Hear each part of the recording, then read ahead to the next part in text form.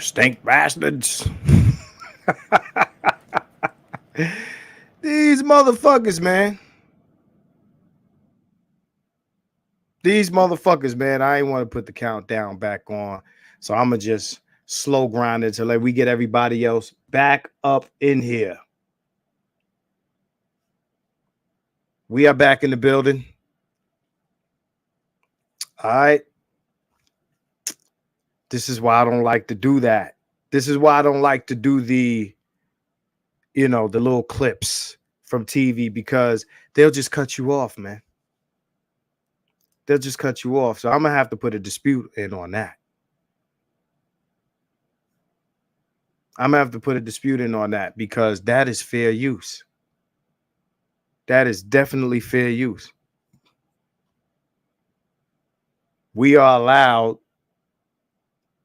to use videos to comment on. You understand what I'm saying? That is by law allowed. So the stream is still there, but they just cut me off midstream. So let me see. Let me see if that's there for playback.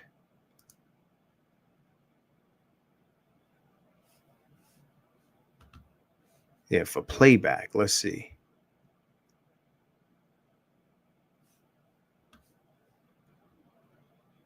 What in the hell? Yeah, it's still there. So yeah, they shut it down, and it has ads on it. Ain't that a bitch? It has ads on it. This shit has ads on it, right? So this is Black Man Colonize Latin America continued. So this would be two separate streams, because they decided, But on that first stream, I am going to dispute fair use. Fair use, niggas. Fair use. Fair use. Motherfuckers is on here critiquing films, TV shows, and all type of shit, using the footage from it, reacting to Power, Raising Canaan, and everything else. I do a reaction to Love and Hip Hop, my shit gets shut the fuck down. What kind of shit is this, man? Anyway, y'all already know what it is. I did the video on it. Y'all seen it already. So moving right along, we are going right into our topic for the night. No, it's automatic, bro. Understand, everything now is robots. YouTube has a very advanced content detection system, bro. You know what I'm saying? The Lucario funeral shit we did, where I did the little Martin skit, I had to take that out the video. So the only people that saw that was, if y'all was here live for that, y'all saw it. Right? The Leon Lonnie Love shit, that shit had to come out the video.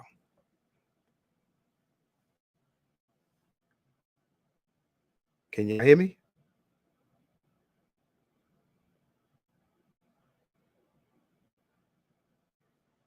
Let me know if my sound is good, because my mic is on and I'm not muted there. So even if you mute it, the best thing to do when you do stuff like that is just play the sound and not the video. You get banged for the video. You don't get banged for the audio. Yeah. So yeah, they shut you down. They shut you down. Yeah, they get you out of there. That's why when I did the video on the topic, the pre-record, I didn't use video. I just used audio. So anyway, let's get right into it. So we're talking about Black Man Colonize Latin America. So let me explain to you what brought this topic on. We get our usual pro-black motherfuckers. Okay. Yeah, it got me pissed off now. Now here comes the foul language. So we get our usual pro-black motherfuckers, the game coaches and the pro-blacks and everybody who talk shit about black men going to these other countries, right? You just see what Mama D is on. You see what your black female politicians is on. Vote for us, black man, or you ain't shit. What you giving us? More nothing, but vote for us because we said so, right? Right? All this non-cooperation and shit like that, and this is right now we talk about relationships. We could talk about politics another day, but get a lot of non-cooperation. At this point, black men are like, you know what? Fuck this shit. Right? Fuck this shit. Fuck this shit. We out. We out of here. We out of here. We rolling out. Right? So you want to leave the party. You know what I'm saying? You go to the party, bitches don't want to dance with you. You say, you know what? This shit is whack. It's time to go. No, you got to stay in the party, man. Nobody wants to dance with. No, you weak if you leave. Nigga, fuck you and your party. We out of here. Nobody wants to dance. Motherfuckers is against the wall and shit. You ain't playing shit motherfucker want to hear. We out of here. Shit ain't for us. It's your party. It's not our party. Right? We gonna go to strip club. Oh, you motherfuckers tricks, man. You go to the strip club, man. There's real women in here. Yeah, but they don't want to dance with nobody. See, we go to the strip club, we get lap dance. Yeah, but you got to pay for it. Here we paying for drinks. In this club, you pay for drinks, and the girl drinks the drink and goes and hollers at somebody else. In strip club, you pay for a dance. You get a fucking dance. It's a simple concept. Simple ass concept. Understand this, yo. That's the thing behind Passport Bros. People say, well, you're going down there. That means you're mixing and you're miscegenating and all of this stupid shit, right?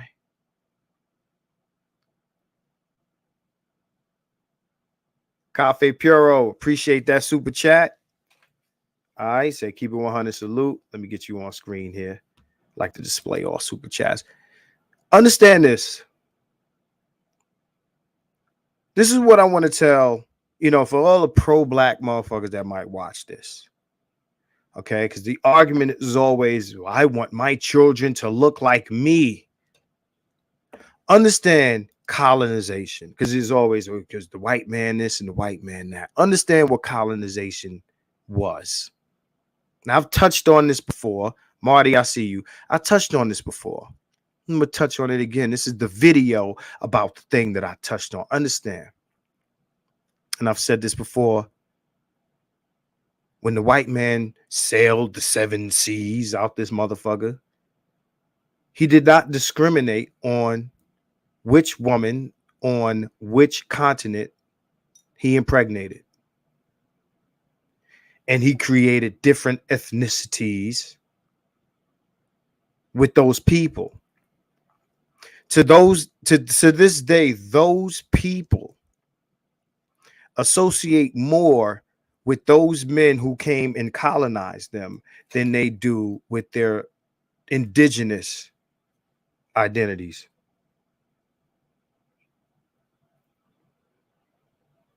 Okay? Want to put that out there first. And Romello, I'm about to touch on it. You cannot breed out black. I don't give a fuck with whoever wants to debate it. You can't breed out black. Romello says, there are more dark-skinned people in South America than in the U.S. Yeah. Second largest population of melanated people outside of the continent. What we are in the U.S. represents this thing here. This is what y'all are representing as pure blackness, right? This thing here. You can go to Central and South America and find black women there. We've been there. They're there. Please believe. They're there. So the argument that black men who are going down there are doing it to get away from black women, like everybody down there looks like J-Lo, is bullshit. And so what if they did? So what if they did? This is a competition about who can swirl more. So this is the idea that I was thinking about. Now, recently Uncle D did a video relating to this. Now, I came up with this idea, then I seen him do it, and I'm like, damn, should I do it now? Fuck it, I don't give a fuck who did what. At the end of the day, man,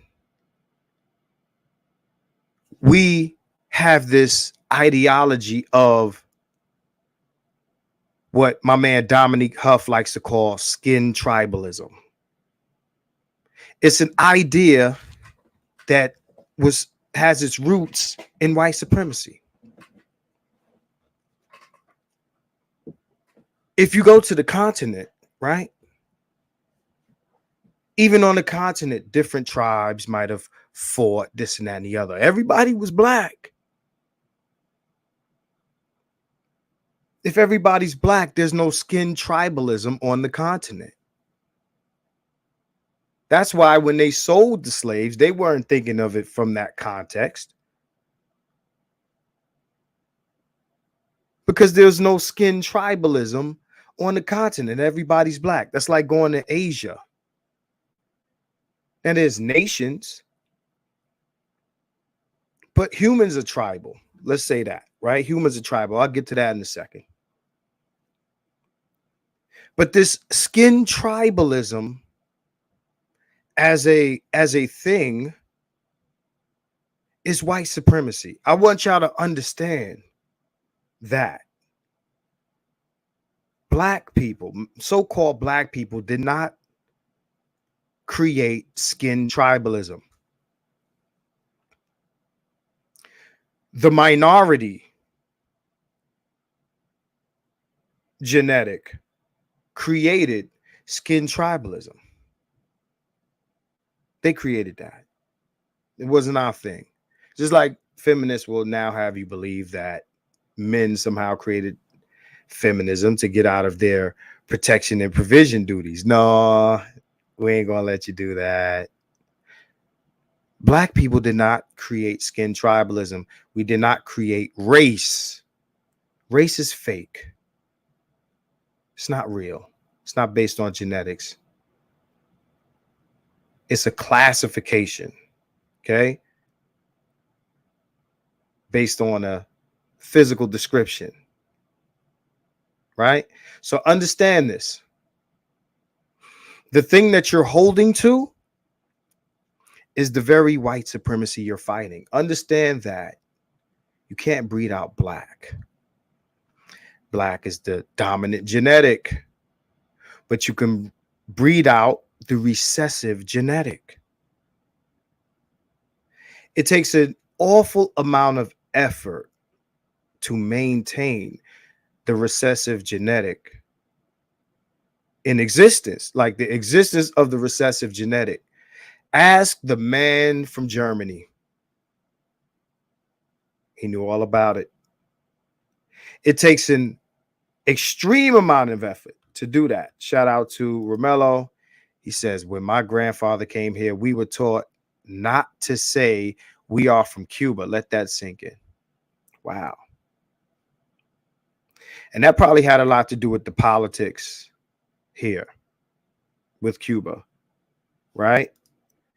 So Honduras, Panama, Colombia, Brazil, mainly Costa Rica, Cuba, etc. Yeah. 49.3%.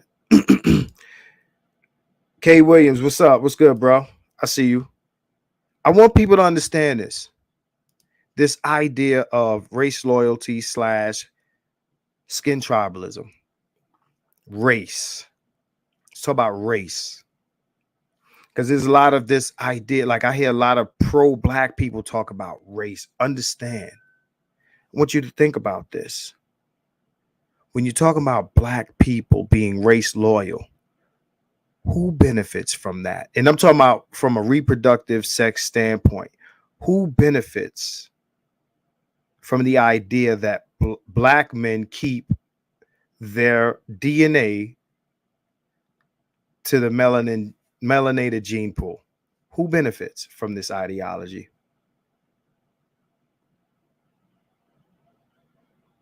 Who's being protected? Whose genetics are being protected? It ain't yours. You can't breed out black. It's more black people on the planet. So whose genes are you protecting? This idea of not wanting black men to inseminate, to reproduce with different genetics. Understand that anything we touch, we flip the script on. Asians become Blasians. You know, just pearly things become Halle Berries. Anything we touch, it becomes what we are. You have to create purebred Caucasian in order to get those recessive features, the blue eyes, the blonde hair. It takes a concentrated effort. It doesn't take a concentrated effort to reproduce black people or black features. It doesn't. It's easy. You could do it by accident. That's why when you look at even non-black people, you get the brown eyes, the black brunette, black hair, and those things. When you look at blonde hair, blue-eyed people, they look strange. Think about it. The only way you get those, you got to blend those with those. The minute you muddy the water, you lose it. If you want blonde hair, blue eyes, you got to mate with blonde hair, blue eyes. Everything else is what it is. The only purebred, like as a concentrated effort, you have to, and again, ask the man from Austria, I should say, but he waved the flag over there. I want this live knocked down. So watch what I say, right? So when you practice, black man, race loyalty, skin tribalism, you do white supremacy a solid.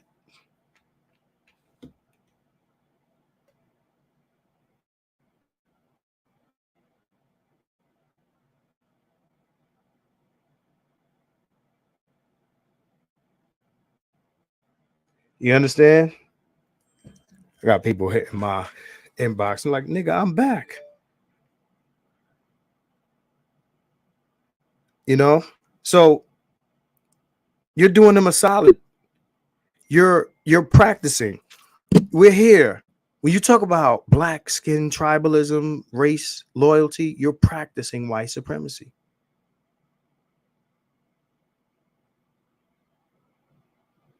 You're practicing white supremacy because you're protecting the recessive gene by not, diluting it. Right? That's what you're doing. You can't breed out black people. All the black people in the world, how you going to do it? It's hard to kill all the black people. That's a lot of people. Like, you almost take out the species trying to get rid of all black people. Trying to get rid of melanated people on Earth What you have left? The Netherlands? It's a very small group you're left with after you eliminate everything melanated. And if you're not thorough enough, you end up back where you started. You actually have to get rid of anything that has a trace of the dominant gene in it. So it means anyone with brown eyes, black hair, any gene, any genetic, any of that, it has to go. It's very difficult to do that, but it's easy to do the reverse. So everybody who's tripping about people going, out of the country to do this, that, and the other, and they are afraid that these men will somehow like erase the Black American somehow, is ridiculous. If anything, you spread melanin, you spread the existence of more, you create more Black people. You are what your father is, period. We just had a Black president. We called him Black. We celebrated him as Black. And his mother is anything but. His mother is anything but that. We know that. So now here we are letting certain people tell you what is Black, what isn't, based on Black mama. If your mama ain't Black, they ain't Black. I'm here to tell you that that is a lie. That is also a lie. You are what your father is. That determines genetics.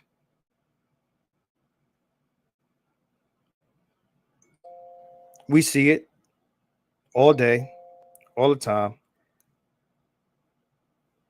So why is this even a conversation?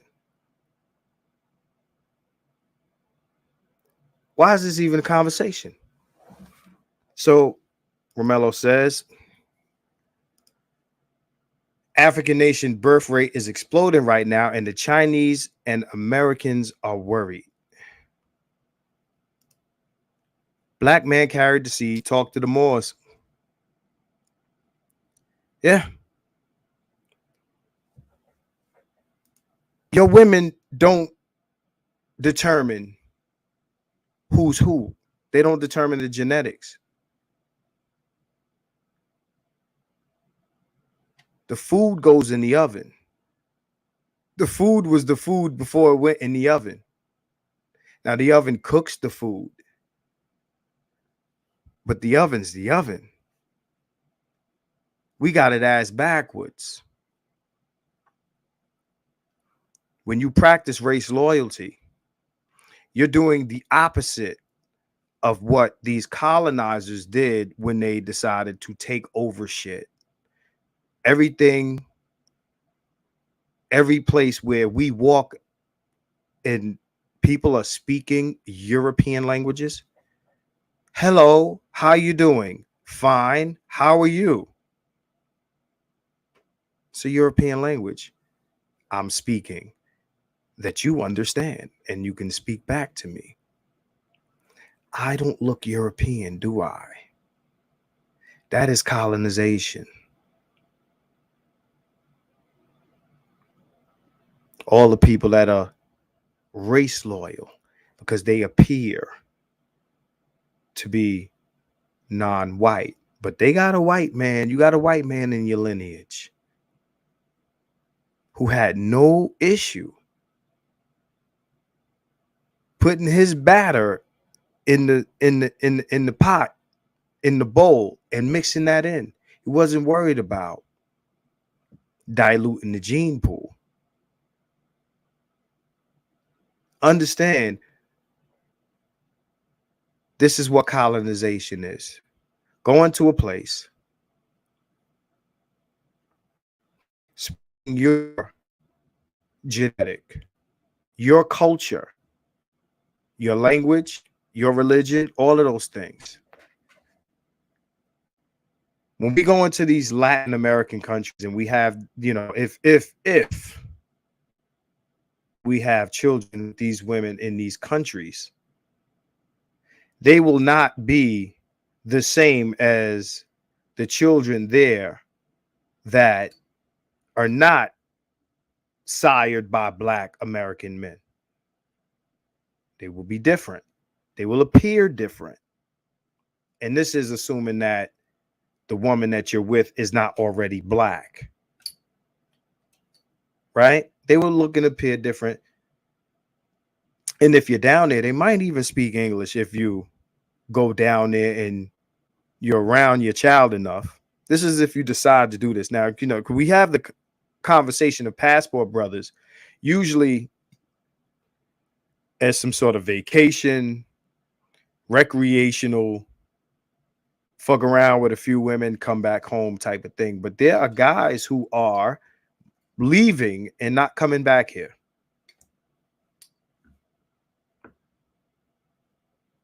You go down there, you have women who are cooperative with you, and you get to raise your child as you see fit. There's nobody coming to kick your door down. There's no fighting over, custody. It's none of that. Okay. So I'm seeing a very interesting comment. It says, the reason there's so many Arabs is because Arab men left the Arabia and mixed with other women. Arabs believe that you are what your father is. Arab numbers versus the small hat numbers. Right. It's supposed to spread your genetic. Shout out to Roxy. I forget her last name. Roxy on Facebook. We had this conversation. Those children that you have will identify with you. This idea that we can't spread Black American culture without Black women is preposterous, right? Said, trust me, South is darkening up. What is missing is that majority of females is on this globe want a dark man. Yeah. Yeah. You go down there and you do what you do. I'm telling men, Black men especially, if you are looking for families,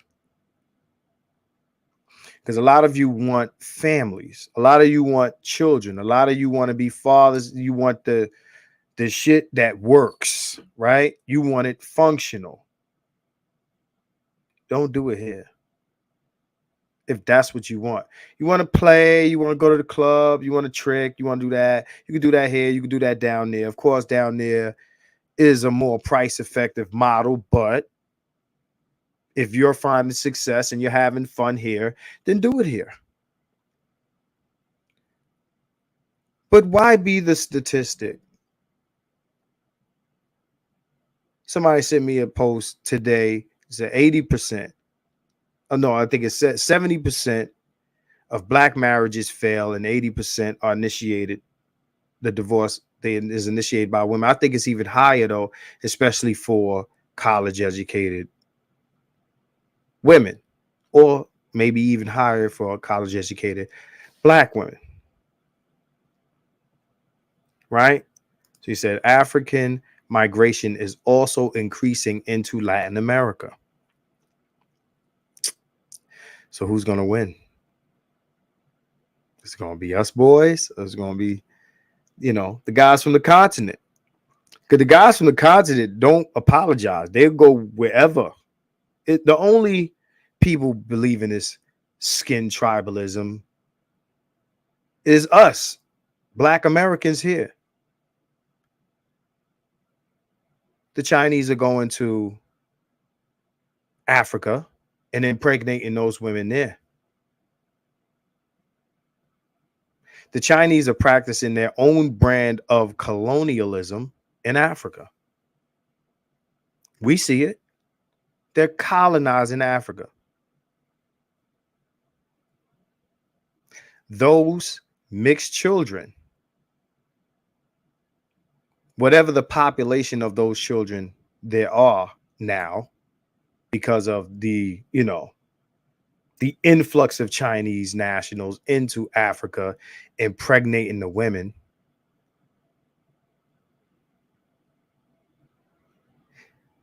They will be their own separate group. They will mix with each other and be their own thing.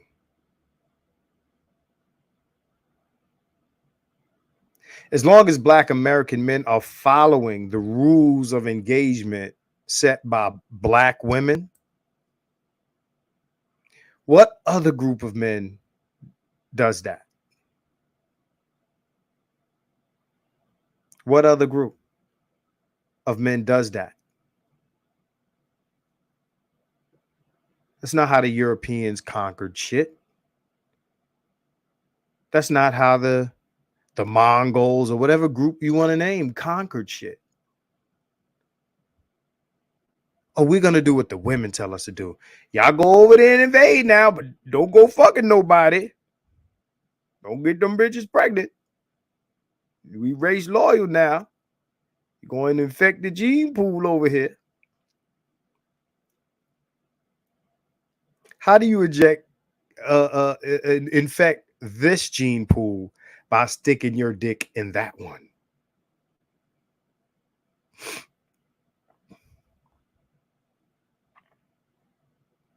That doesn't make sense. I can't infect your pool by pissing in or infect my pool by pissing in yours, I should say.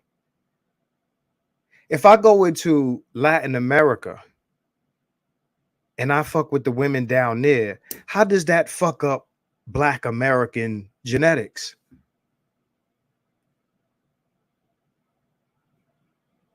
That doesn't make sense.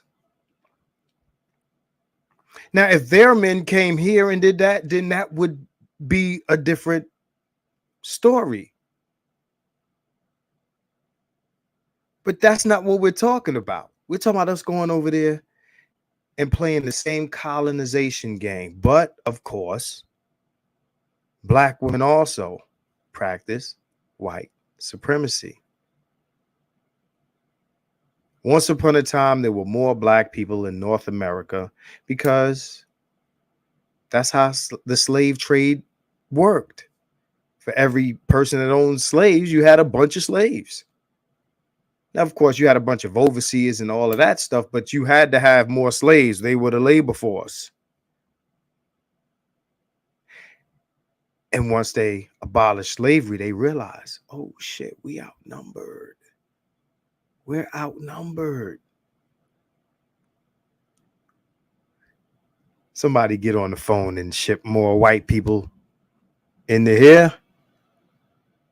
We need more white people. Ellis Island. We need to get more white people. The more Black men spread their genetics into other spaces, the more Black people you have. You start browning shit.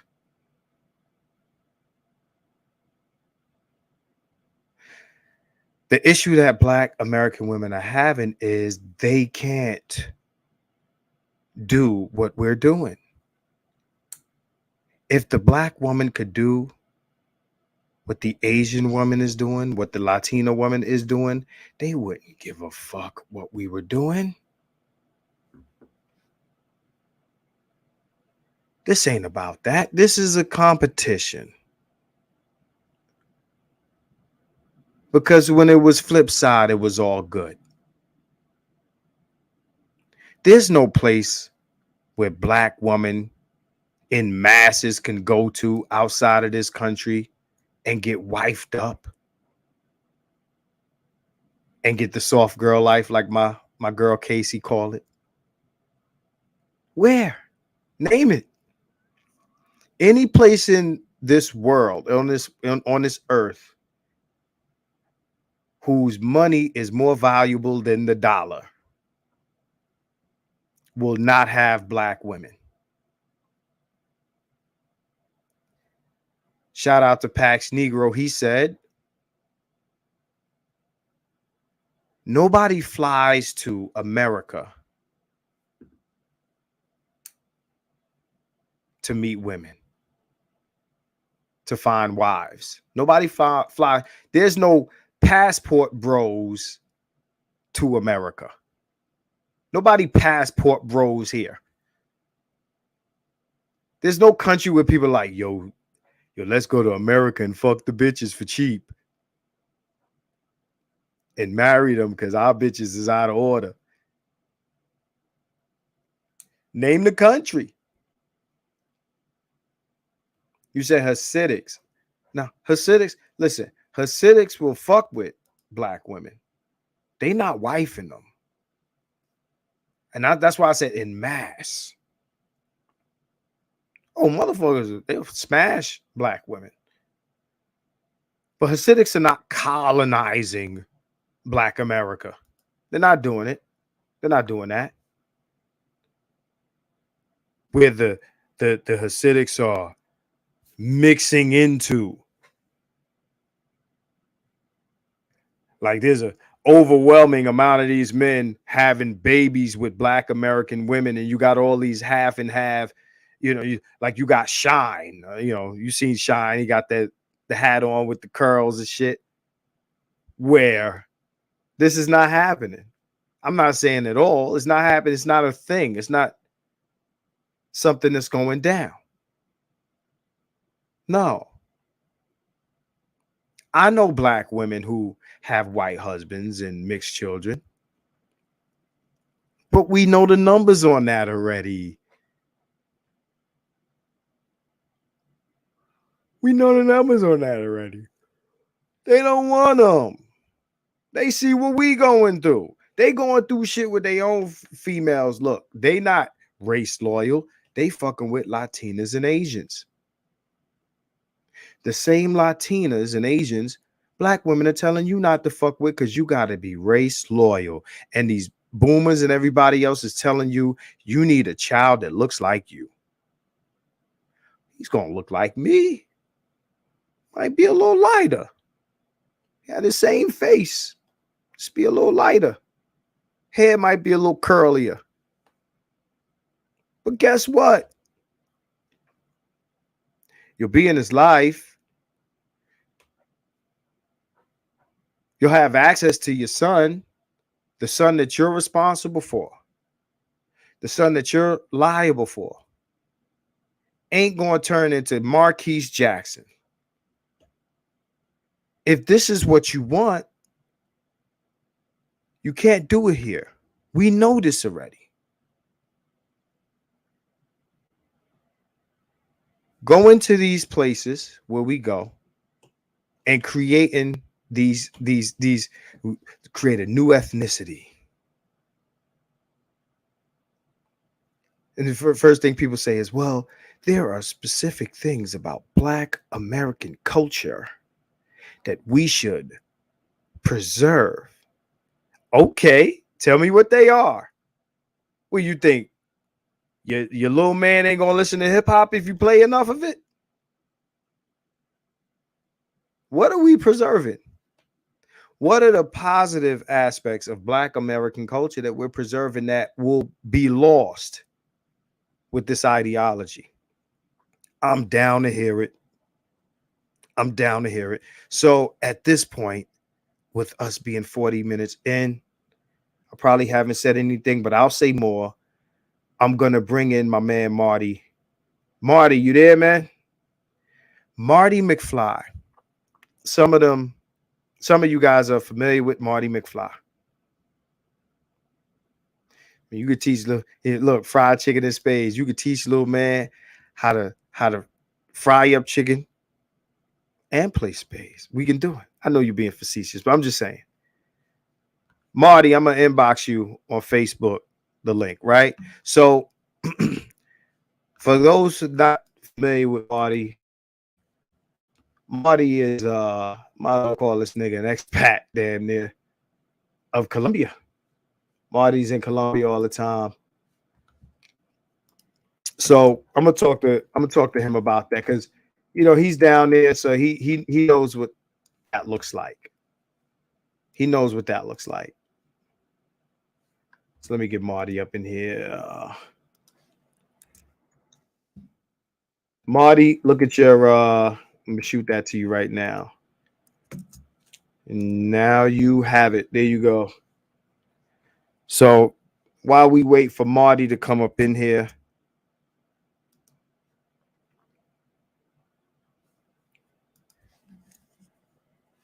yeah, there's no aspects of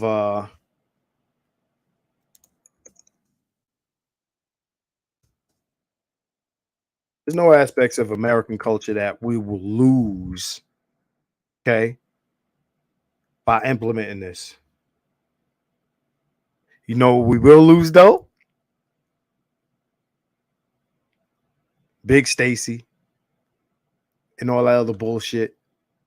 All the bullshit that we complain about every day goes away. All of that goes away. Like that. Country of your choice. It ain't necessarily got to be Colombia. Go somewhere that is conducive.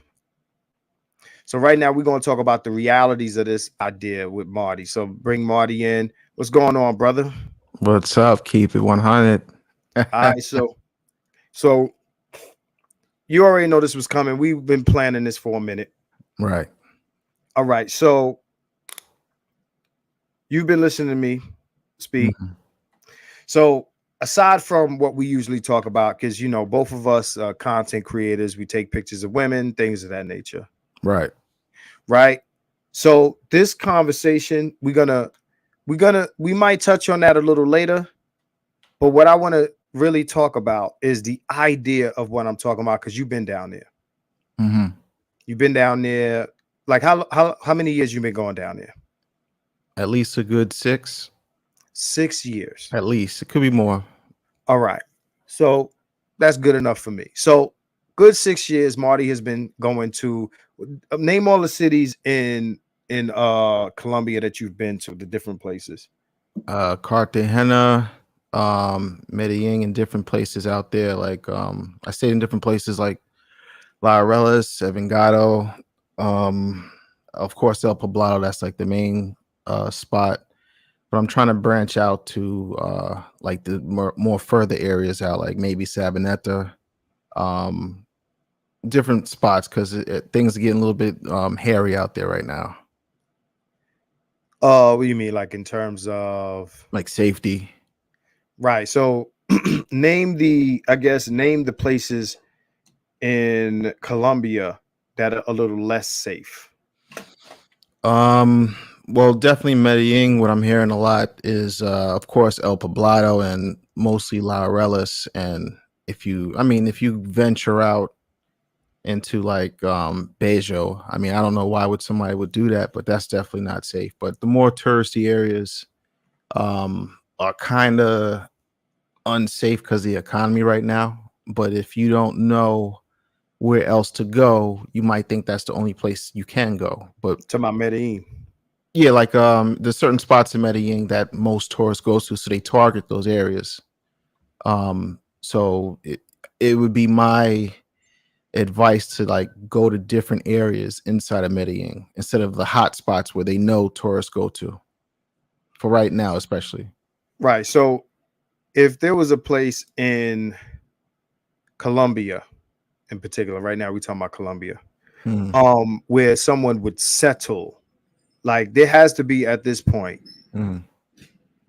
a community of guys. There's somebody outside with a motorbike or something.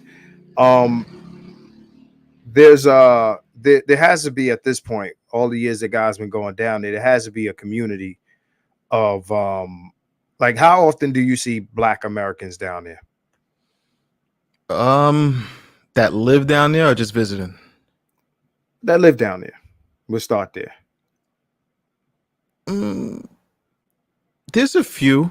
It's not big numbers, but there's a few. Some of them got businesses Mhm. um out there. So I'm not gonna say it's not a ton, but they're down there, expats and stuff like that, digital nomads.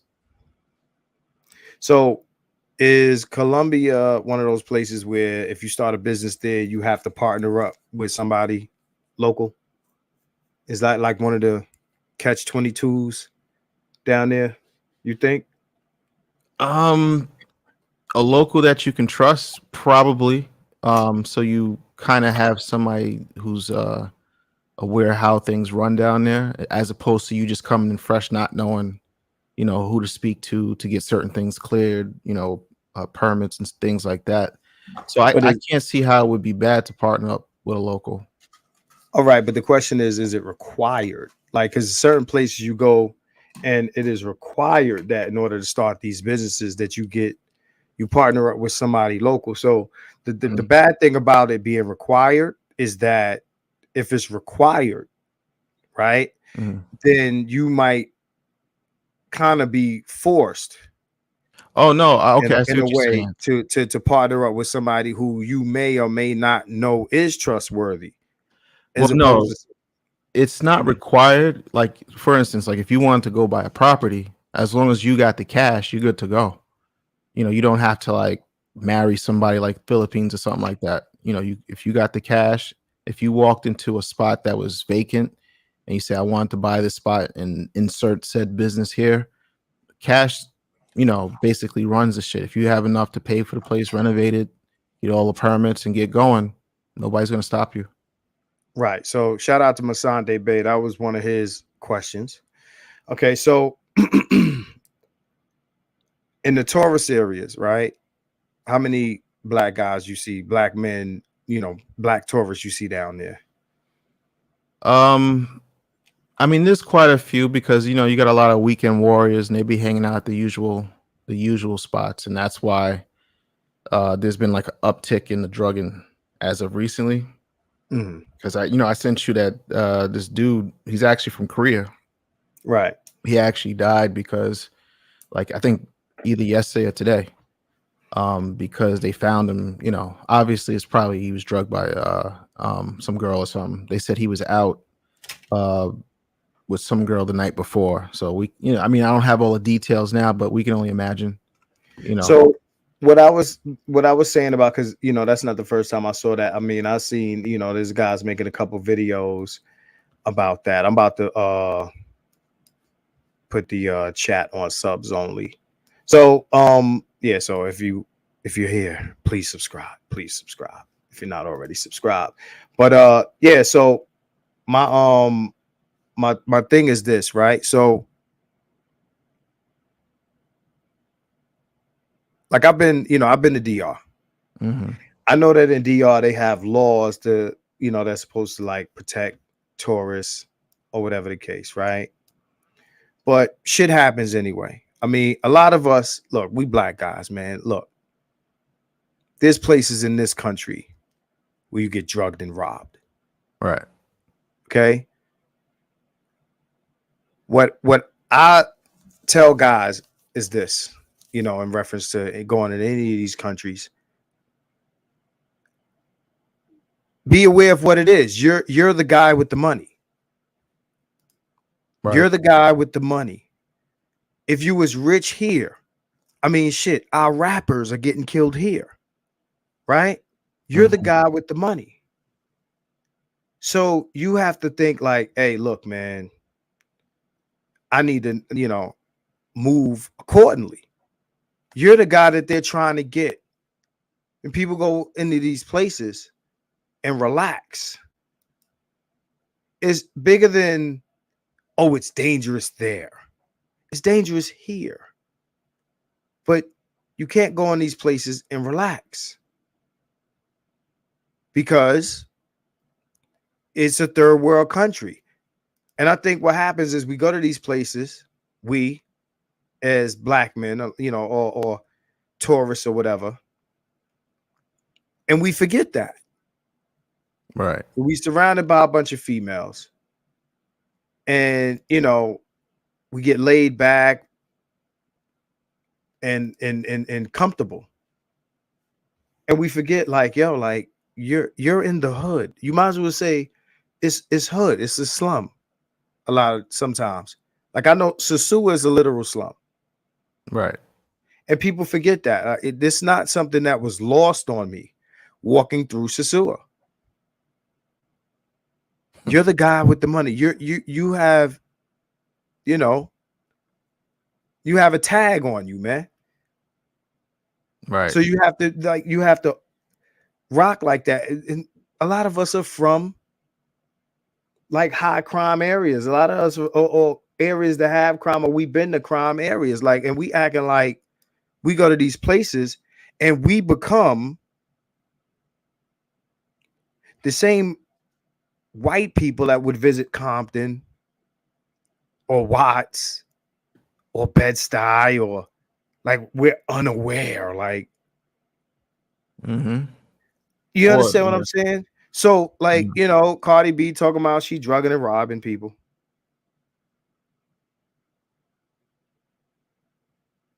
So Naked Her Crazy says the robbery in my city is rampant. They don't even have to drug you to rob you.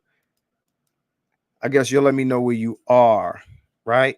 But my point is, how you we supposed to be the last motherfuckers? Like, okay, you said the other guy was Asian. We should be the last people to get caught up in this type of shit because we supposed to be like, yo, we know what time it is. Black men, we know what time it is.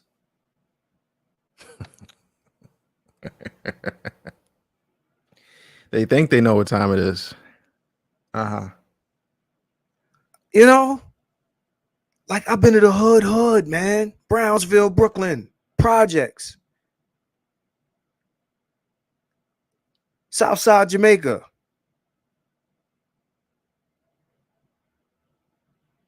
This dude's in here from Chi-Town.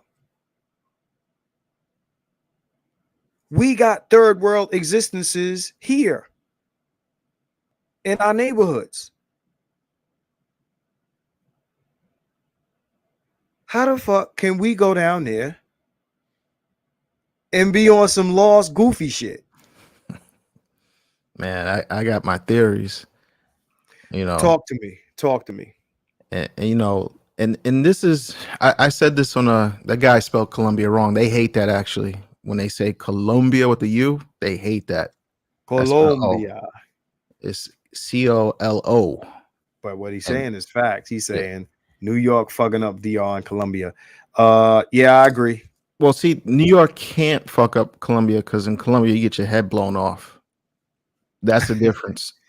You can't Right. do in DR what you do in Colombia because you will die. And that I don't care how tough you are, what block you're from. They don't really play out there in Colombia like they play in DR. That's why most of y'all don't come down there with that dumb shit.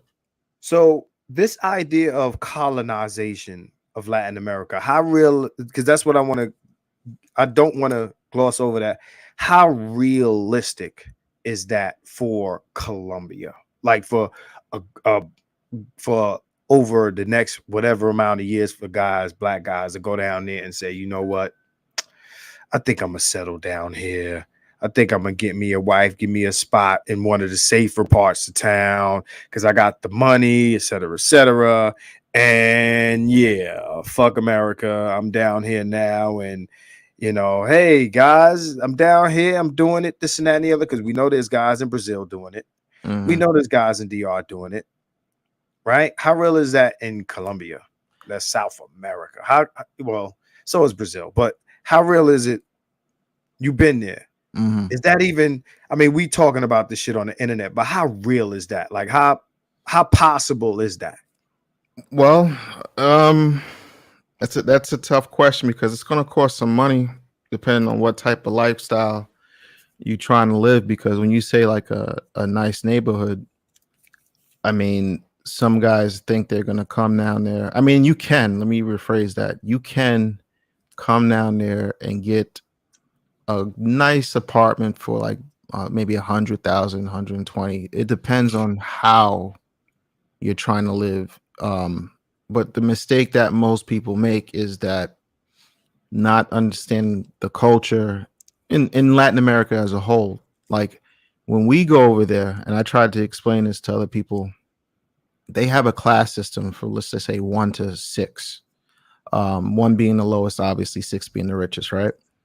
Now over there, they tend not to intermingle too far up and too far down. So if you're a 6, it might be acceptable to commingle with a 5, and a 4 could possibly punch up to a 5. And if they get lucky, they could, punch up to a You 6. say they don't Unlikely. commingle. You mean the girls?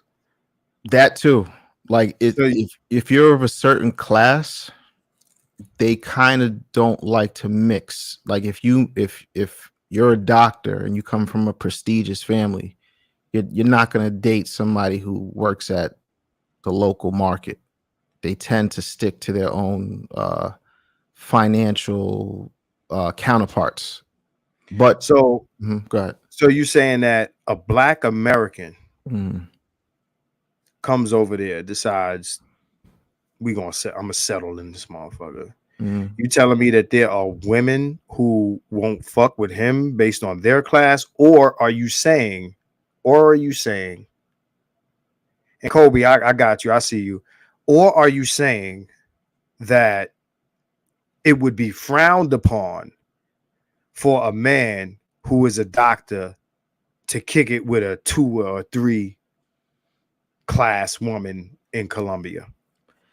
Yes, but what tends to happen when we go down there, because we don't understand the class system, you have to really understand, like you said before, once we step foot on their soil, if you have a decent job from the States, let's just say hypothetically you work remote and you're at least getting 60 to 75,000 a year, right?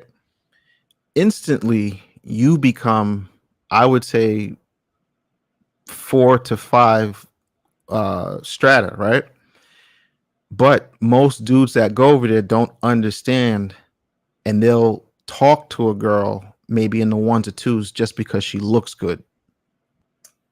And that's when we do things like that, the people, even if you live in a nice neighborhood, the people around you will look down on you because they're like, why are you bringing that here? Like, we don't do that type. It's kind of confusing. It's more of a class structure than see from America. We're based upon how you treat people, what you look like. They're more class. Like, I'm a doctor. I'm more prestigious, so I need to get with somebody within my financials. Whereas when we go over there, a lot of dudes that go over there, oh, she got a fat ass, so I'm gonna talk to her. But she can be from a strata 1. I got you. So let me read the super chat. He said, "We are a target everywhere we go. Paradise or a war zone makes no difference. Stay alert.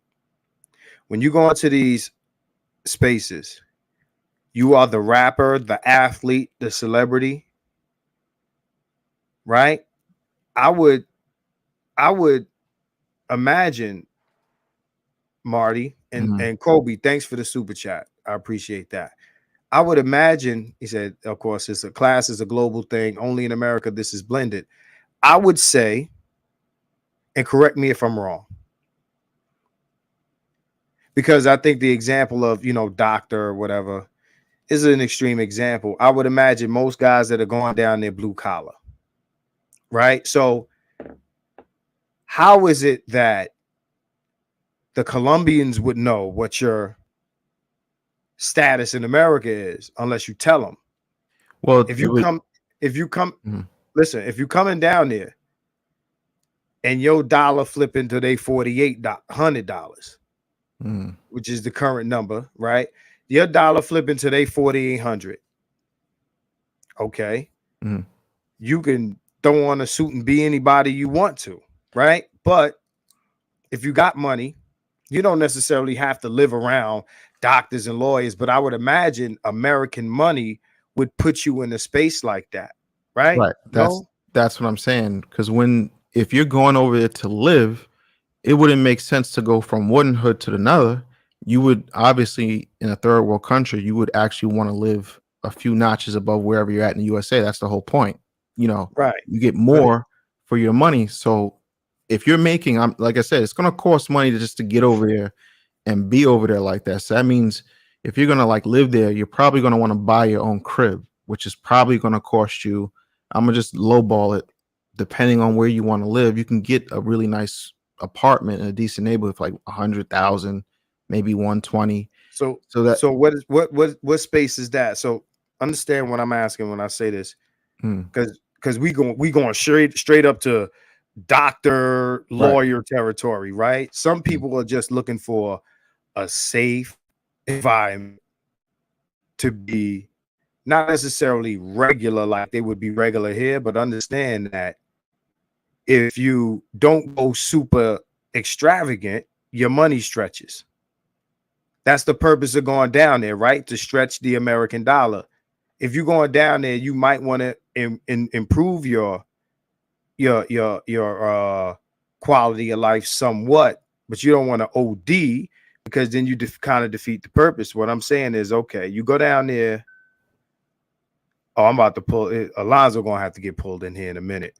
But what I'm saying is, you understand what I mean? Like for the yeah, guys who ain't trying to go super crazy, what is the median?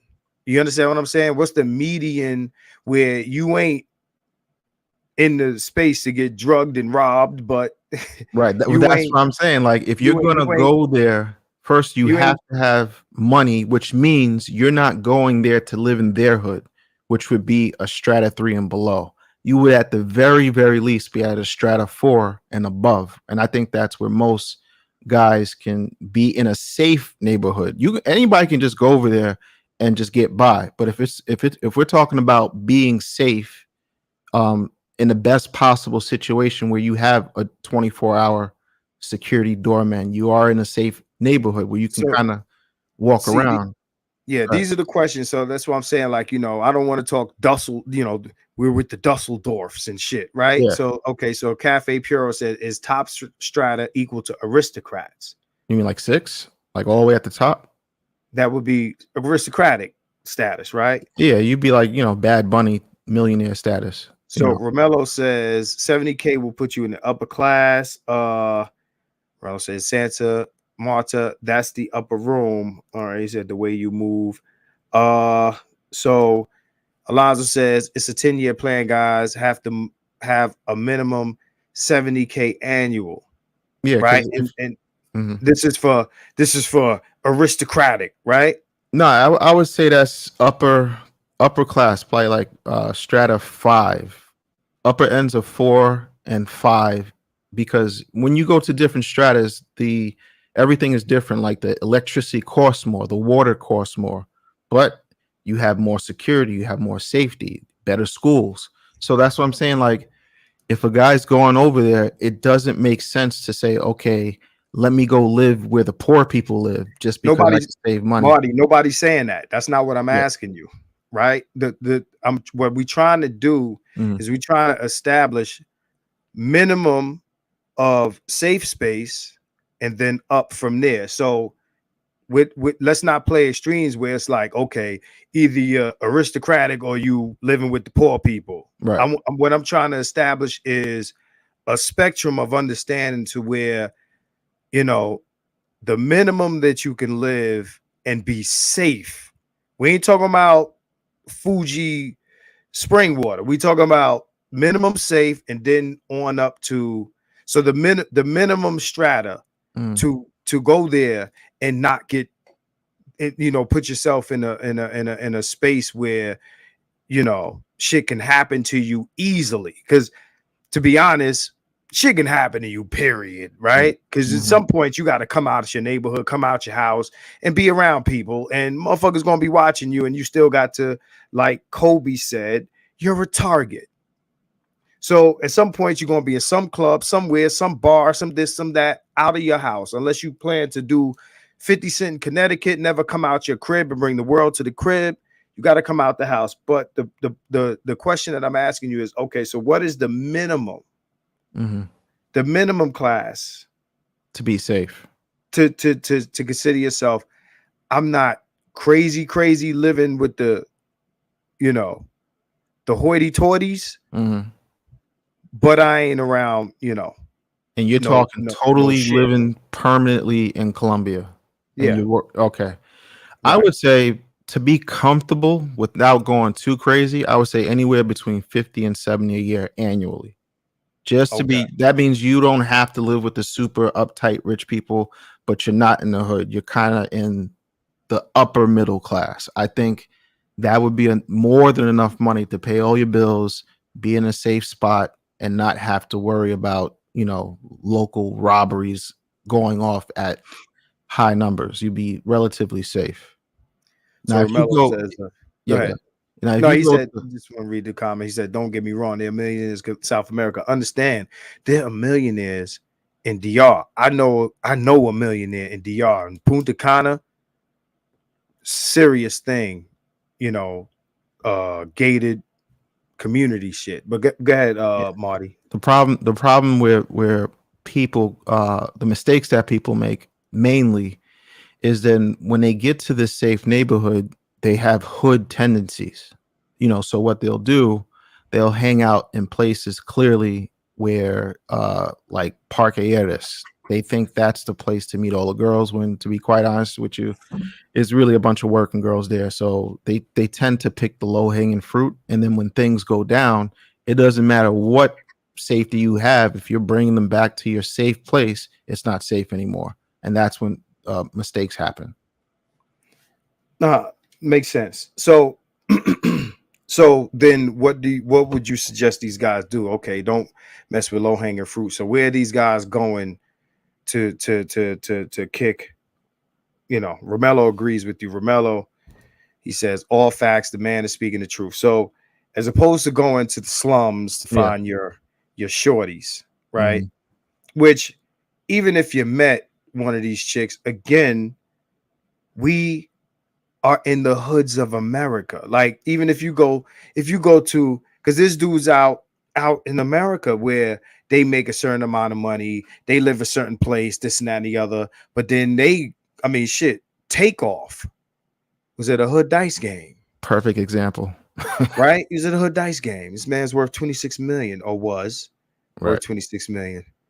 You know what I'm saying? Be careful with the buns on the video. Be careful. Oh, that's But all. Yeah, that's all that on this video is not too so much. got you. So we got examples of that here, right? And a lot of guys, like, you don't necessarily have to be Takeoff from the Migos for me to make that example. You got guys who are professional, make a decent amount of money, go, to the strip club, which may or may not be in the hood, get a lap dance, this and that, because where they live ain't no strip clubs. Hmm. If you say hood tendencies, at the end of the day, I don't care where niggas live, they're gonna do some nigga shit. They're gonna do Yeah. some nigga shit. You know what I'm saying? A nigga that moved to Colombia, DR, he's not gonna stop wanting to be around bitches, stop wanting to go to the club, stop wanting to do this and do that. So is there a space for those things in the aristocratic environment or anywhere close to the stratas that you're talking about? Because if there isn't, you're gonna find yourself around this shit eventually, because that is your entertainment. That's what you grew up with. Unless you're gonna abandon all of that, Okay. right? I'll give you two sides of it. If you're going to go, let's just say you go to like one of the most popular spots. People that know it's called La Isla. It's like it's pretty like one of the most pop. There's other strip clubs, but this is like one of the most popular. It's one of the biggest. It's one of the ones where if you go, you're going to be seen. But at the same time, if you want to go out and you want to have a good time, it's better just to be, you have dudes that go to the strip club in let's just say New York. They go, they have a good time. They might get a stripper to a couple lap dances, and at the end of the night, they go home. Everything is good. And then you got the nigga shit, the shiny belt buckle shit, right? You got guys who's making it rain, tossing up in air, wearing gold chains, being extra loud. So now, if you Yeah. bring that type of behavior into the strip club over there, Right. now you're inviting the bullshit because now you're making yourself known. Like, look at me. I've got But I, money. but that's true anywhere. So again, that's one of those things that it should be kind of obvious that you shouldn't do. And Right. I don't care where you do it. If you do it in Chi-Town, if you do it in Atlanta, if you do it in New York, anywhere you do that, you're inviting the bullshit. Right. That should go without saying. What I'm saying is, okay, There are places in the more upscale area, but they're not as loud as the places that would be not. gotcha. So So you could yeah, find them as well as you can find, like, for instance, if you go to Sabaneta, Evangado, it's pretty much safe over there because most tourists are not known for going there. People tend, when they get robbed, they're going to probably get robbed in the hot spots. So if you're living there, I wouldn't advise to live near the hot spots. You would be better suited living in another neighborhood and just really absorbing the best things that that neighborhood has to offer, instead of, like, it would be comparable to always going to Times Square to have a good time, where Brooklyn's got spots, Staten Island's probably got a couple of spots, Queens probably got some spots if you live out in Queens. So if you live out in Queens, don't always go to 42nd Street just to have a good time. Maybe there's a couple of spots out in Queens that you can fuck with. You see what I'm saying? But dudes tend to go just to the hot spots, and then when things happen, they're like, oh man, this is crazy. It's not safe out here. But it's like, no, you're only focused on the one or two or three spots that are popular. You have to, like, venture out to different neighborhoods that people don't know about, because those neighborhoods are not known for tourists. So it's more relaxed and safe out there. so let me read this super chat. He said, I'm going to be forward. If Black Americans can learn to live like they belong there, nothing will stop us. All right. It's a used Camry. That's an inside joke between. Shout out to my man Rob. That's my man Rob. That's an inside joke between us. Right. So get back to the super chat. So he says, if Black Americans can learn to live like they belong there, nothing will stop us. Right.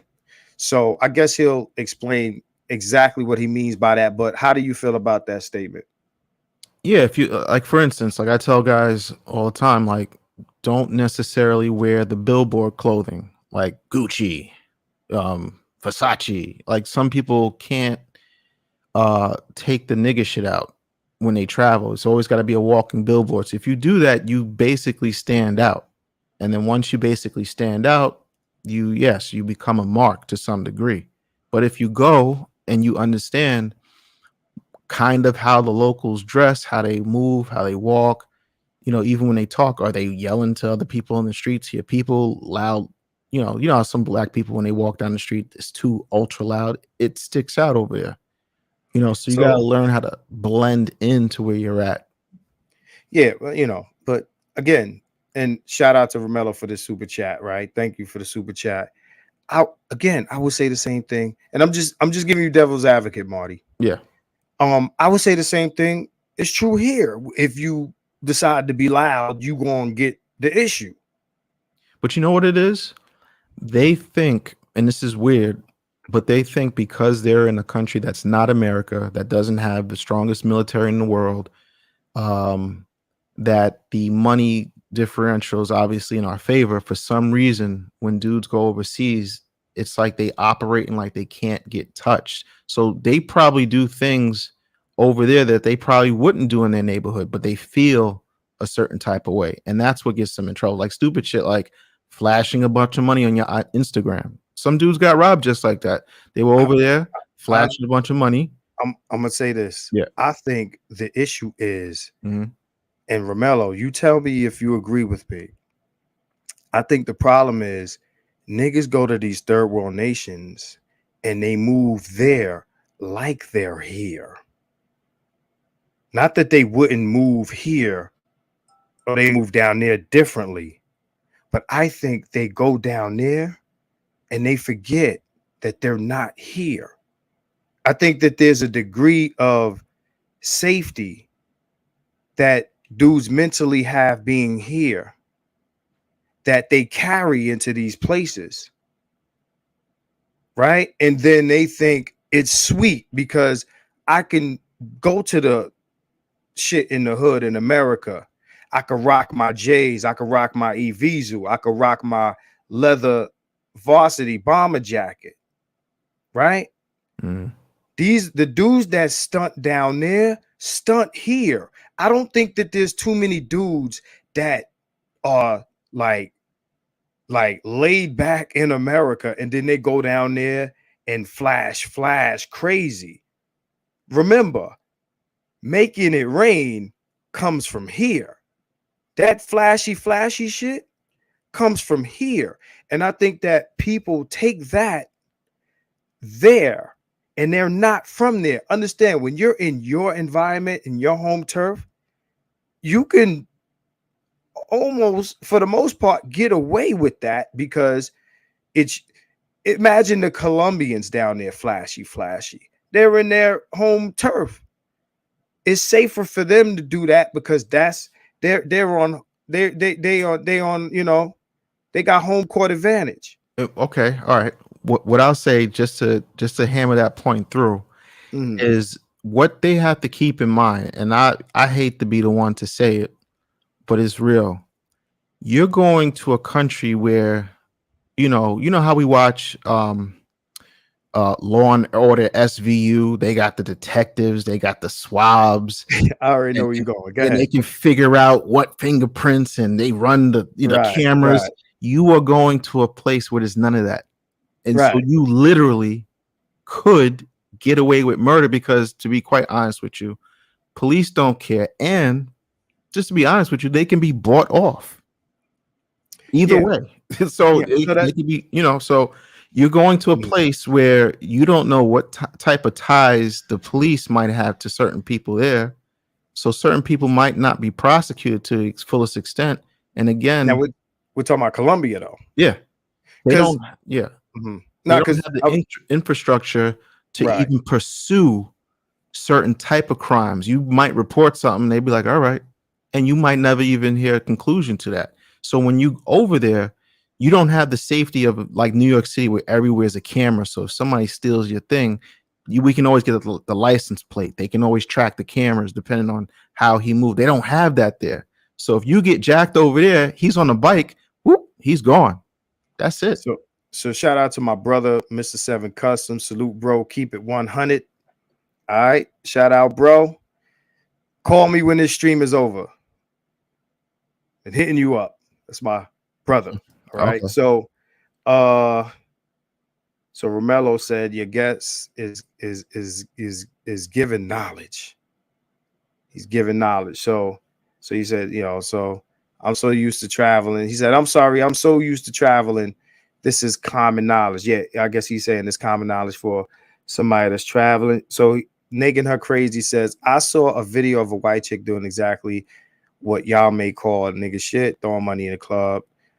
Just FYI. So understand, like, again, like a lot of the excess stuff is just American shit. Said I've seen and even just heard another story 2 weeks ago from a guy telling his story about how cops here don't care to thoroughly investigate a criminal case with things like fingerprints, right? So Right. I remember I told the story about when I was in DR, and I remember I asked the girl, what's the main street? And for all the guys that been to DR, if you've been to Sasua, you know exactly what I'm talking about. That main strip where all the girls is out. Y'all know what street I'm talking about. And I asked, what's the name of that street? And she said, the streets don't have names. And when she told me that, it blew my mind. I'm like, oh shit, the streets don't have names. Right. So, but I'll tell you this. I'm in Vegas, an American city, where Tupac got shot and nobody knew shit, right? The guys drove away. Nobody chased the car, but the niggas who was in the caravan, and I don't know how they lost them, right? But I'll tell you, ain't no cameras out here like that, right? Unless you on the strip. Once you leave the strip, ain't no cameras out here like that.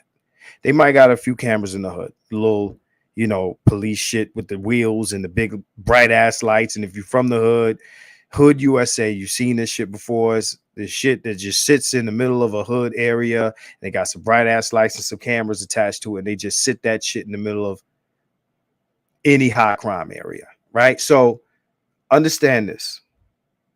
Romello says Sunset Casino. Yeah, Sunset Casino. That's over. But Sunset, that's Sunset Station. Oh, you talking about the shit over up there. But anyway, we'll get back to that. My thing is this, right?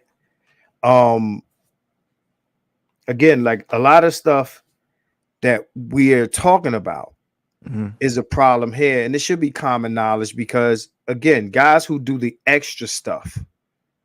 So if you're not the guy that's making the raid in the club, Mhm.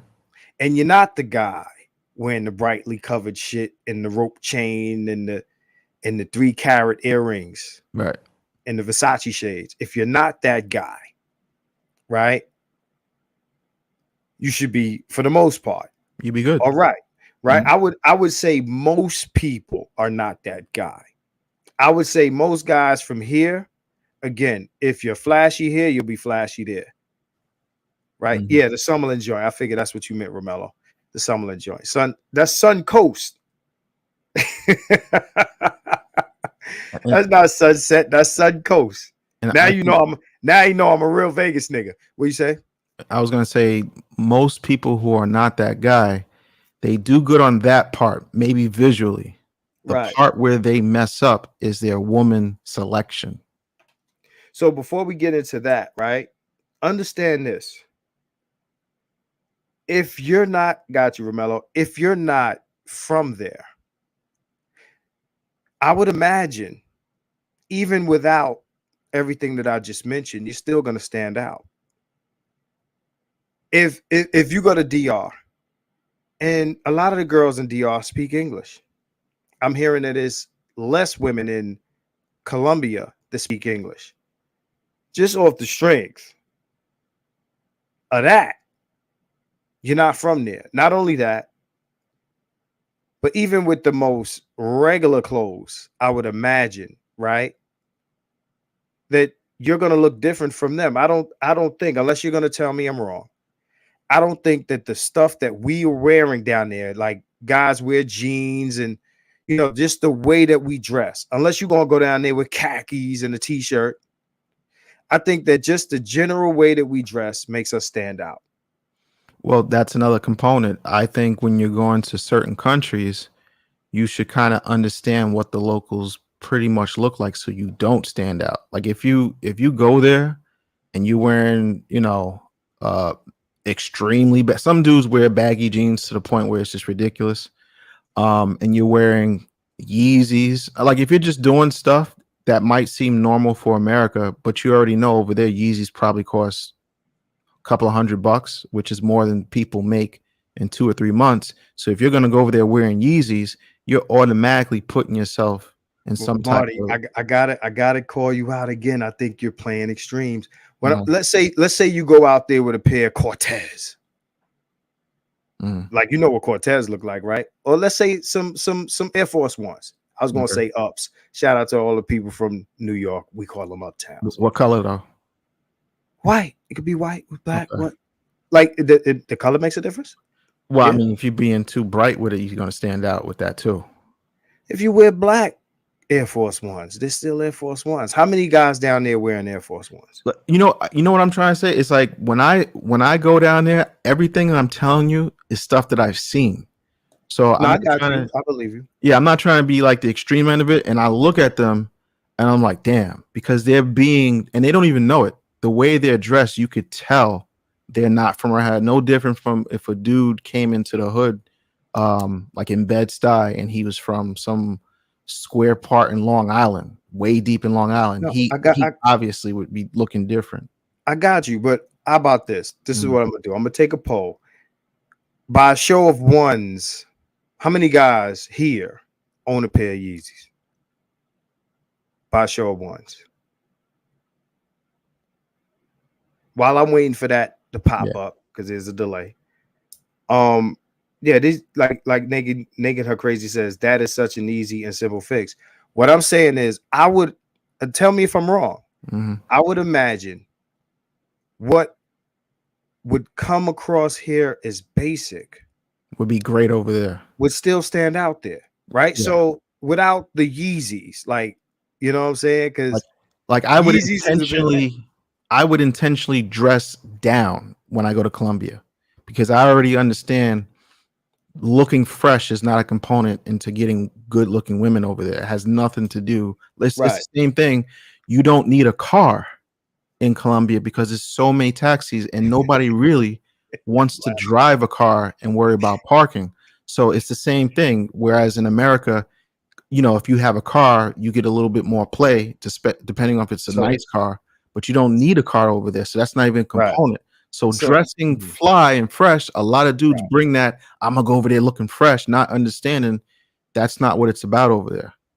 So let me give you, and my man Rodman says, "What? I can't wear my Jordan 7s? You can do what you want. This is preposterous. I paid all that money for my Jordans. I'm gonna wear them, right?" So he says, Romello says, "Flip flops and t-shirts. That's the play." There you I go. got you. So, okay, all right. That's all I'm trying So, to say. so, Basic. so let me throw another devil's advocate at you, Romello. Pay attention.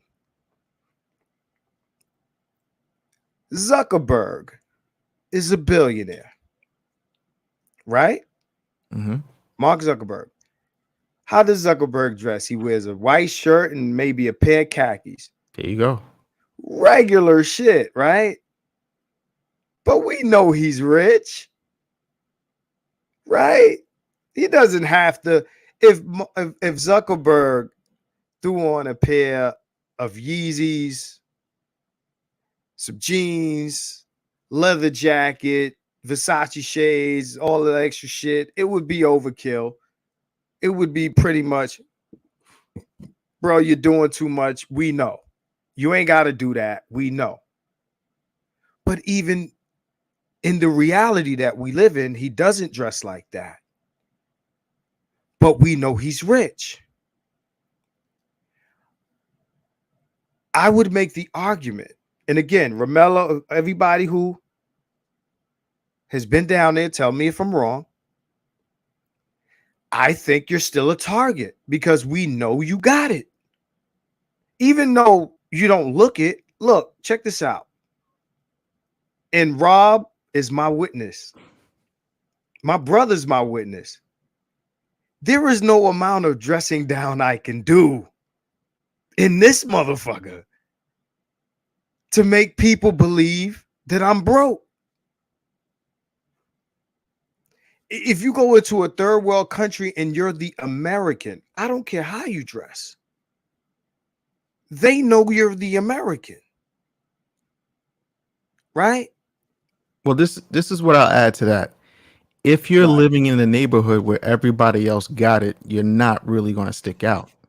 But you got to come out of that motherfucker eventually. But when you do, you have to know, just like for instance, if you live in a certain nice neighborhood in, let's just say Brooklyn, and you know you're going to the dirtiest part of Brooklyn, are Right. you going to wear your usual wears that you would walk around your usual neighborhood, or you would probably dress it back a little bit? You're not going to wear the diamond bracelets and the Versace shades because you know where you're going. But I some understand that. dudes But don't know how to make the I, separation. I think we've made that point already. What I'm saying is this, right? Oh, shout out to electrician 480. What's going on, bro? Shout out to you, Marcus. Keep doing your thing. I appreciate that, right? We're past the what you shouldn't wear. We're past that part. Mhm. I get that. What we're at now is the Zuckerberg look, right? Mhm. That's the point we're at now, right? We know that if Zuckerberg walked into a black strip club, let me ask you, if Zuckerberg walked into a black strip club, what would happen? If people knew who he was and he walked in, No, let's say he wasn't Zuckerberg, but he just looked like Zuckerberg. Zuckerberg walks into a black strip club. What happens? the same thing that happens when Jewish people walk into a black strip club. Or anybody that's not black walks into a black strip club. What happens? Right. You would look different. Yeah. No. What happens? What do we see happen? I know somebody in the chat is going to say it. What happens You when get white men walk into a black strip club? at first rip, it's assumed you have money. But what you do after they meet you, because you could be like, listen, I'm just a regular dude. I'm only got Who says 100 that? singles. But Who I'm says just that? saying, if you don't got it like that, they'll find out real quick if you really balling like that in the strip club or if you're a regular The guy. hoes gonna flock to him. And this is again, Initially. no, bro. Now this part, that is the environment that I do know. Strip clubs, black strip clubs. That is my history.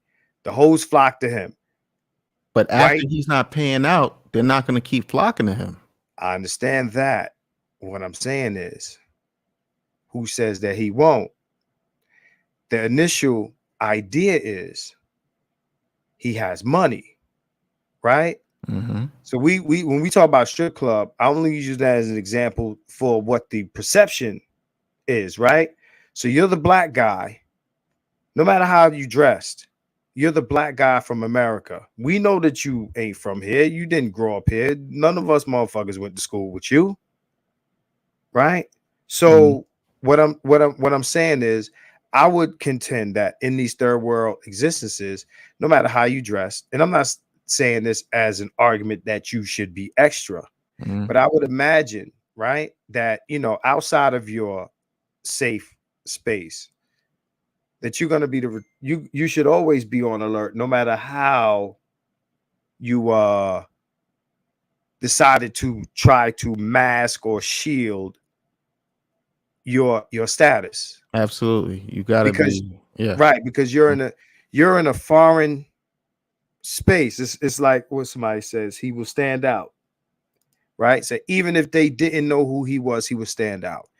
The reason I know this, I remember I used to work security at Lincoln Center in New York, and I was rocking with all the underground strip clubs, right?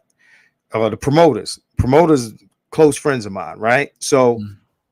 I brought two guys that worked at Lincoln Center, two Turkish guys, but of course they look white. They really like white. They appear white, but they're like Muslim guys. I brought them to the strip club. They wanted to come to the strip club. I brought them to the strip club, bro, and you see it. It happens, right? It just, right? Mm-hmm. And they fucking with these white boys, quote unquote, right? Now the white boys got money to tip because the white boys spend money. They do. They gonna tip. Maybe, they not gonna tip Deion Sanders money, but they gonna tip. But the initial perception is they have money. They not dressed up. They not rope chain Yeezy'd out. But white boys, they got money. And what I told people about black Americans is that when you go into these spaces and they know you're from here, you're American. And But it's assumed that Americans have money, even though you're black, even though you're dressed down, all of that shit, right? Just the fact that you're black American, you speak the Queen's English, you become the white boy in the scenario where it's assumed that you have money, even if your appearance doesn't indicate it. that's that's the part where I slightly disagree with you because, like, for instance, when we go to a strip club in Colombia, Mhm. one, like I said, dress regular like everybody else, and it's loud, so nobody's actually listening to you. Now, if your behavior when you walk in the club, once you get situated, if you start ordering ridiculous bottles, if you start calling over a bunch of girls and tipping, now you're confirming You'll this. keep going back to that. What? So you saying that there's no assumption? No, behavior determines the outcome. You see what I'm So saying? you're If you go saying in no? there, Go ahead. Go ahead. I want you to finish your point, man. I yeah, keep cutting you off. yeah, I'm just saying if you go in there dress like everybody else, at this point, you are everybody else. Now, if you're obviously going there to have a good time, so you're gonna get there, you're gonna order some bottles. What I'm saying is, if you go overboard and act like you never been nowhere, and you start ordering all the top shelf American shit because they know really only Americans do that dumb shit. But let's just say you like Ciroc. Okay, fine. You order 2 bottles of Ciroc. Now every chick that you see, you flagging over, you showering her, you doing American shit, people will look at that and then okay, we can designate you as an American, as opposed to you just going there like the normal person, get your normal bottles, and every so often participate in the event like everybody else. You're not really going to stand out that much. That's why I say behavior, once you leave your safe neighborhood, determines a lot. And also the type of woman selection determines how your night's going to go. So if you're going to go the easy route, which let's just say Tinder and certain spots trying to pick up girls walking the street, well, you know, if things happen to you, things happen to you. But if you're actually living there and really trying to absorb the culture, what I mean by that is you're learning the language. You're not just going out every night and partying. You're going to language exchanges. You're going to the gym. You're going to dance classes. Your circle of people relative to where you live is going to be a lot different from the nigga shit. See, what No, happens, a lot of go niggas ahead. go over there for the nigga shit. And then when shit happens, they're like, oh man. But if you're actually living there and you're in a nice neighborhood, you're going to meet girls and people in your good neighborhood. And then behaviors. So if you go over there and you're talking to the local girls and you're not just trying to do pay for play every day, you're going to meet some nice girls and you're not going to run into these situations that a lot of these dudes are running who are weekend warriors. So let me read some of these conversations. Then Jamfar made a point. He said we kind of off topic. So and we are. So Romello says, are you going to Burger King driving Mercedes?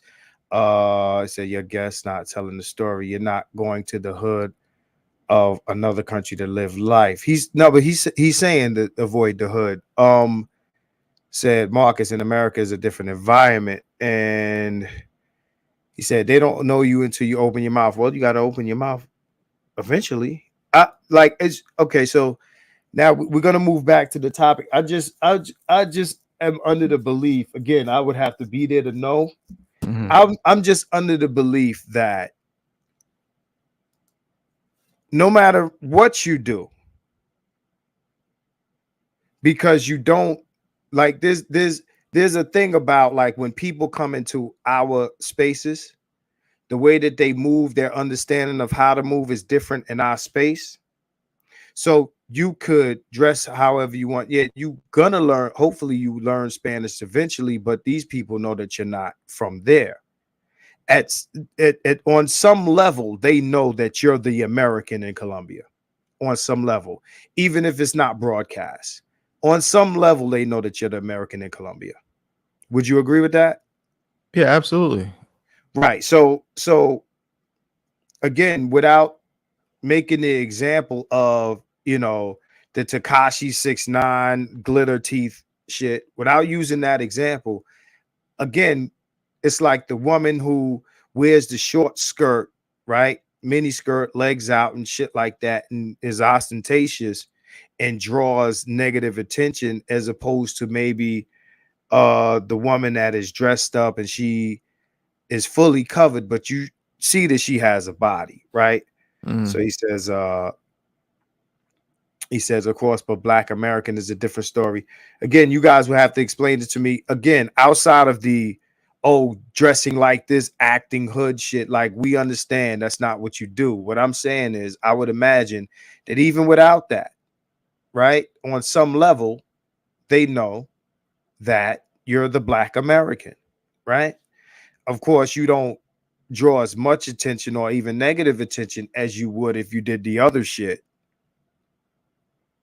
But some people would say you're still a target to a certain degree, and you still have to be careful down there. So, Janfar, the reason I'm covering this part of it is because I feel like this.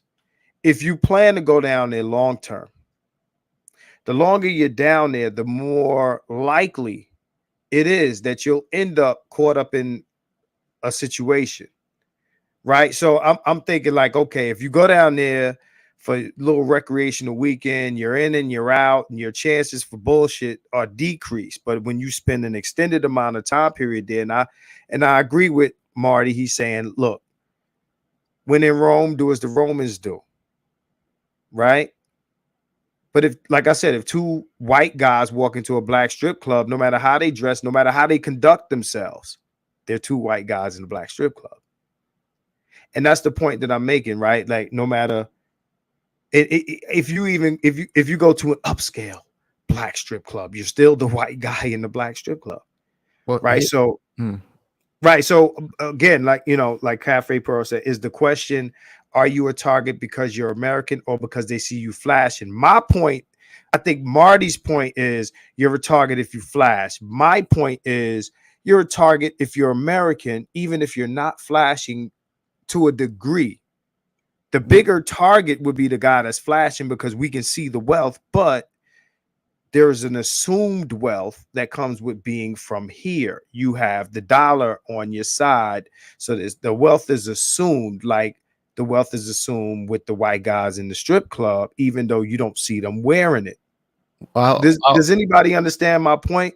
So let's not talk about don't wear this, don't wear this. But past that, what I'm saying is, I understand you're saying don't do that. What I'm saying is how often, like you saying, okay, and Romello was saying, yo, rock a t-shirt and flip-flops, right? So you the black guy from America in t-shirt and flip-flops. You're still a black American. What I'll add to that equation is there's something to be said for being familiar with the people that you're going to these establishments. So if you're showing up for the very first time and nobody's ever seen you before, yeah, you'll probably stand out, most definitely. But if you actually live there and you frequent the establishments and then you start to, what's your name? Oh, what's up, Rico? What's your name? People start to know you. Then the girls start to know you. Then you become more of a familiar. Oh, yeah, that's so and so. Yeah, he might be American, but he lives here. It's a different type of vibe you get from people when they know you live there, as opposed to the weekend warrior also. So Nigga Crazy said, I think you're a target if you are foreign. That's my opinion. Just like anyone else, I bet even within the country, you are a target just by being from different cities. Yeah, facts. If I go to Compton, right, and I am not from Compton, they know I ain't from Compton because, again, you wasn't at the lunch table. You wasn't in the ballpark. You didn't grow up with us. You didn't shoot marbles with us. Motherfucker, you not from here. Oh, he's food. That's true in New York. Like this, like you're from BK.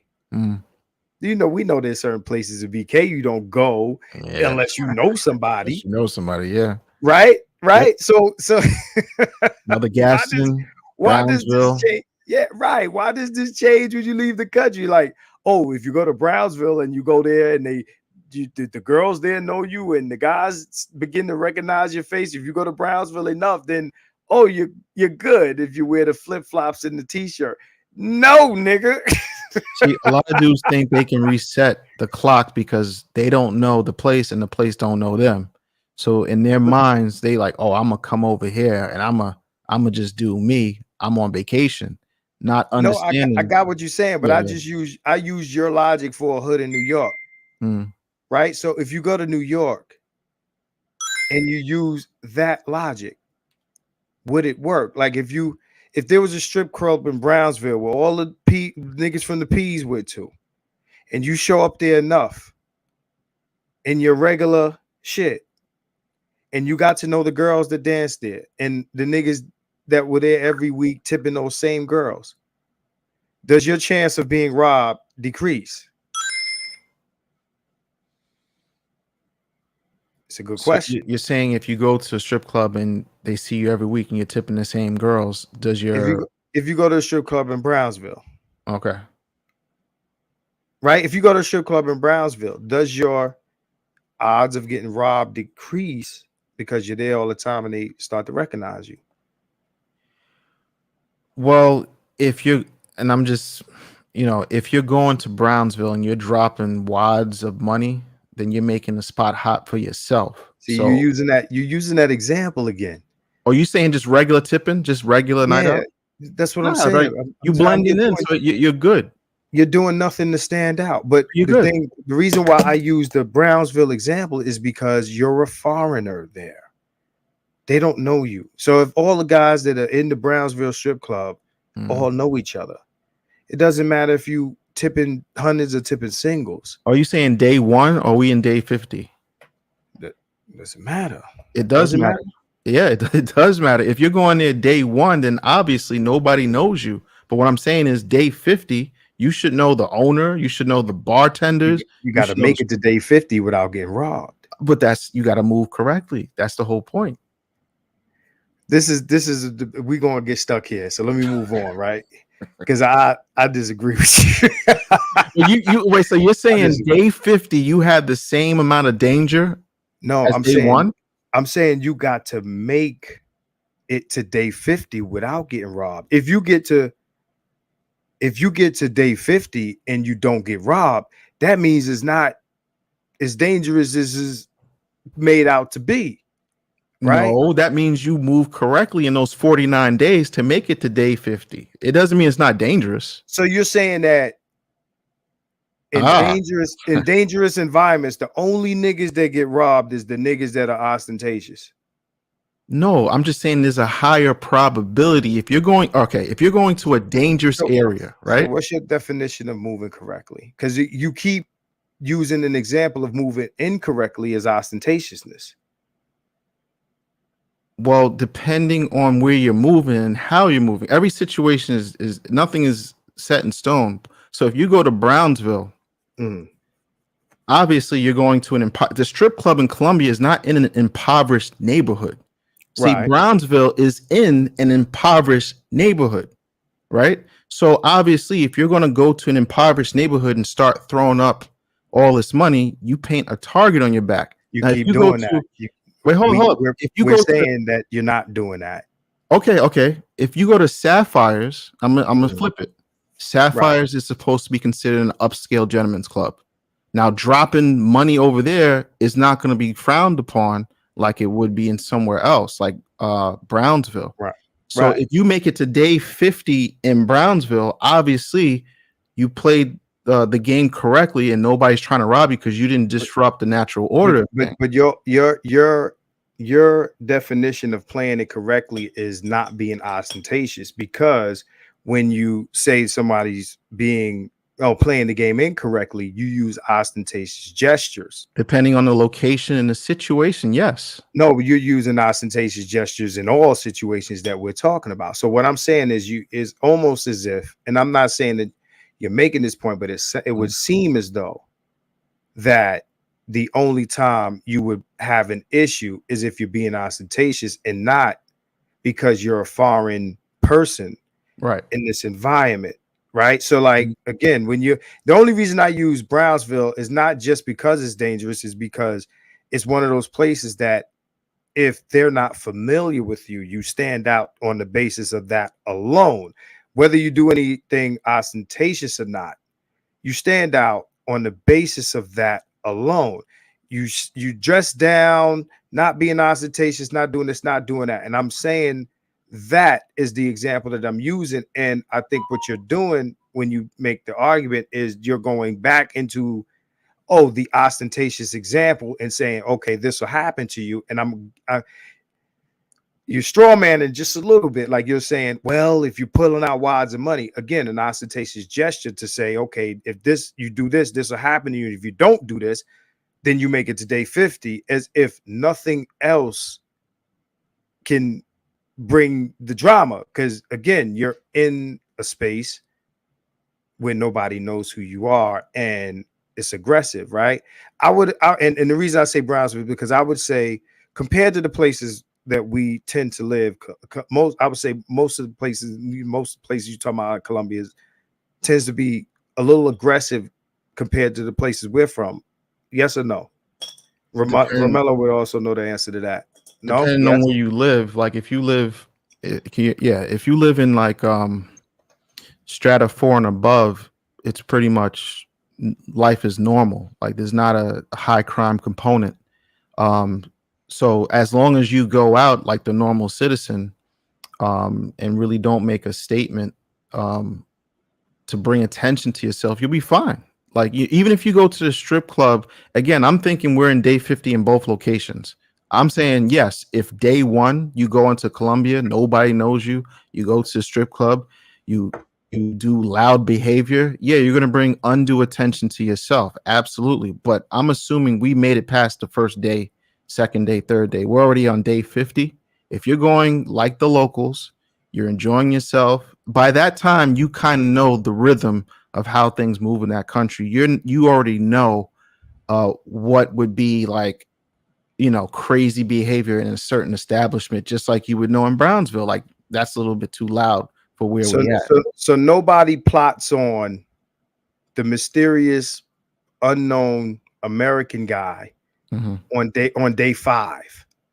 No, On day 5, and I'm gonna the tell you why. mysterious the mysterious I'm just a question. The Mhm. mysterious unknown American guy who just by virtue of you're from America, we assume you got it, right? Because I mean, let's be honest. A lot of us go into these third world countries to be that guy, right? We go to these places to enjoy the privilege that comes with the idea that we're perceived that we have it, right? That's what white men do in our culture all the time. They take advantage of the fact that we perceive white, even the brokest white man understands, even the broke brads understand. They're aware that we think they got it, right? So what I'm asking is, so just the knowledge that you're the black guy in this space who nobody knows, because on day 1 you're a stranger, t-shirt, flip-flops and all that, you're a stranger. Day 1, day 2, day 3, day 4, day 5, before you get to day 50. What I'm saying is, does anything happen to you, or not happen to you, because we don't, anything can happen to you. But what I'm saying is, nobody in this place, in these places, are plotting on the perceived to have money stranger that walked in here not speaking English. Because Yeah, I on day think 1, you ain't speaking English. Day 2, day 3, day 4, day 5, you ain't speaking English honestly, I with the do New think York accent. Americans put too much. They think the focus is really on them. Like this is a pretty big club that you're walking into, and it's dark, so nobody is really when you walk through the door, unless you're wearing some flaming hot Cheetos or some shiny belt buckles to the degree where you're super noticeable. Nobody is really paying attention to you. So you're basically going to be shuttled to your area. It could be Right. VIP. It could be a regular spot. If you're not doing something crazy, your night is going to be smooth, whether it's day 1 or day 50. And we're not going with the ostentatious shit. So I'm just saying, day 1, you go, you have a good time, you dress properly, and that could be different from different people, whatever. But your nights is going to be smooth. Nobody's like when you walk through the club, oh, we've never seen this guy before. It's a strip club. People come in and out of there all the time. It's the people that do the dumb shit while they're in the strip club that brings the attention unwantedly to them. You see what I'm saying? That's what So I'm saying. so let me catch up with some of these. The strata point Marty made in the beginning was more complex than the etiquette point. Observe the environment to know what falls outside of the pale of normal behavior in dress, right? So Romello made me laugh. Talk to the locals and make friends. Why is that so hard? We are from Idaho. Said talk to the security and the local men at the bar. Make a friend. The girls are not the priority. Shit, it's the niggas that you gonna have an issue. I'm thinking. Okay, so let's move past that. So let's get back to this whole colonize thing. So that was interesting for me. I'll be honest. When you said, okay, it's a big club. See, what I'm thinking, again, me never being there, shout out to my man Bay, but I sound like him right now, Yeah, right? it's huge. Me never being there. I don't know what the atmosphere looks like, how likely I am. Shout out to Nick Taylor. What's good, Nick? How likely one is to be seen, right? So at the end of the day, so okay, so going down there with the purpose of moving there, meeting, you get past the whole club thing, how to dress thing. You ain't flipping stacks, you ain't rocking the gold chain. You down there. Mhm. So you're somebody who I mean, I don't know if you want to talk about this, but I know that you're somebody who's seriously thinking about being out there, right? Because you've been down there, you know your way around, you know how to move, Right. right? So as somebody that as that is that person, right? Going down there to mix in and then become part of the society down there. Explain how you think that would work if more black men from here decided to do that. If more black men came with their money together, I Mhm. think it would be cool. Because at the end of the day, money talks over there.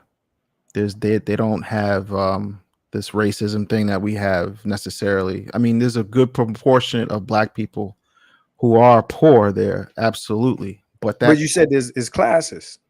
Yeah, yeah. And what I'm saying is, in more cases than not, most black people, like dark skin, are in the lower classes. So that's one thing I will say. So a lot of times, occasionally, you might be in a situation where somebody thinks you're not from a certain strata, so you might walk in. I've heard certain stories. Never happened to me, but I've heard certain stories where people will get followed, but then once they hear them start to speak English, it's like, oh, I'm sorry. You see what I'm saying? They correct themselves immediately because now it's like, oh shit, this guy's American. Okay, they'll leave you alone. That does happen from time to time, even though that's rare.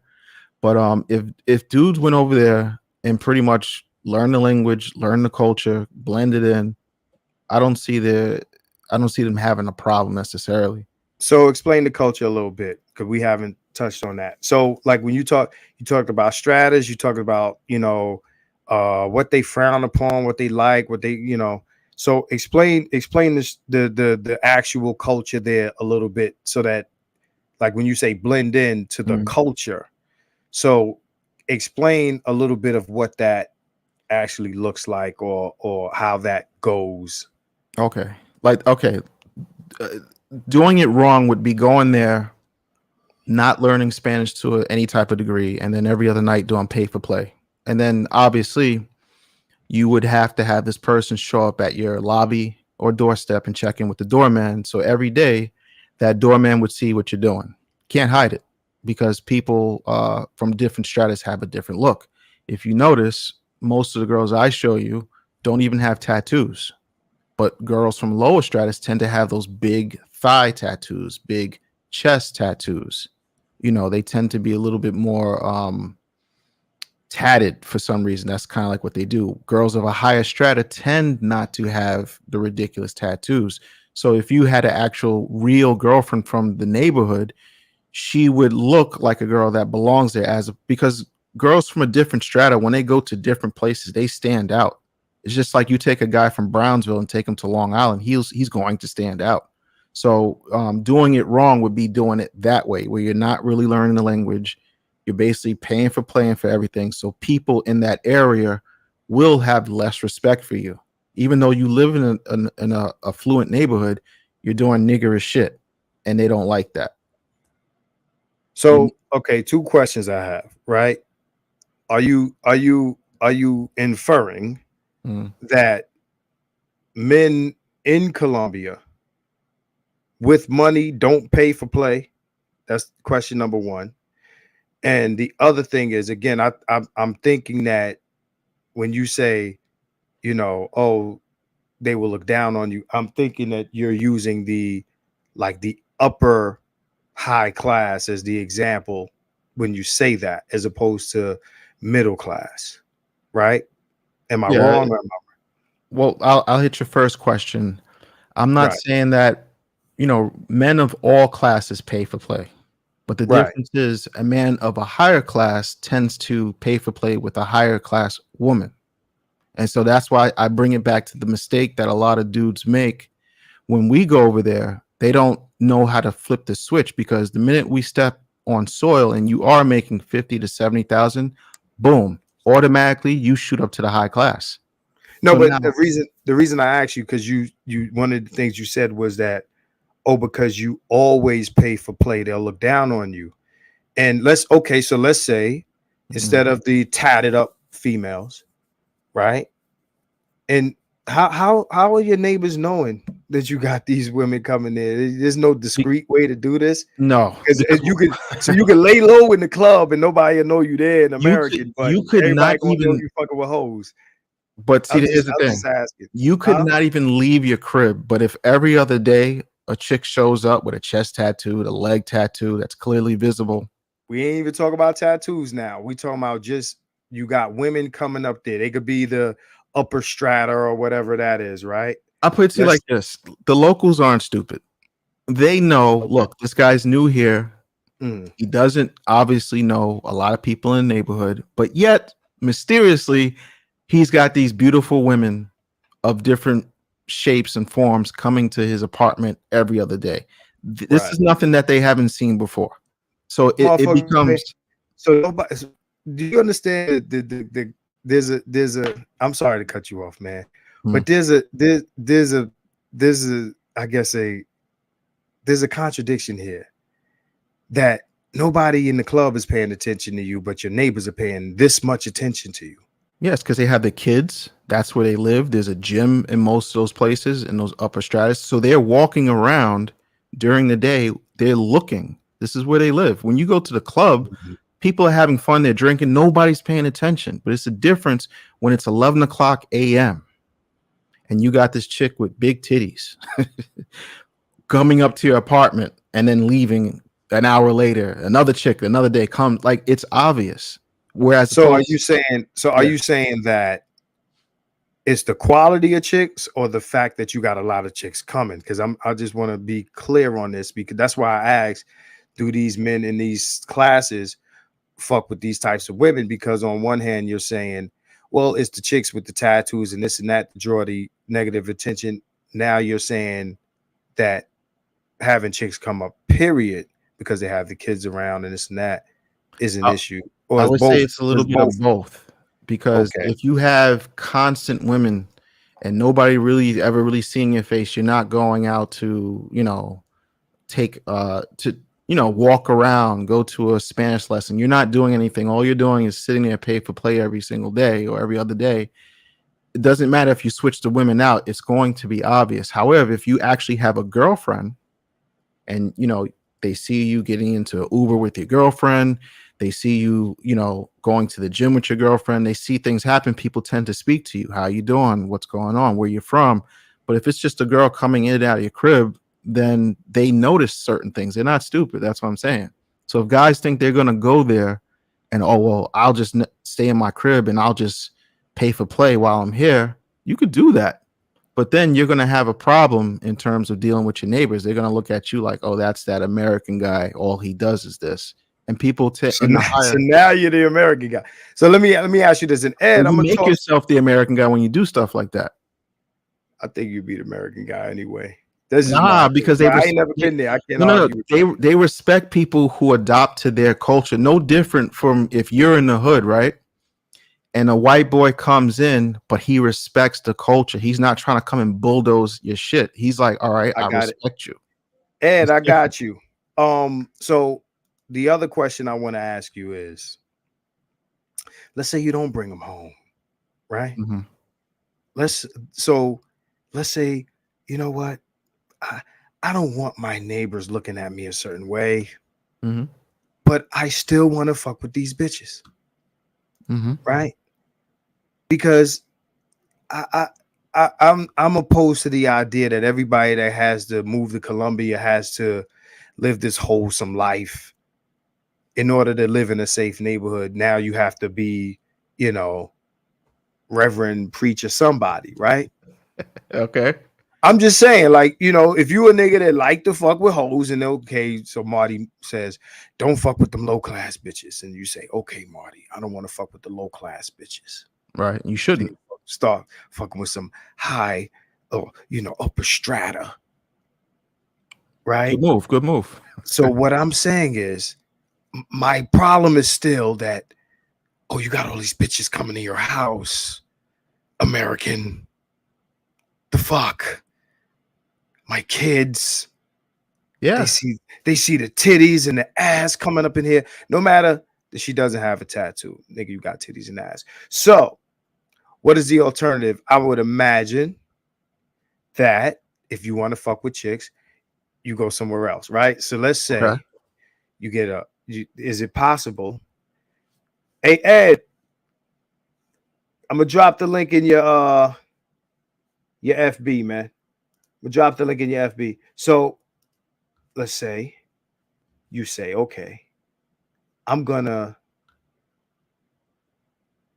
I don't know, get a room. Is that what you're suggesting? Get a room Well, and if you would fuck these bitches if away you were to from do your home? something like that, it would be different. You would more than likely to avoid the whole getting a room and that type of stuff. You would actually go to like a casa, and that would be a place where they have girls already there designated, and they all have their own rooms. You would basically go in, and you would have your mama san, I guess you could say, and then they would come out, and you would pick from the girl that you want. You would do it that way, as opposed to what they do in America, is which they get a hotel, they rent it out for 6 hours. In Colombia, it's a little bit different. If that's what you're trying to do, you would probably go to Lutrons. You would probably go to, I think it's a place called well, I could just think of Lutrons. This is a place where they had Pablo Escobar's mansion. That's like a pretty more upscale place. So if you wanted to do something like that, it's a little bit more private. You have security, and the girls tend to be of a higher caliber. If you want to do stuff away from your living residence, that's what people do. Okay, so let's get to the point. We still off topic. So Jamfar, my bad. So for the men that want to meet the future wife, let's talk about that, right? Okay. So again, you know, you are not necessarily, again, you middle to, oh, okay, I see him. I see you. So you're middle to upper class situation. Is Green Gorilla up? Where you get HIV, you stupid. GG, I got some shit for you, brother. You should always wear condoms too, by the way. I got some shit for you, GG. Shout out to the Green Gorilla in the building. Okay. You know, just smooth walk up in the spot like, hey, what's up, y'all niggas? Hey, motherfuckers. Hey, what's going on, man? GG, man. Was in this motherfucker, man. Yeah, GG in here. You see him? He said, where you get HIV? So my question is, real Yeah. quick, before we have Ed chime in. So, okay, so you're the guy who wants to colonize. You will go about it how? You come down there, you find your woman where? Like, where do you meet your future wife? How do you vet this woman? How do you go about doing that? Like, because again, I don't care. Tattoos or no tattoos, man. You're American. You have to be careful. How do you know that you can trust? What would you do to vet the woman? You've First been of down all, there 6 okay, years. I'm gonna give it Talk to you. right. First, the type of question you should be asking is, what do you do? Do you go to work? Do you go to school? What subjects you taking? How's your everything should be about school, family, and what's going on. If you meeting a girl and she don't go to school, she don't have like nothing going on, she don't go to work, then you know if she's rocking certain clothing and she's in certain spot that there's something up with that. So Right. I would personally, Let me shout out Romello. yeah, Romello, thanks for the super chat. Said 4100, keep the conversation going. All right, continue, man. I just have to shout out my super chats, man. When no, you see it's that all pop good. up, just give me a little hole in there so I can shout them out. But go ahead. Yeah, your line of questioning should be direct in terms of, because you're basically wanting to find out what you're getting. If you're talking to a girl who has nothing going on, well, guess what? That's 9 times out of 10, that's going to lead you down the wrong path. So what I would recommend, if you live in an area that has strata 4 and above women, I would more be concerned with meeting locals that live in your area, because in more cases than none, those women from strata 4 and above, probably in school, probably come from good families, probably has a job. So you're not going to run into the girl who's paying for playing necessarily. I'm not saying it don't happen, but you have a better chance having a better situation with one of those girls as to some girl who's not in school, who doesn't have a job. So she's basically bouncing around. You don't know what she's doing when she's not in your presence. So I would say strata 4 and above, and go to the gym, go to a language exchange, meet the locals, do local shit. If you're trying to meet a girl at the club, parqueyeres, gustos, guys who know this is a no-no. If you're trying to meet a girl at the strip club, that's a no-no. So if you're really going to assimilate and go into their culture, you have to go there for real, learn the language, and do as they do. No different if they came to your block. They would have to kind of like see what's going on and kind of conform to what's going on and thrive. And that's the key right there. And a lot of dudes, to be quite honest with you, are not going to do it because one, it requires a certain amount of capital. And like, for instance, they're changing the visa laws. And so from what I understand, if you want to live there on a retirement visa, you have to stay there for 5 years at 6 months at a clip. If you miss the 6-month mark, you have to reapply and start all over again. That means you have to be at least making 50 to 70,000 for at least 5 years and spend 6 months out of each year to get your solid visa packed away. Most dudes have the finances to do that? I don't know. 50 G's a year? 50 to 70 to be comfortable. Okay. Just to be comfortable. No crazy shit, just to be comfortable. Yeah, because I was about to say 50 is not crazy. 50 is the average. Yeah, 50. you know me, I'm trying to scale it down because, people, I ain't trying to be ostentatious with the shit. So I'm saying if you try and go over there, live in a strata 4 neighborhood, have maybe a 2-bedroom apartment with some amenities, because you're not trying to go from one hood to another hood. You're trying to level up in another country. Yeah, we talking about the minimum for level of comfort, like minimum. You know what I'm saying? So we ain't talking about minimum, but like, yeah, we, peanut butter and jelly sandwiches, nigga. Like, I ain't talking about planting those every night. Nah. You know what I'm saying? But yeah. And even 50,000 is a lot of money over there. Make no mistake about it. That's a lot of money. That's what I'm thinking. I'm sitting here like, you talking about 55 G's. I'm like, motherfucker, 55 G's go a long way here. I'm thinking 55 G's got to do a motherfucking backflip. But you know what? I'm factoring people have different tastes. Like, for instance, some people like certain drinks that cost more. Certain people like certain views of the city that's going to cost you more. Certain people want to drive. I don't want to drive when I'm in Medellin. There's too many cars. But certain people going to want to drive and do certain shit. So I'm just giving you a broad number so you feel comfortable no matter what you do over there. Because some dudes might be like, oh, that ain't a lot of money. I'll be good. But see, when you get over there, sometimes people acquire more expensive tastes in a foreign country where things don't cost as much. So they tend to overspend because they know, oh, my dollar goes further. So now it's like if you hit the lottery, you tend to buy shit you don't need. A lot of niggas do that too. Mm-hmm. In fact, Ed, what's good, brother? Ed been chilling. What up, Ed? I know Ed got something to say.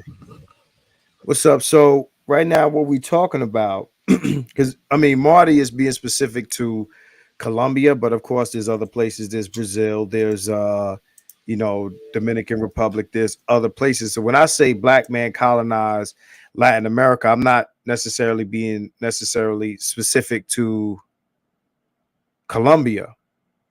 I'm talking about just the idea of getting the fuck out of here and probably living in existence in these places, abandoning this social constructed idea of race loyalty, which I think you might have been one of the people to say it, and that race loyalty or skin tribalism or just the idea of race, it is white supremacy in the first place, because when you practice as a black person, any melanated group of people, when you practice this idea of reproductive skin tribalism, race loyalty, you're protecting the recessive genetic people from the annihilation. That's what you're doing. That's what you're protecting. You're not protecting the black gene. The black gene doesn't need to be protected. You can't breed it out. You're protecting what can be bred out and what takes a huge amount of effort to preserve, and that's recessive genetics. Ed? Yeah, my bad. I was on mute. What's up, everybody? Yo. What's up, chat? As far as what you're saying just there, I mean, my thing is, look, I'm not one of these people where I look for excuses to date outside my race. I don't, because that's, and I'm not saying that's what you're doing, but the thing is, the way that it's framed, No, I'm is, laughing at Jam Faw's comment. yeah, the way that it's This is framed. funny as shit. The reason why I don't like that shit is because number one, that honestly, that is men taking on female insecurities. Because Right, because the women, that shit goes the fuck.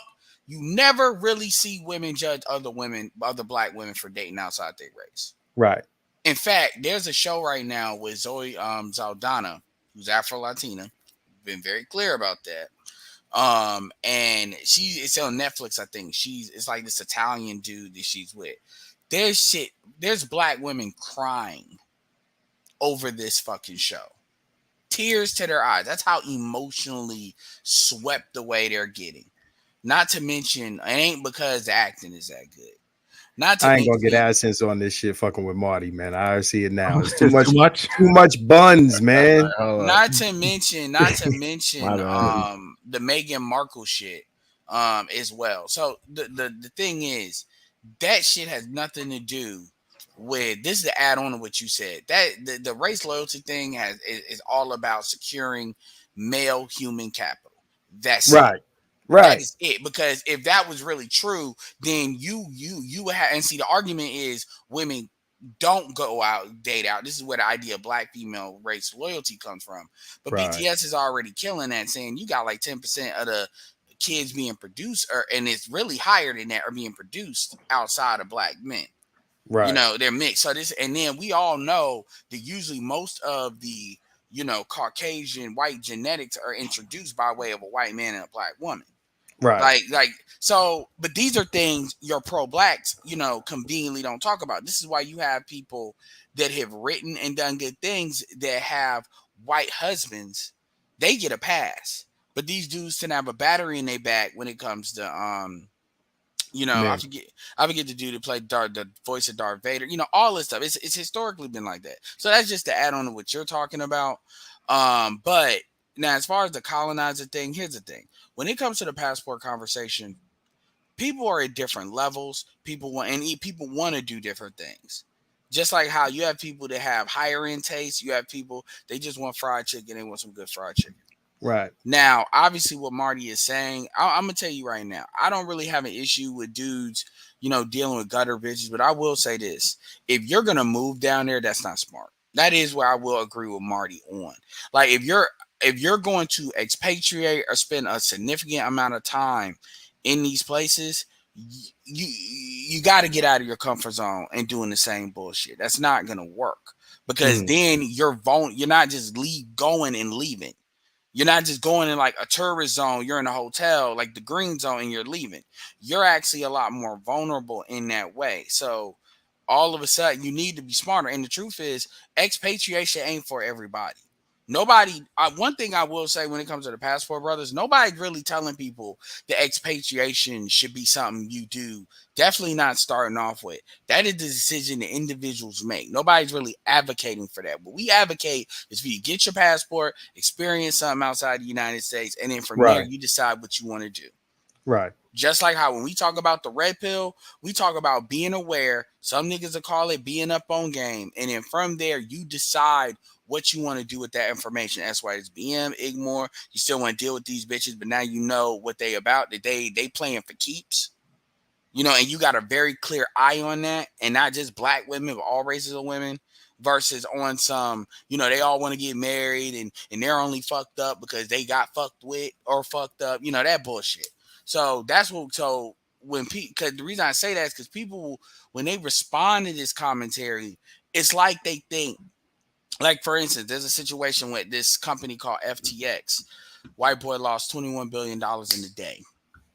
All these influence is basically crypto crashing. It's an exchange. This shit got so. I'm going somewhere with this. The Miami Heat pretty much had a name change with this company, and this was like an official crypto exchange of the MLB. Stephen Curry has talked about them as far as commercials, but all these influencers catching all this heat. Dudes, white boys only not really shedding a tear, but just saying, because they're being attacked because they're being blamed for some shit that had global reach. And my point is, you have folks that they're sitting here acting like we're getting paid. Every guy that gets a passport, we get a commission on the back end. So we're lying to people. That's how some of the desperation that I hear with people coming at us. Like we're literally manipulating niggas into saying, "Oh, it's just weed," but we lacing that shit with fentanyl or some shit. That's literally the type of energy these people be coming at us with. So my point in saying that is, I'm kind of in between where you all are.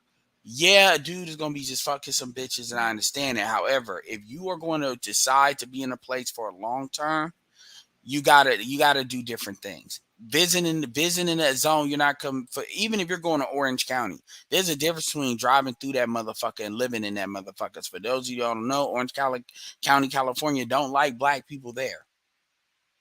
So you're gonna deal with different shit, so you got to be aware. So that I do agree with Marty on. Now, as far as how much he wants to take it, well, the devil's in the details. But yeah, that's kind of my opening thought on this. I know I said a lot, but yeah. Yeah, niggas think we got packages like your mama's black package. Well, they think we running the MLM on the back end. Basically, to get your dick wet package. We were having fun about different packages we could sell niggas and convince life them and bitches only packages. Yeah, the where the white women at package. Colombia can have white women that are whiter than white women with an ass. The where the white women at package. So right. It's some funny shit. So shout out to Janfar. Janfar says, I gotta read this shit again. This shit funny as motherfucker. I can't believe it's a 7 package. He said, I try to assimilate. Sure, learn the language, but under this flag, does this dick fuck and conquer? Right? So I'm thinking I know what he means by this question. Like, okay, learn the language, but does that mean I gotta go like I gotta blast salsa music and shit? Like, I don't know if that's what he means. You could do what you want, but be prepared for what's going to happen or not happen after that fact. Listen, you can go over there and be American, eat the hot dogs, wave your American flag. I don't care. I'm just telling you, if you go over there and be on some American shit and you think the land is going to bend and metamorphosize like you Magneto, I don't think that's what he's saying, bro. Okay, maybe not him, but I'm just saying in general. Yeah, but you keep making that point, man. Nobody's blasting Colombian music is not necessary. You'd be surprised how much fucking shit they listen of ours. Because I get what, because niggas, I fuck with Janfar, but niggas are detail it to death. Man, I had a nigga trying to tell me, man, you wouldn't fuck with a stud, man. And they just kept on like putting detail clause here, detail there to get me to bend off what the fuck I said. And that's sometimes how we do it. At the end of the day, there are degrees to what you need to do. But again, if we're talking about being somewhere long term, that, like, when I say long term, I'm talking about more than like 6 months. Because I was in the Philippines for 6 months and they speak English, so that's a little bit different. But 6 months, that's a different game. So it's not the same as you just going down there for like 30 days or touring, coming out. Actually, it was a guy by the name of Knights Templar. I think it means Templar. He did a 3-hour joint that goes deep into this, and he lives in Brazil. And he did a 3-hour joint, showed his face, which he never does, and he went into this about why you should learn a language. And you don't necessarily have to learn a language, but if you as black folks, you gotta when you go overseas, you're gonna have to let go of some of the shit that you've had to deal with. You need to understand the world is bigger than the shit you're dealing with. Understood. And making her crazy. You if he didn't post this was actually going to be my next question. So what is it like? So aside from speaking the language, what does assimilating into the culture look like? Like, what, when you say assimilating the culture outside of wearing flip-flops and a t-shirt, like, what is well, I'll put it to you like this. If you're moving to Colombia, right, that means you like being there. So you like the music, you like the food, you like the women, you like the weather, you like how they move, you like everything about this place, because you're not going to move somewhere where you don't want to be, right? So if you like the place so much, learn about it. Well, Maybe learn the and history. Marty, I gotta go, but I'm gonna say Yeah. this: you niggas work. Some of you niggas work in corporate America all the fucking time. Stop acting like y'all don't know what code switching is. That's number one. But I'll give you a couple of examples. If y'all want to know what simulating look like, go type in videos of black people. It could be black men and black women. Black women tend to bitch a lot, so you'll get a lot of the details and the complaints with the black couple channels, and when they move to places like, for instance, Colombia, and then things they've had to, adhere to, even if they deal with like the black folks there. For example, I slam doors, like slam car doors. I mean, just to make sure they're closed. Yeah, that's the big thing over there. Yeah, Right. do not do that. Like shit like that. Like, look, it's not like, nigga, you gotta be a whole different person. It's just like how there's certain things that white people don't, they get scared of or afraid. Even though it ain't, and so it's not a big deal to you. So, it's just little nuances. It's a big deal to them. So, like with them Arabs, you shake your hand with your left hand and they'll go want to kill you because in their culture, that's the hand you wipe your ass. I get it. So so now that you use that, I get it totally. So now that you make that example, so okay then. Become a fan of soccer. At least know what it is. Okay, no. Don't this call is the question. Call it football. Don't call it soccer. Y'all tell the motherfuckers what to like and what to act like you like. Well, no. I'm just saying, like I get it. I'm not saying you can't not like what you like, but there's certain like basketball is not popular down there. Soccer is. So at least know how to have an intelligent conversation about it. I understand that, but you made a point here that I want to get to. What are the things that we do here that people in these spaces, or at least y'all both, you've been to Colombia, flashiness, like would find offensive. So like flashiness. So okay, aside from we covered flashiness for a half hour. Let's move on. We need to add another hour to it. That's hell no.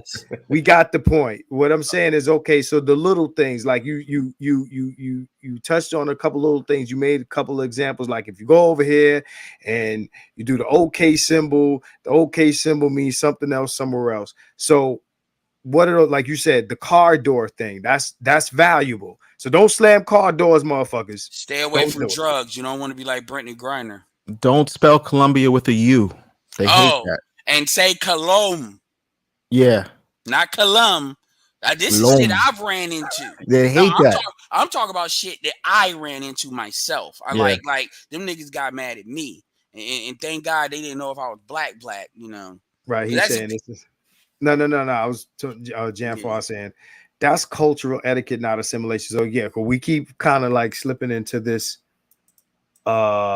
place of how to act when you're there, as opposed isn't it is assimilation. Y'all see, you give me the fucking definition in the chat of assimilation. In don't ask us a question, don't give us an example, and then y'all start telling, because by the way, I gave y'all the source. I said y'all could YouTube research, because again, here's the thing.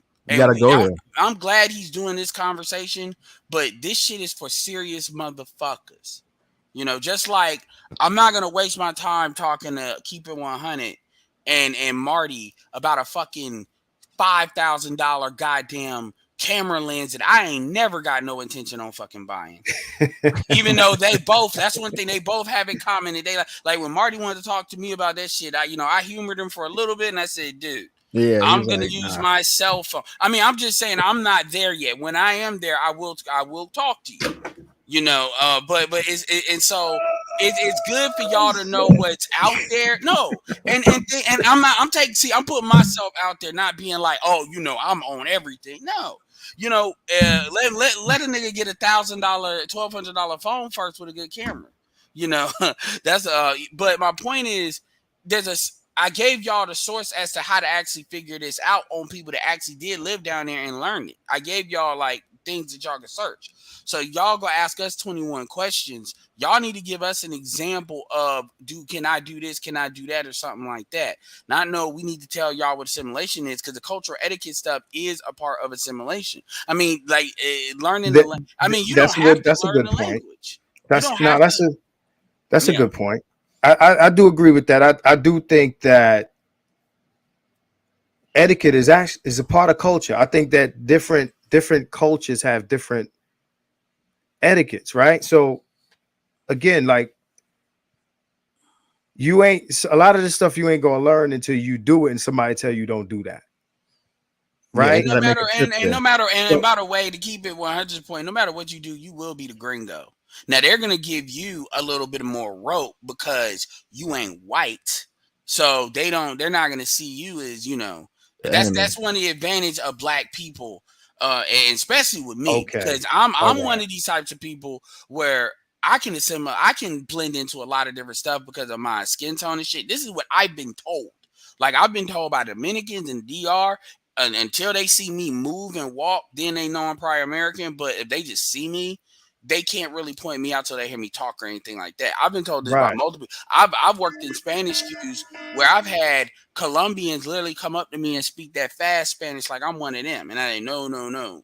And I'm talking about women, like the older women that'll be more on that caring shit. So Cause any 'cause yeah, now go my ahead. argument was eventually, I mean, if you're down there long enough, because we talk about day 1 and day 50, eventually you're gonna talk long enough for people to understand you're not from here. Like Oh yeah. eventually, bro, you gotta open your mouth. Like they ain't gonna be there 50 days and don't talk to the nobody. the biggest Let's not be serious. the most important thing I want y'all to understand before I go, and I know I cut you off, my bad, is No, this: you good. You good. if they think you are making an effort, that actually goes more of a way to anything. First of all, I'm not a big person on learning a language, but I'm not gonna say that won't give you a lot of advantages in a lot of different ways, and you ain't even got to let them know you know the language, but that in and of itself complete, because Mm, America has a reputation of being a monolinguatic country, and people are right. arrogant about that. That alone completely puts you in a different category. On top of, okay, you're black, so that they don't see you as like any of the stuff they kind of associate with gringo. You get kind of the benefits and not a lot of the issues that come along with that. Because you got to remember, Americans and in Colombia want drug that shit. You got to remember, a lot of motherfuckers, even if they want Pablo, there was a situation because motherfuckers weren't fucking with that because they were on drugs that, folks got pinchered into that where shit got more violent. This is how they saw it, and they know we ain't got nothing to do with that. So my point is, learning a language will let them know, oh, this dude actually respects us enough to do that, and not assuming I need to know English for him. That's the Right. first thing. The second thing is the little cultural etiquette stuff. You'll learn that as you go. But these are things that's going to move you as far as people want to deal with you, money, stuff like that. It's going to make your time easier. It doesn't have to, you don't have to be a different person. Now, if you all got that nigga shit about you and you know what we're talking about, when I'm talking about, like Charles Tyler used to say, do not bring sand to the beach. And what that means is a lot of goofy you're going into a patriarchal situation. So a lot of that gynocratic thing, some of you niggas are gynocratic operatives. Even the red pill, we got some of y'all amongst of us, they gonna sniff that shit out. Like they not like they do not, if a man is handling his woman and it's Colombian, you get your ass involved if you want to, and they all gonna look at you like you fucking dumb. Yep. So Oh hell shit, no. shit. Well, I know I You shouldn't don't have do to that say that here. here. Hey, well, I'm just Well, letting you hopefully. know for the silent watchers that y'all might have that gene in you.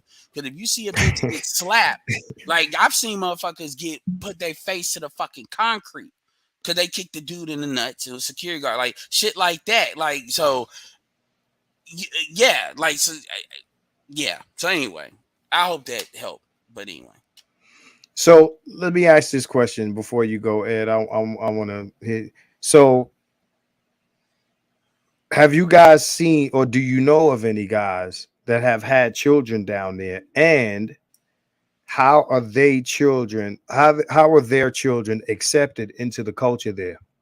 Because we know the answer for that in other places, right? So, like again, we're talking about you know colonizing, right? So the products of your colonization, right? Your children, how do they fit into the culture?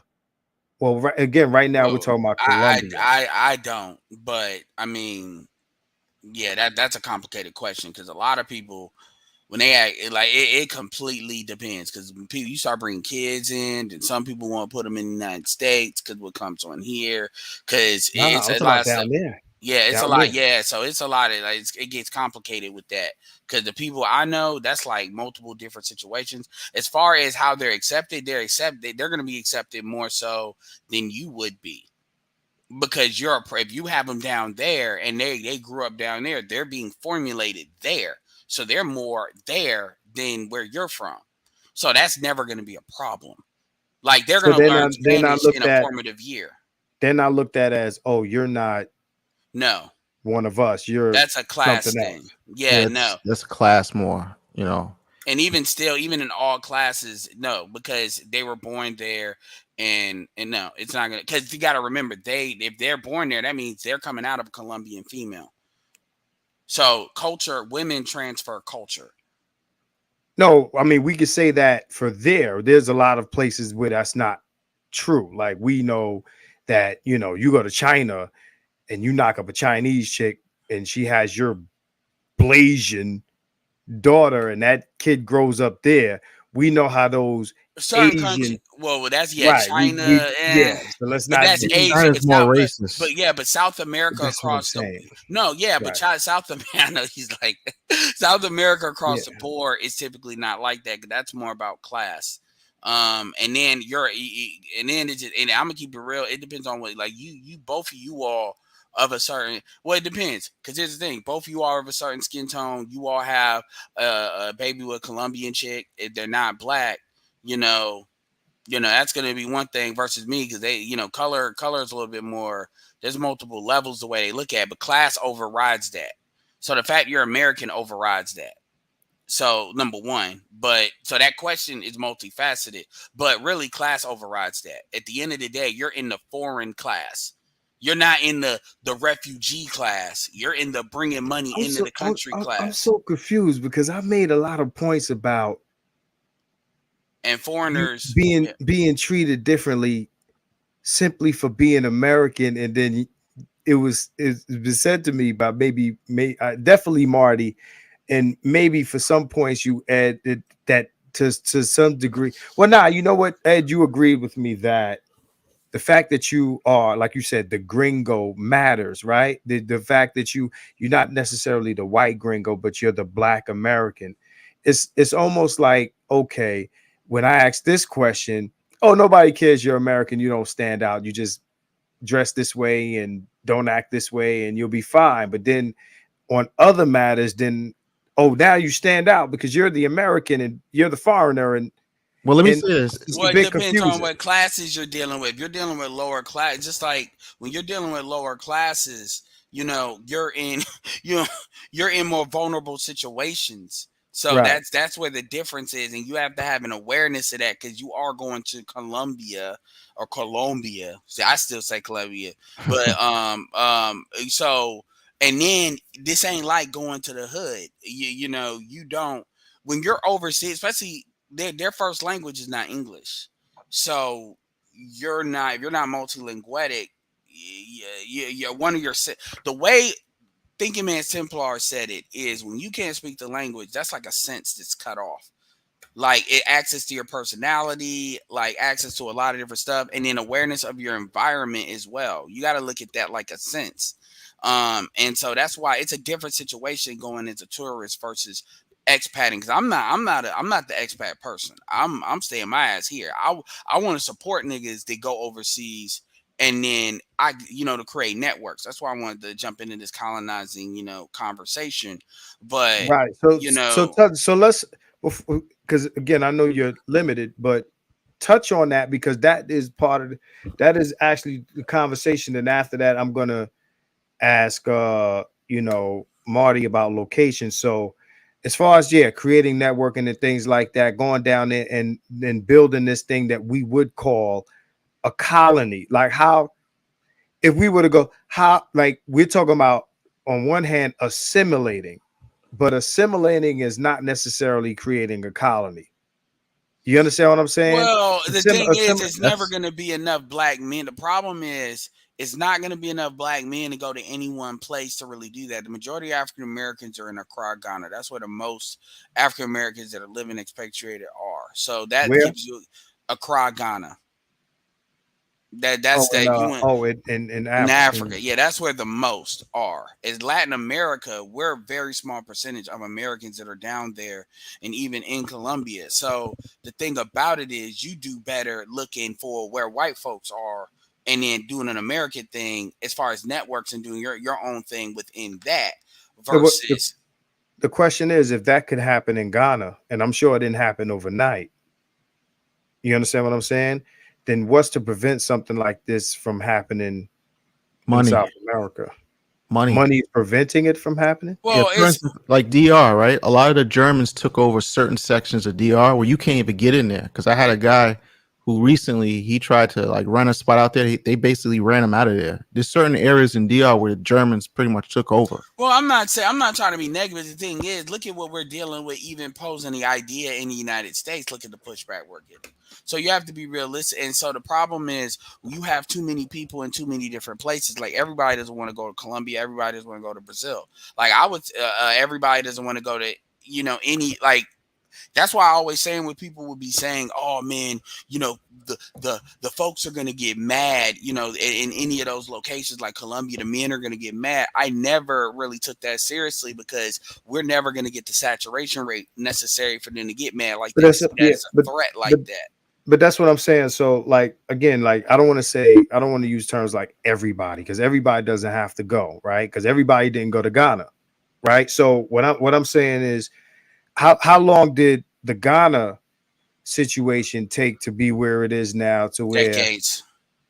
that's what I'm saying. So I would imagine, like, even with this conversation that we having now, like, not to say that black men just started going to Latin America, but the conversation that's being had now, I would say, is similar to the conversations that have been happening for a long time about Pan-Africanism, Well, that's a right? unique that's a unique circumstance because of the laws that those countries created to actually invite those people in.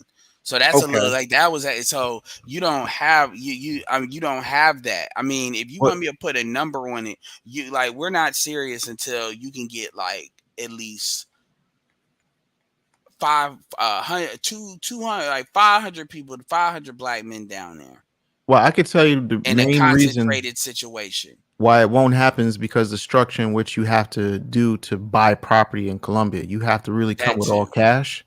And just be That's quite another honest thing. with you, to buy in nice neighborhoods, you at least I said nice neighborhoods, not like the average. If you want to try to establish like a good like neighborhood and you want to buy the block, so to speak, you're gonna have to at least 500,000 cash. And to be quite honest with you, most dudes just ain't got it like that.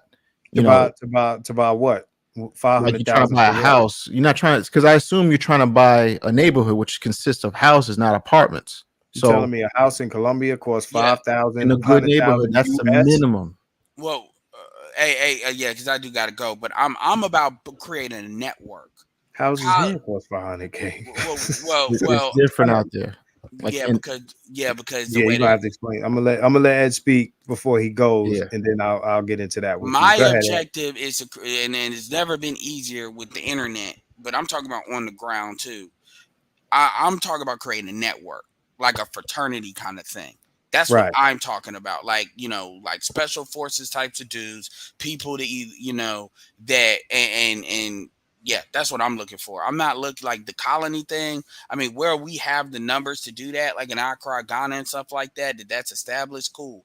If you see that there's a high percentage number of people that are coming down there, then yeah, we want to do that. But um I I'm not saying what can't be done. I'm just saying where my mind is. And to be honest with you, a network is something that would come first anyway, as a stepping stone to what you're talking about. That would So have to so come just first just give anyway. give me a little detail on what you mean when you say network. When Just I a little say a bit. network, it's just like I said, it's like a fraternity, meaning you have dudes that, our passport bros is one thing, but that's just the interest. I'm talking about dudes Right. that are actively traveling. For example, I have I have a group, an Instagram group. It has me in there, Marty in there, Xanatos in there, one master teacher, and Jesse in there. Five. That's just five people. Right. I think it's best. I'm the one that travels the least out of all of that. Xanatos is in Asia. Jesse just came from Ghana. Marty is doing what Marty does, in Colombia with the photography thing. And one master teacher is in the Air Force, and he's been in London for years. You know, so then you're talking about dealing with people that are pretty much actively traveling, and then you have people like, for instance, Jesse wants to be in Ghana. He's actually moved there. So you have people that are similar, like-minded interests, and then we can compare and contrast certain things, and then we build that number up. And then so now, if Marty wants to go to Ghana to visit, he's got somebody that's on the ground there, has connection to other African Americans there, because like I said, Accra, Ghana. And he's there. You got Dynas, is Nigeria, shit like that. And you have, so let's say you have a lot of people like to go to Brazil. There's an interest there. So you have networks of stuff there because they know, okay, these are people that are coming. We know they spend. We know they got money. We know they act like they got some sense. It's a group that's kind of representing you as an individual based on how people generally acting like they got some sense. It's no different than like going to New York. Hey, it's keeping 100. Hey, it's the same thing. And then yeah. That kind of exists in DR. It does exist in DR. That's right. What the college. Yeah. Now, as far it does exist in DR, and even with like Taylor Made Dreams leading, there are other people there. Like even with Dennis Sperling, who has property down there. So yeah, you see that in different spots, and then you would network. Okay, people that are in Latin America. Yeah, and that's really Discord stuff like that. People really engaging. That's the beauty of that stuff. And again, that's not an alternative to what you're talking about. That's a stepping stone to potentially what you're talking about. You have to have the network thing first before you get to what you're saying. So that because what you're saying is more of a longer term thing. Now, do Black people have the population to leave? Yeah, but this, you see how long term it is just to get these niggas to get off the bullshit that they're on. Because as far as here, so you have to get the numbers. Remember, you have roughly around 600,000 to 700,000 and non-ADOS, non-military African American men that actually have passports, let alone travel. Yeah, because the reason I'm very aware how that works, because I've been in the Taylor Made Dream shit for years. You know what I'm saying? They have the chat that they have, and then you go down there, them guys all over the place. I mean, it's very easy to network with that group of guys in the Dominican Republic.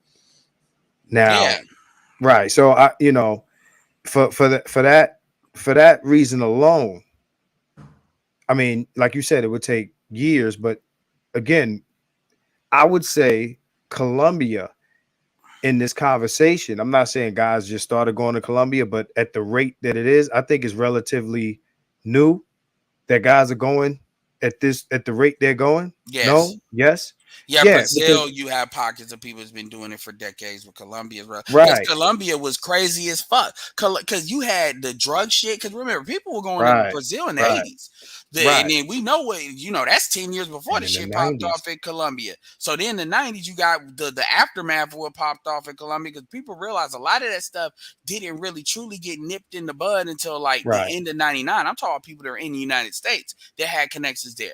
Then you had the FARC stuff that was going on, which did Colombia's done a lot. Like I have a lot of respect for what they've done to get their country like in a kind of a situation to really thrive. I have a lot of respect for what they've done with what they have, because they made it to viable. Because even after the drug shit, you had the FARC shit. Which they just now kind of made peace with all of that in the last like 5 years. So, yeah, motherfuckers weren't going down there like that. And then you still got the technology shit, because it's a lot of tariffs down. It's nothing when it comes to going down there. It's a lot of tariffs down there. Colombia has a better trade deal with the United States than most Latin American countries. But when you get tech, you're bringing tech there. You're not buying tech there.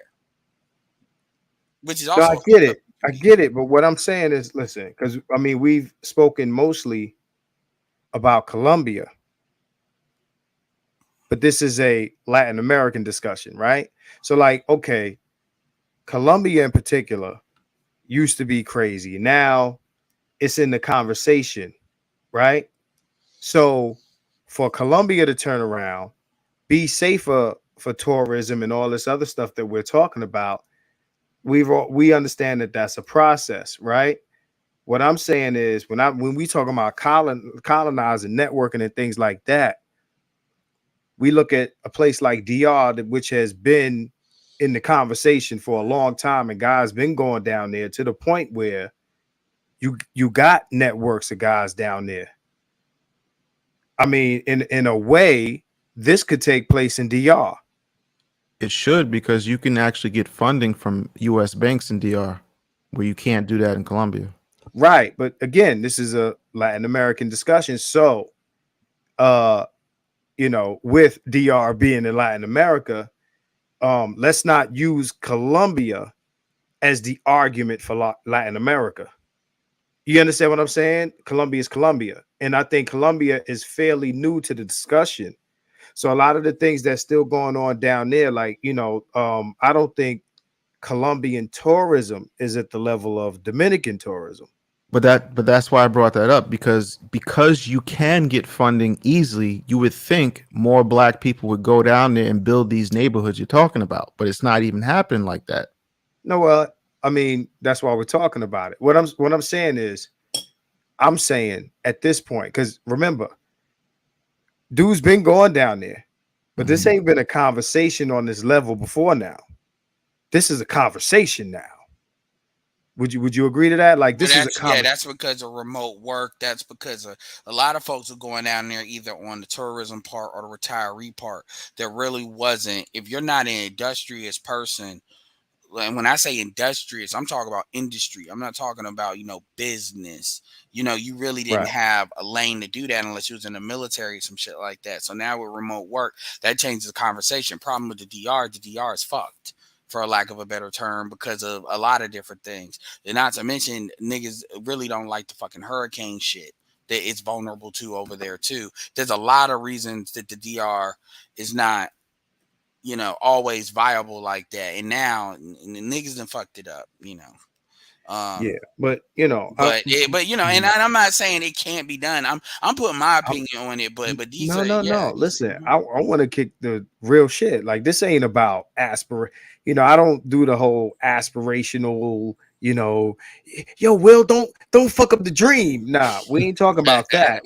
We talking real shit. And what I'm doing, and just to all I'm trying to do is not necessarily mean I'm not batting shit down. I'm just saying, okay, these are the opportunities that need to be corrected. These are the objections that, because the DR, could it be viable? Yeah, but you'd have to approach it with a different mindset, meaning that's the sewage shit is done. We need to go to the real city shit like that, because I went to the DR for call center work as well. So, what are you really willing to do? And it just requires people approaching it with a completely different mentality that even a lot of passport bros tend to don't operate on. Because again, we're still trying to get motherfuckers to just get a passport, let alone think about all this shit they don't do if they get in the fucking United States. Bro, right now there's enough black men that visit these places. I think that we always approach this like the entire or most of or over half of the population has to do something to make a dent in something. Again, you got the Ghana situation. Ain't 50% of niggas there.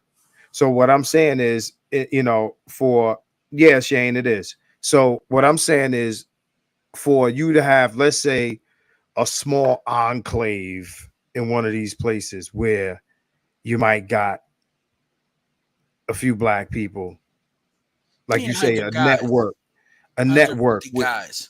I'm sorry. Say again. You want me to put a number on it? 150 guys. Right. So I think we get more than that go down there. Right. I know guys in my industry decided they're gonna go down there, and I bumped into them down there. Right. That's how I became aware of this network, at least in DR.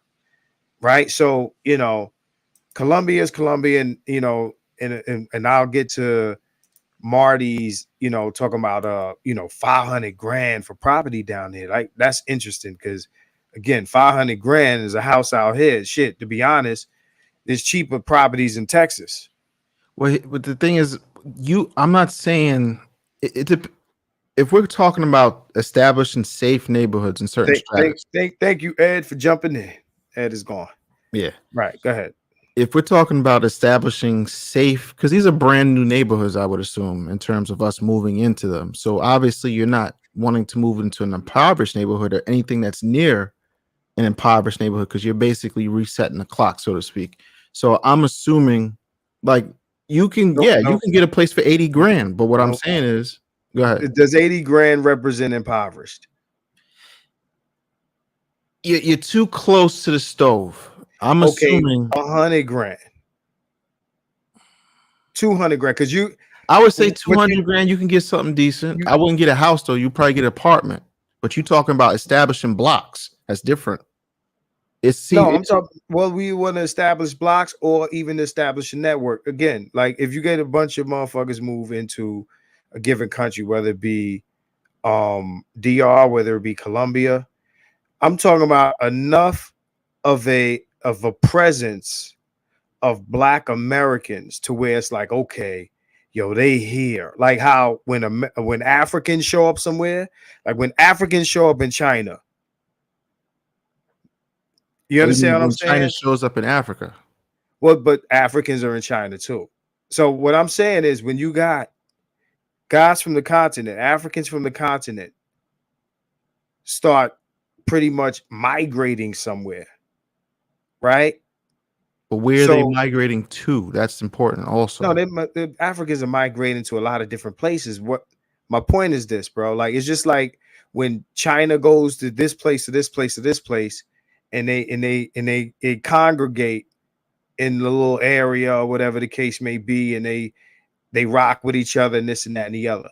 What I'm saying is, I would imagine if you don't need a million Black men, you enough to where it's like again like the network that exists in DR, where it's like, okay, when you come down to the strip, you're gonna see the same dudes, like you say, day 1 to day 50. But in DR, I know in DR, if I'm in Sasua, there's places where I can go that I'm gonna see Black American dudes. And I'm talking about people that I know.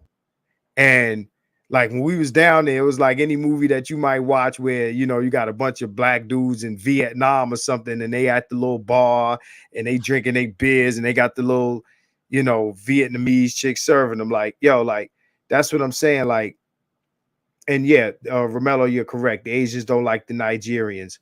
But what I'm saying is when they move and they show up to a place and there'll be a little enclave of Nigerians. And what I'm speaking of is something that might be similar to that, but of course not like that, but like what we would do, right? Where those people, those Africans or whatever, they move to certain places and they work and they do this and they do that, but they're there and there's a presence. And when you go to their little section, it's them and they got their little section where they got their little stores and this and that and third. And again, it's not something that happens overnight. It's something that happens over time. So let's go to Janfar. He says when Nigerians migrate, they form enclave and establish network chains of sponsorships. They establish themselves in cities and small towns, right? So, like, whether you want to talk about you build, it doesn't necessarily have to be, 5 American dudes go buy some huge plot of land in Colombia or DR or something like that and build Akon City. That's not what I'm suggesting. I'm just saying, like, we got Chinatown in the US or in the US, a lot of cities in America, they got Chinatowns. Right. And I mean something similar to that. But that's kind of like what I'm talking about, because like it seems like every other nationality, Chinatown means they run that town. Like they own the businesses, they have the schooling, they have the bus network. I think that most people became that. It didn't start that way though. Well, over time. And this is what I'm saying. To go to Colombia in particular, it would take a substantial amount of money over a certain amount of time, because in these neighborhoods, you would want it to be all of you. So that would mean you would have to buy the block, which means you would probably have to pay over market price for the real estate. They're not just going to give it to you. Yeah, but they did. I was going to say, what Janfar says, it took years for Chinatown to be established. It wasn't just a bunch of Chinese people that showed up and bought Chinatown. And quite honestly, I just don't. I'm not going to say it's impossible, but I'm saying the way you might say it's improbable. Very improbable. For the main reason is they don't have the banking system like we have here, where you can just put it on credit and pay it as you go. Because the people there, they own their property outright, and there's no need for them to sell. So all right, we talking about Colombia. So yeah, again, we talking about Latin America. So even in the Dominican example, where you do have the things that you're saying Colombia doesn't have, right? they have banks, and that's what I'm saying to you. So in DR, where they actually have a relationship with the U.S. bank, so if you have good credit, you could get a loan to finance a property in DR. You would think if anybody was going to start a colony or a place anywhere, it would be there. But you can't even get really dudes in large numbers to do that. So how are they going to do it in Colombia? You don't need large numbers, man. Again, but you don't even have small numbers. Marty, you got a network of guys down there ready. You got guys that already live in DR. I know some of them. Like this is a real thing. What I'm saying, the difference between living in DR and actually running shit in your neighborhoods like the Jews do out in certain parts of New York is two different things. You don't have black dudes in DR running their neighborhoods. They assimilated into DR, but they're not running shit. They don't have politicians. They're not running shit. I don't think politicians are necessary. There's no Nigerian politicians in China. No, I'm talking about in DR. No, I understand that, but what I'm saying is these places where these other people go, I think that the standard, I think that the standard for, I'm just using DR as an example, Romello. I think that the standard that we use for what black men need to do is always ridiculously higher than what everybody else does. No. Right? Like for instance, when the Chinese go to Africa, they're going there because they're getting the resources from the land. Not only are they doing that, but they're getting with the local women, really taking over and running those neighborhoods. That's what they're doing. So what I'm saying is, I get it. Right. So what I'm saying is, we don't have that even in DR where it's most likely to happen. We don't have it today. We don't have it. I'm not alleging that we already built the colony. I'm saying if you got enough guys down there already, right? I would imagine as time goes by, especially with this conversation that's happening, right? Everybody's talking about passport bros, this, that, and the other, with all the politics that we're dealing with in America and the economy and everything else, right? Janfar, I might bring you in here. So what I'm saying is we're not talking about what today is. We're talking about what can it turn into, right? Because again, when you have Nigerians and these sorts of people come, whether it be here, whether it be China, whether whatever, right? They don't come to these places with millions of dollars. They come and they probably work at menial jobs in these locations, and they like Janfar said earlier, they congregate and they put their money together just like every other group that came over to America, and they have all these businesses and everything like that. They started it. They didn't come with all this money. No, one thing, the Chinese is the opposite of that. What they do, the Chinese actually have things with their country where they can actually get 100-year loans. So what they do, I'm aware of that. That's why I didn't use Chinese as an example. but I'm just saying there are people that come back from their country, even though you didn't use the example. People listening might not know.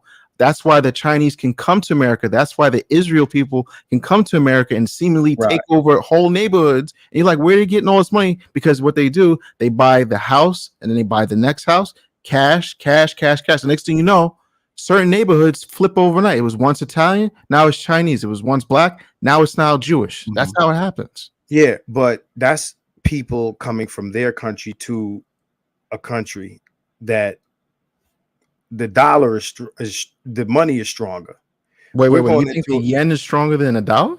No, that's not what I said. What I'm saying, I'm saying the opposite. I'm saying that the people, I know that the Chinese money is not as strong as the dollar. So you're talking about people who came to America the American dollar is stronger than where they came from. Where we black men are going to places where our money is stronger than the place we're going. So why haven't we done it in DR So, if we can get the so financing what I'm currently? right. So what I'm saying is because that conversation hasn't taken place. I think that what happens for the most part is we do more recreational, you know what I'm saying? Exploration of these places, then we do more expat shit than what we're talking about. Our culture is not like these guys come over here and they do this other thing, Well, right? But mhm. but what I'm saying is I'm not saying what guys will want to do, this and that and the third, because that's the aspirational part that I don't even want to touch. What I'm saying is, oh, he said black people did try to colonize DR. We'll get into that. But what I'm saying is, if it's not logistically possible in Colombia, then it is logistically possible in DR. It just hasn't been done. So then that's a separate conversation, right? So this what we saying black man colonized Latin America. We ain't say we colonized Latin America. This is the exploration of, is it possible and can we do it?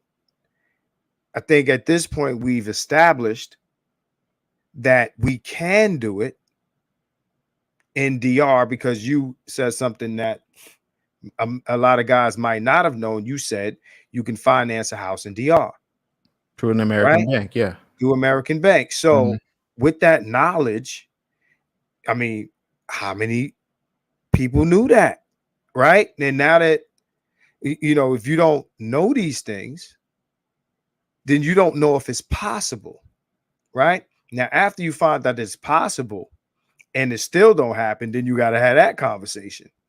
Like, But y'all then you, can do it. Why don't you? but then you Right? also, Go ahead. yeah, you also got to say to yourself, how is it dudes be 30 and 40 years old, been going to DR for the last 15 years and never even thought to ask these questions? And that's the problem that we have. It's like by the time dudes get enough money to actually expatriate in these different countries, all the fight is gone. They just want to get a property and relax. They're not thinking about building communities because that would take another Yeah, 20 but years I of mean, work, and which they're not willing to do. I'm gonna be we could honest with you. understand. We could talk about what the silent generation and the boomer generation did or didn't do. This ain't about that. This is about this generation, the next, and the next, and the next. Understand that there's information that we have now that we didn't have before. This is the information age. So we could talk about what motherfuckers didn't do in the 80s, but did they know that it could be done? Right? So now the question is, once we enter this age of information, it ain't just about you or me or anybody that came before us. It's about the future. Now that we know this stuff, because again, these conversations are happening more so because we talking about, like God said, offshore and the ability to do certain things outside the country. I mean, you could run a business on the internet and collect American money in these places. You couldn't do that 20 years ago. So when you ask these questions, you also have to ask, well, what world were those people who didn't do it a certain amount of years ago living in that we are living in now? We're living in a different world now. A lot of things are different now. So in the 90s, we can't really talk about what did or didn't happen in the 90s. This is new. Again, you even said yourself, Colombia was a different place a certain amount of time ago, but a lot of things are Right. different. So I think it's more about exploring, like, okay, now we know shit. So what now? Especially with the energy in the attitude of black men being Mhm. what it is. Remember, a lot of guys were not of this mindset 10, 15 years ago of saying, you know what, fuck this shit, we out of here. 10, 15 years ago, save the community, you know, this sort of thing, pro-black medallions, black leather medallions with the African shit on it. And for No those shiny who belt buckles. for those who are the age, they know what I'm talking about. You know, red the black, the queen with the key, sissies. You know what I'm saying? So understand, like, when you ask those questions, understand that a lot of things, depending on how far back you go, were different. Not only the mindset of black men, but the world that we lived in. You know, in a short time, we've come a long way. So this is 2022. This is 2022. Another thing is we got to remember is a lot of people here have this mindset that America is the best place in the world to be. Still? And they don't. Yeah.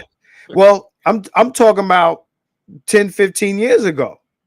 They made everything else look like, you know, like Beirut in comparison to being here.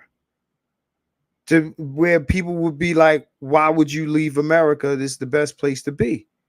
Now that we, again, information has told us that is a lie, right? So now that we know that, again, you open people's eyes up to the rest of the world, and then they say, hey, you know, we compare Nigerians and everybody else that come here, but the idea that America is the promised land has always been out there.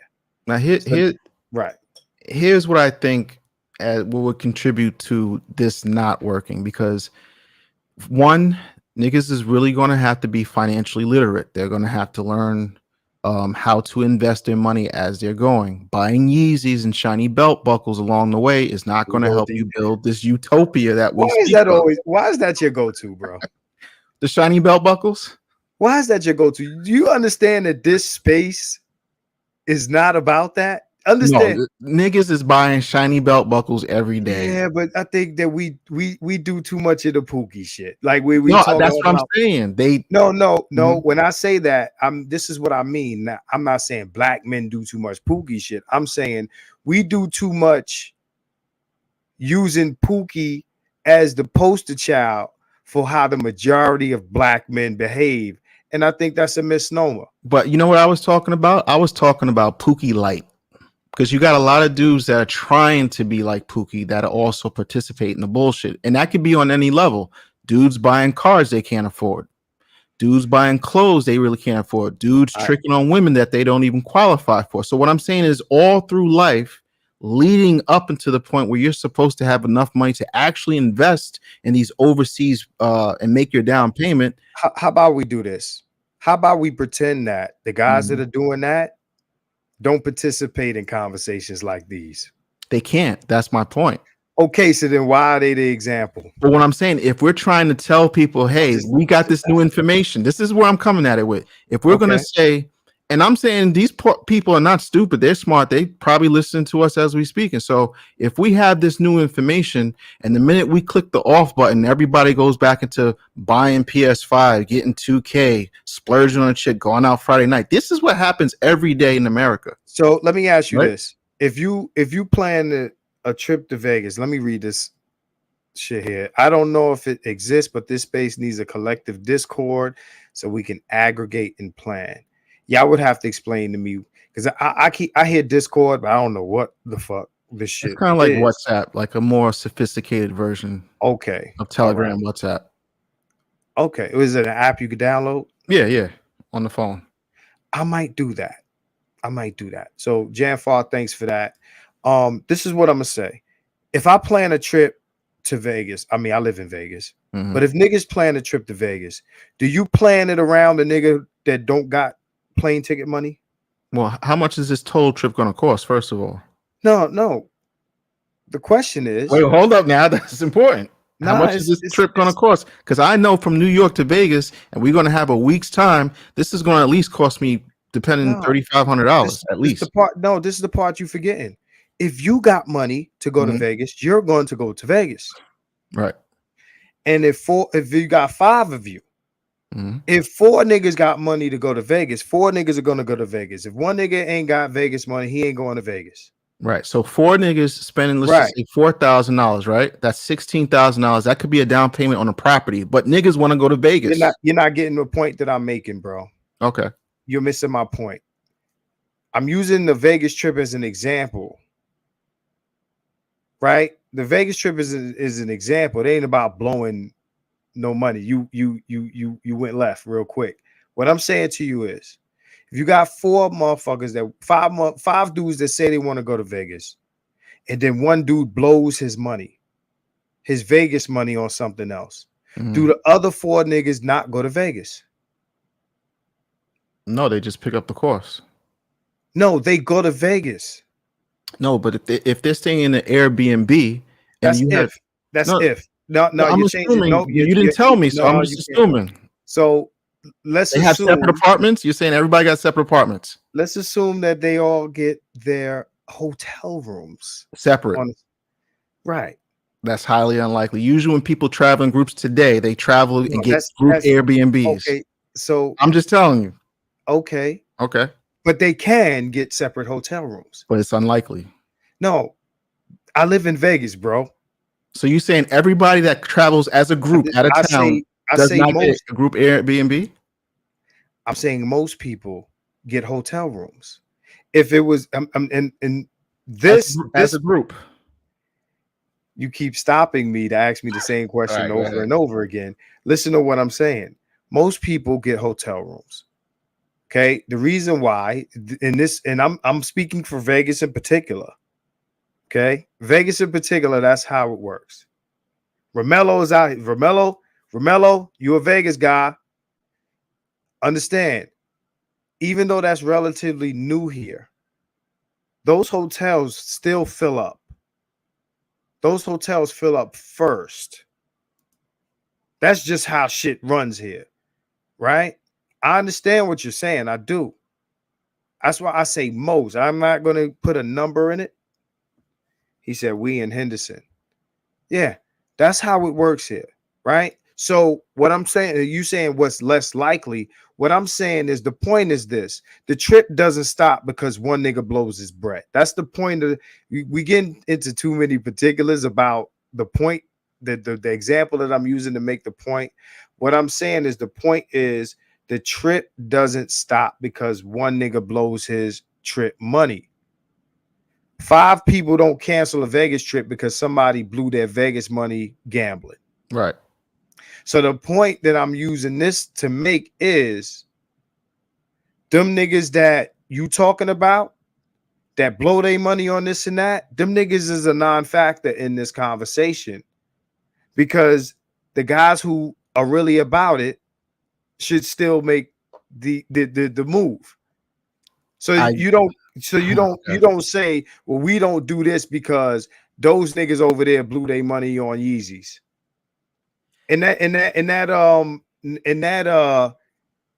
That's just logical. I don't think that niggas blowing their money on Yeezys has ever stopped you from traveling, right? So my point is, we don't need to blow your money niggas. We don't need the niggas who don't invest. What's his name? Ed said earlier that there's an enclave of black people in Ghana. That didn't not happen because niggas are blowing bread on shit. An enclave of who? They said black Americans. He said there's an enclave of black Americans in Ghana. There's a large population of black Americans in Ghana. And I don't think that would have been thwarted by black people blowing their money here, right? So if that can happen, despite financial illiteracy displayed by some members of the black American constituency, I think that won't be a factor in this. You don't need everybody to not blow money. Just make sure that none of these niggas are in your crew. There is a group of men in DR right now who's networking. These are not niggas who blowing money on Yeezys and this and that. To be fair, there are enough. I just want let me say this one thing, and I'll let you rock. There are enough black men in America who want to get the fuck out of here, who do invest, who do save, who do smart things with their money for this to happen. Now, to me, what the real issue is getting these motherfuckers to work together for that common goal, not Yeezys and Jordans and PS5s. That's not the issue. It's getting the one guy who's smart with his money with the other group of guys that are smart with their money and saying, let's move this way together. That's the part that's hard. The other shit ain't really a factor. But you have to be fair, to purchase property or anything like that in Ghana is significantly less than even DR. So the fact that dudes are, first of all, we got to see what neighborhoods are these, what are they paying for? Because the last time I checked with Jesse, for a house to be like $60,000 in Ghana. 60,000 is a far cry. But you said niggas could finance. No, so we're talking about Ghana. We're not talking about DR. No, but you're comparing it to DR. So what I'm saying is, you're saying that no, DR, but you said there's an enclave currently in Ghana. So what I'm saying is, the buy-in power to Ghana is significantly less than DR and even Colombia. I know what you're saying. So now to get to DR, what I'm saying about that, niggas is still going to eat chicken because we didn't just figure out that there were banks. I'm confused at what you just said. You said niggas are still going to eat chicken. Niggas are still going to eat chicken. So what I'm saying is we didn't just find this information out today, 2022 going into 2023, that you're able to get bank financing. This has been going on for more than 30 years. So fact that what I'm saying is you're saying all this is new information. What I'm saying is people. It's new information for a lot of people. I didn't know it. No, but this is what I'm saying. I'm saying if people have been traveling, the internet has been active for at least 40 of these last 50 years, right? So that means people 40? At least 40. It's 2022. Internet ain't been active for 40 years. Internet went to mid 90s, right? At least mid 90s. AOL. Come on, man. No. AOL, Netgear. No, I wouldn't. No, I'm telling you. Even. Okay, so this the point I'm trying to make is this. Okay, yeah, if you travel and been traveling to DR, if you call yourself somewhat astute in business, if you call yourself somewhat astute in finance, real estate, these are things over the course of your visits you would have had slightly looked into. Like it didn't take me years and years to figure out what the deal is to buy property and own property in Colombia. You know, it was a simple search at some point. So what I'm saying is a lot of people already know this, and we didn't just figure this out tonight because we're having this conversation right now. What I'm saying is what we didn't figure what out. Because you alluded to saying something to the effect of people are finding out now that there's financing for DR through the American bank system. I'm saying a lot of people probably did not know that. No, but what I'm saying is this. For the people who have been traveling, I'm not talking about these people who never traveled to DR. I'm talking about the people who have been already traveling for years. When I was going to DR, back when I was with Andrew's show about 8 years ago, I was looking into property and this is how I didn't find this out today. I knew this 10 years ago. And I'm not even a heavy DR traveler. But when I was first going, my third visit, I looked into property there. I was like, yo, how much does this cost?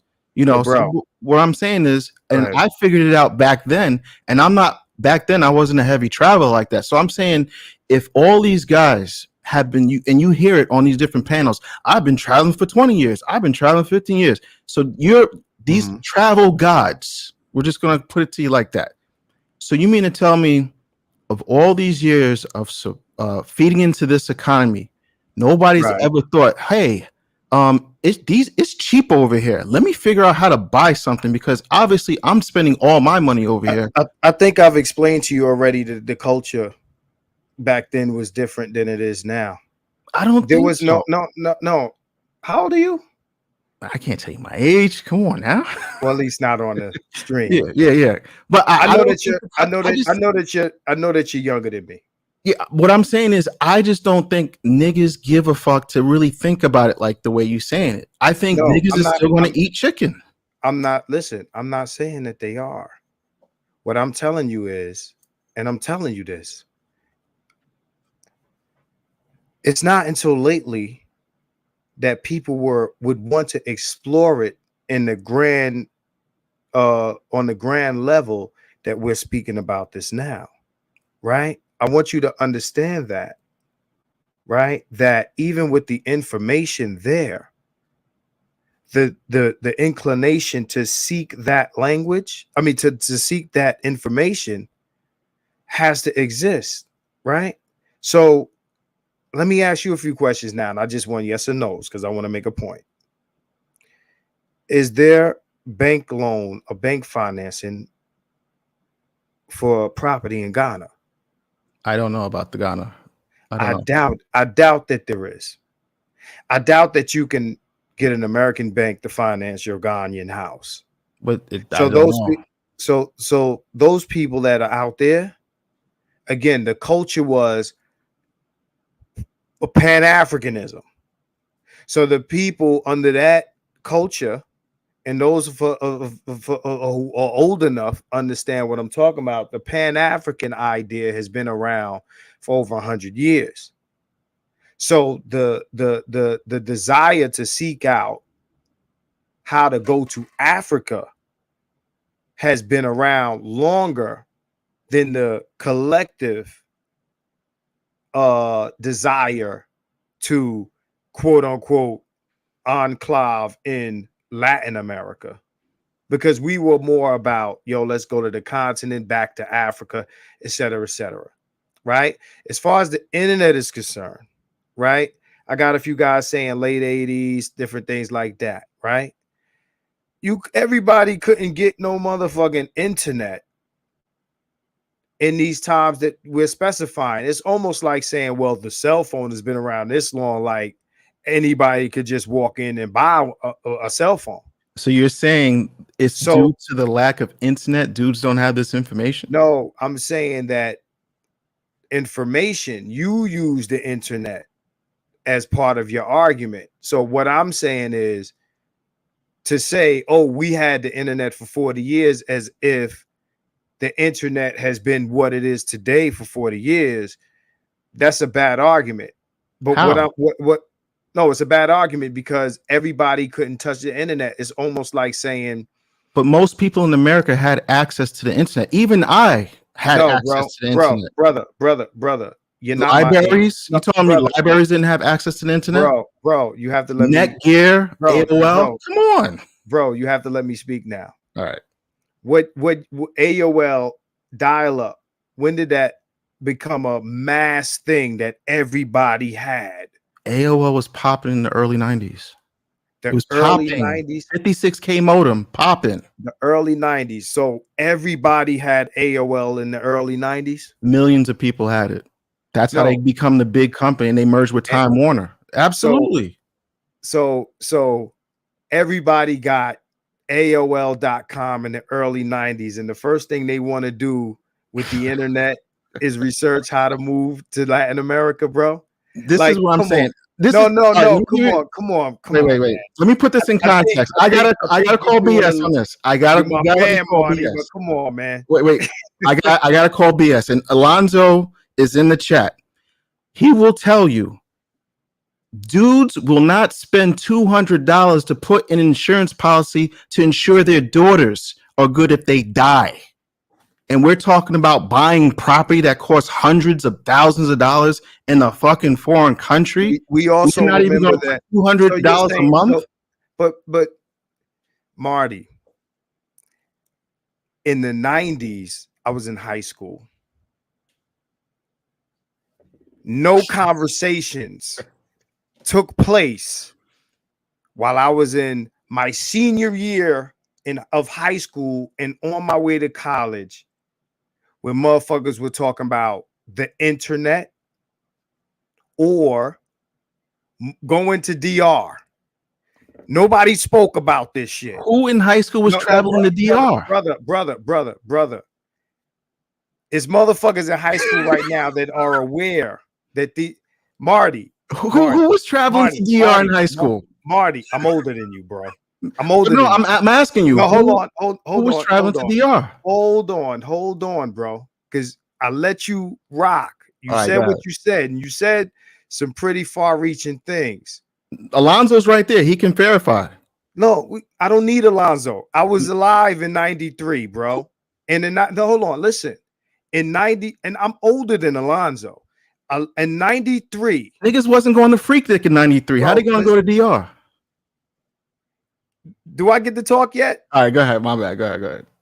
Because you keep asking about DR. What?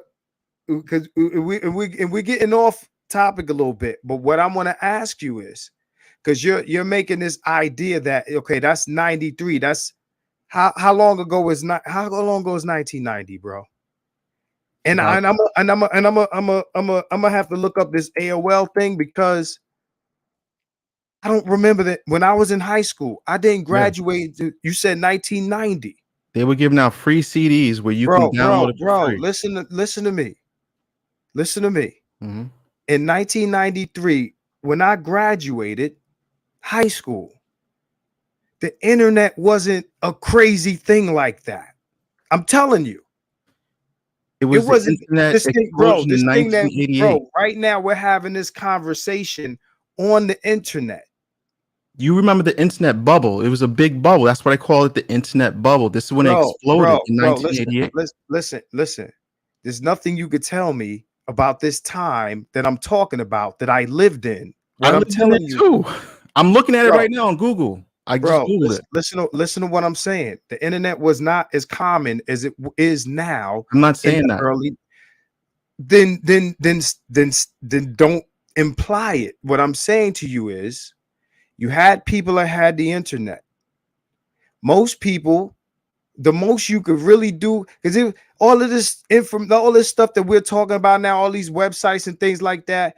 In the dawn of the internet, all this shit didn't exist the way it does now. You're acting like there were a million websites on the internet with all this information about what you could do or how you could go to this country and this country and this country. You're reimagining the internet in that dawn era as this huge mountain of information. And you're talking about in the 56K era. That you can get on there, see videos about DR, read tons of information about Colombia. All that. No, I'm saying you're implying that niggas had all this internet and then decided not to use it to find out what their options were, bro. What I more so implied, I said 10 years ago when I wasn't even considered a traveler, when I went to DR with Andrew's show 10 years ago. Okay. I inquired personally after 2 or 3 visits myself. So what I'm saying, and when you have these travel guides who get on streams and say, I've been traveling for 20, 30 years to these countries, and this is the problem. This is why I say niggas is going to have shiny belt buckles and niggas is going to eat chicken, because they'll go to these countries. Listen, I'm just telling you, they'll go to these countries. They will spend money. We go, Shout out to my man Masante Bay, but you're the Masante Bay of this stream, bro. Listen, they will go to these countries for years, 10, 15, almost 20 years, and never think to open up a book, never think to call a financial advisor and say, how can I invest money so I can go buy these properties? Marty, fuck what niggas didn't do in the land before time, bro. This is 10 years ago. It's not like a long time ago. Okay, but 10 years ago, the general culture was different. Just because you sought that information out doesn't mean there's a lot of shit that I did 10 years ago that most niggas didn't do. But I'm making a comparative analysis to somebody who doesn't do this. Bro, what I'm saying to you is this, right? Mm-hmm. In the time that we live now, where these conversations are being had now, was there a passport bros movement 10 years ago? Yes. No, there wasn't. It just Come on, wasn't man. broadcasted to the level it is now. But there was a but network of that's people traveling. You don't think 10 years ago Charles Tyler wasn't in Brazil? bro. You're moving the goalposts. That's No, not I'm what I not. You asked him, do people travel 10 years ago? That's They didn't that's start not what I making asked you. airplanes yesterday. Marty, you're changing my question, bro. I asked you. I didn't ask you, did people travel 10 years ago? Of course they did. I asked you, what, come on, Marty, you're reaching. I asked you, was there a movement called Passport Bros 10 years ago? To the extent it is now, no. I would just be honest with you, no. To the extent that no. So let me make this. So let me make the point again, right? And we're getting off topic. Culture influences everything. The reason why you have a high population of Black Americans in Ghana is because you had a Pan-African movement. Does everybody in the chat understand what I'm saying? You had a Pan-African movement, right? So we're talking about a group of people who said, we need to do this with none of the shit that we're talking about. We're talking about no internet, no this, no that, none of that shit, right? We 3.5 hours in, so we're going to wrap this up soon. So do you understand? I'm going to ask you this. It's a yes or no question. Do you understand that culture influences shit? On a basic level, absolutely. That's all you need is basic, right? So understand this. And Hassani's another Gen Xer, right?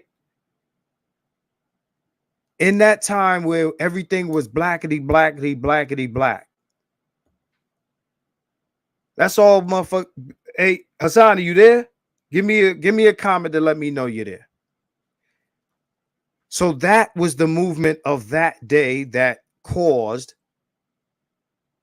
the Ghana movement, where you don't have banks financing homes out there, right? And that's Africa. That's way the fuck over there. And you have this large contingency of Black people, Black Americans in Ghana. Despite all the chicken eating you talking about, the shiny gold chains and the belt buckles, you have a large amount of Black people in Ghana. Despite all the shit you're talking about, you're saying this can't happen because of shiny belt buckles and fried chicken, but it's happened already at a further to what distance. degree? How many people are in this enclave? He said you would have to look that up. That's something that Ed Marty, listen to me. It's something that Ed said.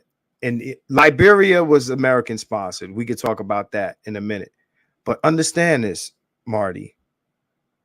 Everything that you're saying is supposed to be an impediment. It should have been an impediment to Ghana. Well, the thing is, he says it's the largest population of Black Americans outside of America. Okay, what are those numbers looking like? We can't verify none of that. It doesn't matter.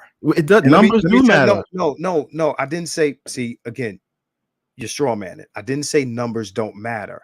My point is this: it's enough to be a thing. To be a thing. It's enough people over there to be a thing. We don't even know how many people. It's like we're trying to. It's not 150 people. We don't even know. It could be 20. It could be 10, 30, 50. We don't know. So it's like we're arguing over something we don't even know. You're being ridiculous now if you think that 20 people is the largest number of African Americans. No, I'm just saying I would just like to know the number before we put it in concrete. But if it's the largest number of African Americans outside of North America, obviously the number's substantial. What do you think it is? Again, do you agree with that? I don't know what the number is. Do you agree with that statement that it has to be a substantial number? Substantial to who? At this point, you're debating to be right now. No, I'm seriously trying to ask the question. We're trying to put a number on something where we both don't even know the number. Somebody look it up for me, please. If it's the largest number of African Americans outside of North America, that means it's enough to be saying something. That's enough for a community. It could be 1,000. I don't know. I'm just saying if we're going to argue over something, we just got to know the number. 1,000 people in DR would be what we're talking about. But DR is a small place. 1,000 people in Colombia. So if it is 1,000 people in DR, no, I said if in Ghana, if there was 1,000 people and black people in Ghana, why is that not enough? I didn't say it was. We just don't know the number. We don't have to. Is my point. Okay, all right. It's technically. So he said 2,000 African Americans live in Ghana. UN report 2,000. So now that we do know, Marty, I never argued the number. I just said I didn't know. No, I didn't accuse you of arguing the number. I'm getting past that. I'm saying now that we do know the number, 2,000 people. Out of what population of people? It doesn't matter. See, numbers are very important. No. Now you're bullshitting a little bit more. That's like saying 2,000 people out of New York population of 20 million. That's not a substantial amount. It doesn't matter if there's 2,000 people in an environment. 2,000 people is enough for a small community.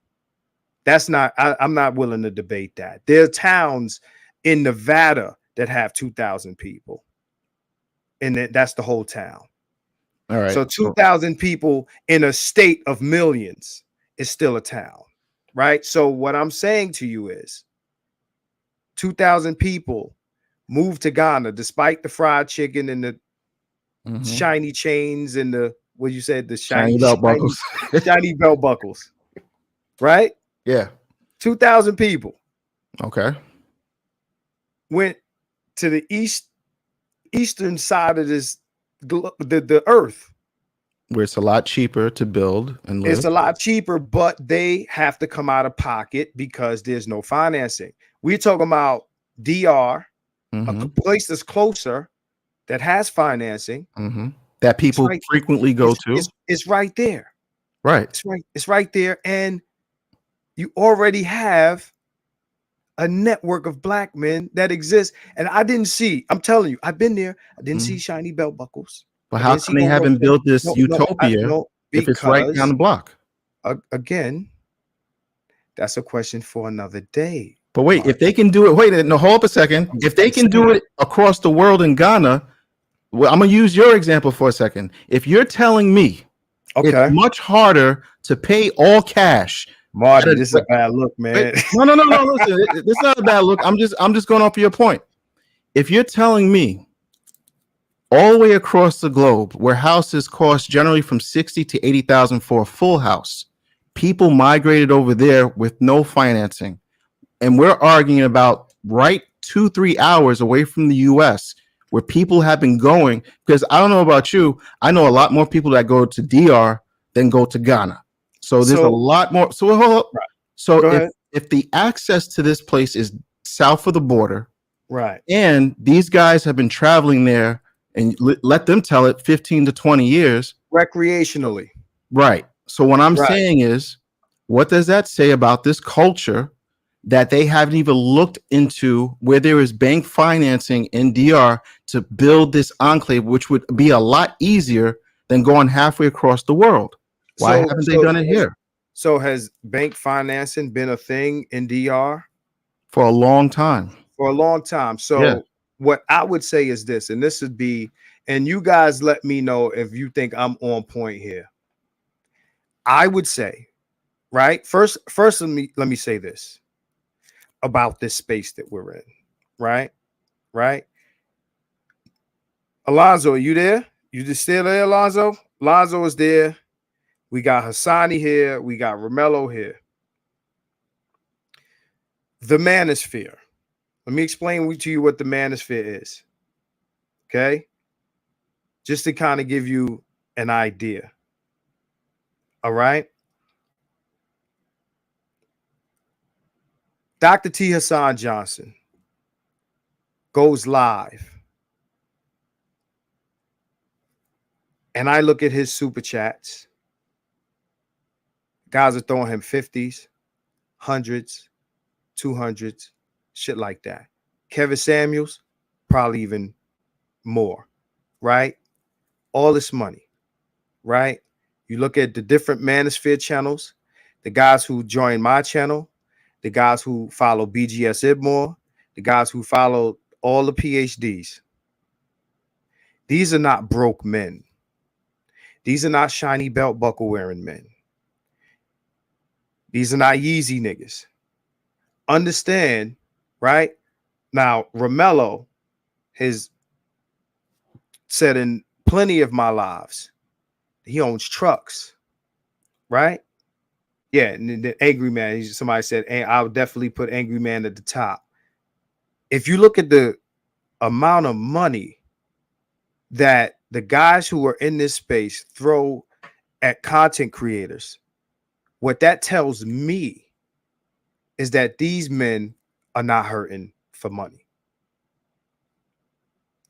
Is that a fair assessment, gentlemen? They'll answer. I know Hassani.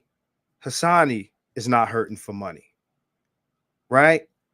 What I'm saying to you is this space, right? These are not guys who would struggle to get financing to move to any of these places. So your question is, well, if you could do that, why haven't you done it? Right? This is my assessment, right? I would imagine, and guys will check me if I'm wrong, that the culture of black men over the decades has been to try to repair this bullshit that they're now deciding is not worth it. So they might travel recreationally to these places, but they in their mind have not really thought about, yo, you know what? Fuck America. Because again, I mentioned it earlier. I said the culture has changed. Women are worse because although we've had the internet for some time, social media is relatively new. That I am not willing to debate. The social media that we have today is not like the social media of old. We could talk about the Black Planet, GeoCities, and shit like that. No, this social media that we're dealing with now is next level. Understand what social media has done for a lot of black men is really open their eyes to the real shit.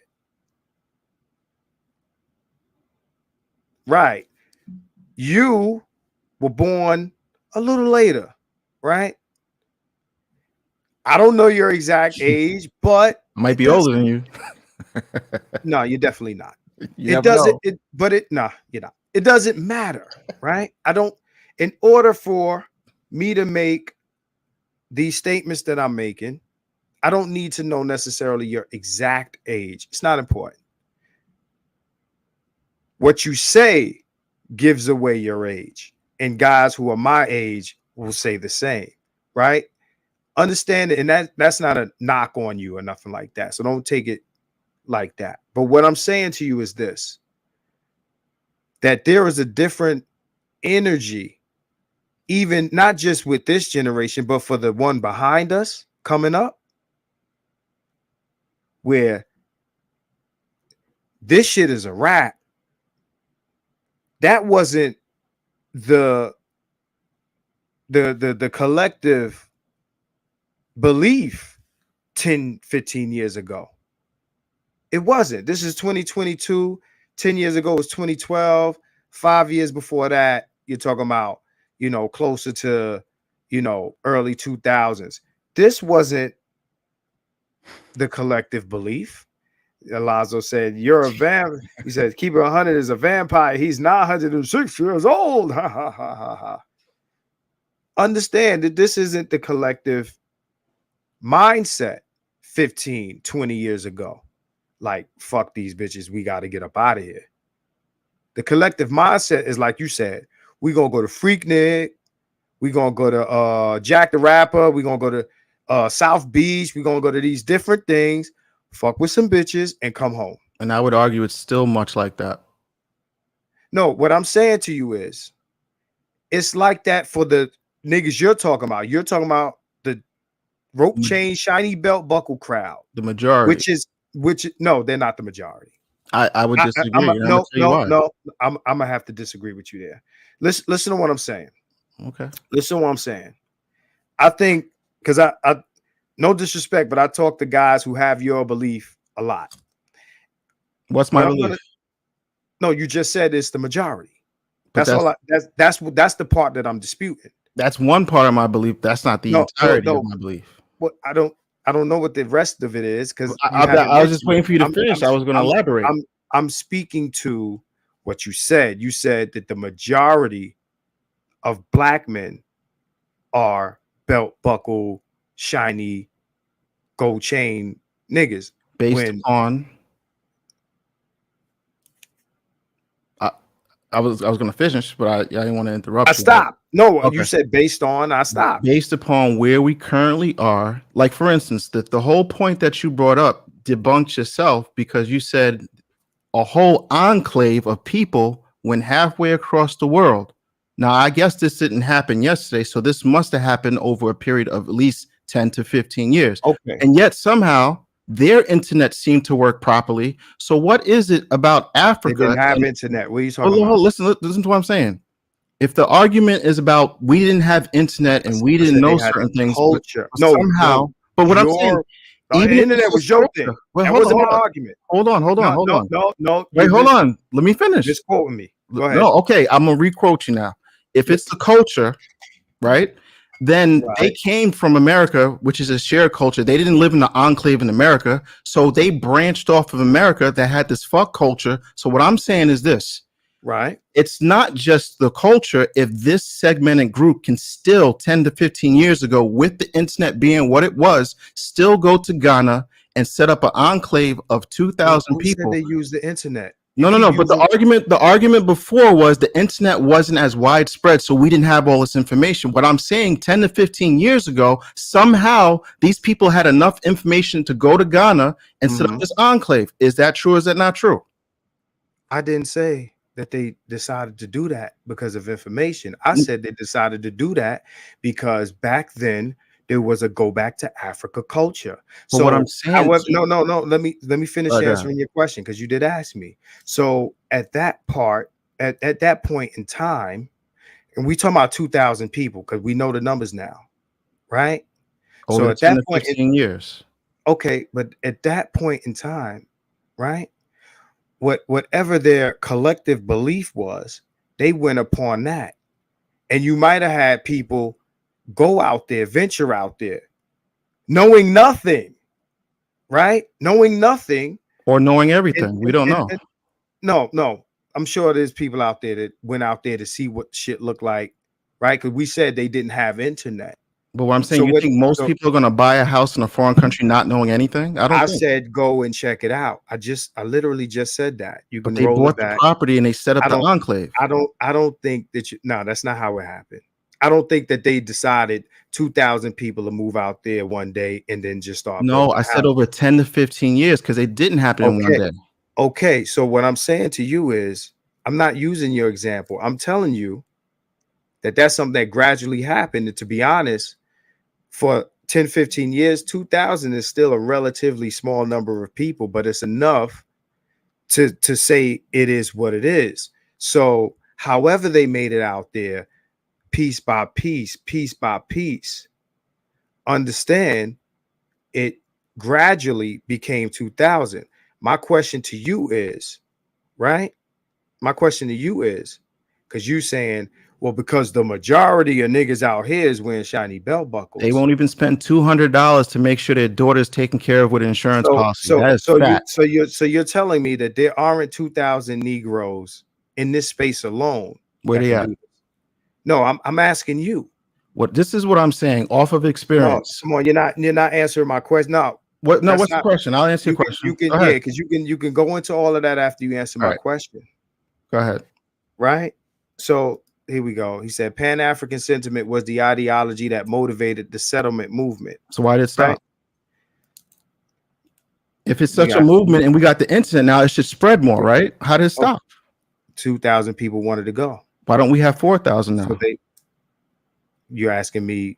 But this is what I'm saying. We don't have all the information, so it's like we're arguing over stuff we don't know. Marty, are you alleging that there aren't 4,000 people there because they're wearing shiny belt buckles? No, what I'm saying is this: the number that we capped it at is 2,000. What I'm saying in this new age, because you're arguing for now we have the information. So what I'm saying is, if we now have the information, that would translate into more people moving over there. Marty, right? You're the one who brought up the internet as an argument. I have said, no, bro. Now you're gonna let me finish talking. I said to you, just like back then, the culture influenced that. So now we have what we call a Passport Brothers movement.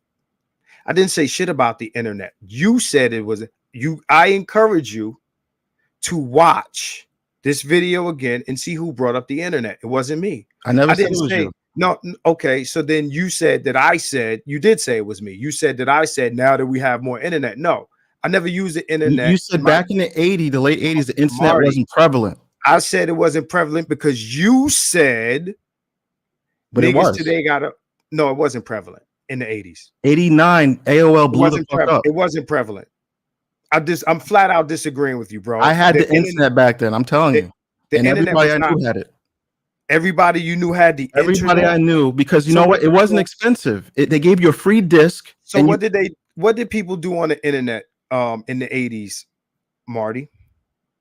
They did a lot of things. They had AOL chat. They searched information. I'm not saying they had. I'm not saying they had Travel Bros YouTube back then. But what I'm saying is, it's your argument. Because again, bro, you keep using the internet as this thing. You trying to put it on me. I said culture. I'm asking you, since the internet is this thing that you said niggas been had, I want to understand, what did the internet look like in the late 80s where niggas should have known all this shit in the late 80s? This is what it looked like. If you were the type of guy who's traveling for 20 years, and like I said again, 10 years ago, when I just started traveling. I'm not talking about 10 years ago. Wait, let me put it all together now. Marty, you got to answer my question. Hold on. Let me put it together. Go ahead. If you don't answer my question, I ask you. No. I'm putting it all together. I'm trying to make the correlation here. The argument originally was nobody had the information. What I'm saying to you, 10 years ago wasn't this travel guide that all these people who were traveling claimed to be. So what I'm saying is the internet's been good for at least 30 years. So they did have banking information when the internet was live. It might have not been as sophisticated as it is today. That's not what I'm saying. But what I'm saying is, if I 10 years ago could go to DR 2 or 3 times and find out on my own that there is a system in place that I can get financing from the US, why isn't these travel guides who've been doing it 20 years before me couldn't do the same thing? That's all I'm saying. Okay, so I'm going to ask you, because you didn't answer my question, and I knew that you wouldn't. I'm going to ask you again. What did the internet look like in the late 80s? It was basic. Okay. I did answer your question. I said it's not as elaborate as it is today. Okay. I did answer but you're using it as the tool that niggas should have been using to find out this information. And you know why I do that? No. Marty, I listen to you, bro. I listen to you. I didn't use the internet to get the information I got. So if these guys got the internet, they should be able to get it. That's my point. Okay, but you're using the internet as the thing that they should have used. Forget what you used. Because what you did, you're talking about 10 years ago. Right, without the internet. You're alleging that 10 years ago or 2022 internet was the same as 1988. No, what I'm saying, this information was available on the internet back then. I found out without the internet. Where? That's why I'm asking you. You're telling all me these banking institutions didn't start a website yesterday. from the dawn of the internet, I and you didn't can ask you about research this. yesterday. I asked you about Listen. late 80s. Where could you go on the Citibank, internet for this information? real estate firms, everybody had a website. That's why they call it the internet boom, which had So an you internet so you're saying bubble. that online banking was a thing in the late I didn't 80s? say online banking. What I'm saying is everyone had access to information on the Everyone internet. is not, that's It not might true. not have been to the That's, point it is that's not now, true. but what That's I'm not saying, the basic information of looking what banks can give you financing has been available for more than 20 years. So when you have these game travel guides who've been traveling to these countries, just pumping into the economy, but yet you have a small enclave that can go to Ghana when the link out. 10, 15 years ago. Why Before we- isn't that all these supposed awakened travel bros didn't inquire on how to get financing in this country that's just south of the border? There's no excuse. So when we want to talk about culture, I'm also telling you the culture that we have now is we're talking about big things like buying houses and running neighborhoods. You can't Right. even get these same guys who have money to go and invest in insurance policies to save their daughter if they pass away tomorrow. You can't get 5 to 6, 10 guys to put together a Black Power lemonade stand. And we talking about buying whole neighborhoods in DR? This is ridiculous. They're not going to do it. Hold on, bro. They're not going to do it. Hold on. One thing I'm gonna ask you to do is argue in good faith. This is what I'm gonna ask you. I understand what you're saying, and what I've been saying is a lot of this shit is cultural, right? But one thing I gotta ask you is to debate in good faith. And what I mean by that is, if I ask you a question, you got to answer that shit directly, and you got to be honest about it. You're going around. I understand what your issue is. You have a dysfunctional Black culture issue, and I get it.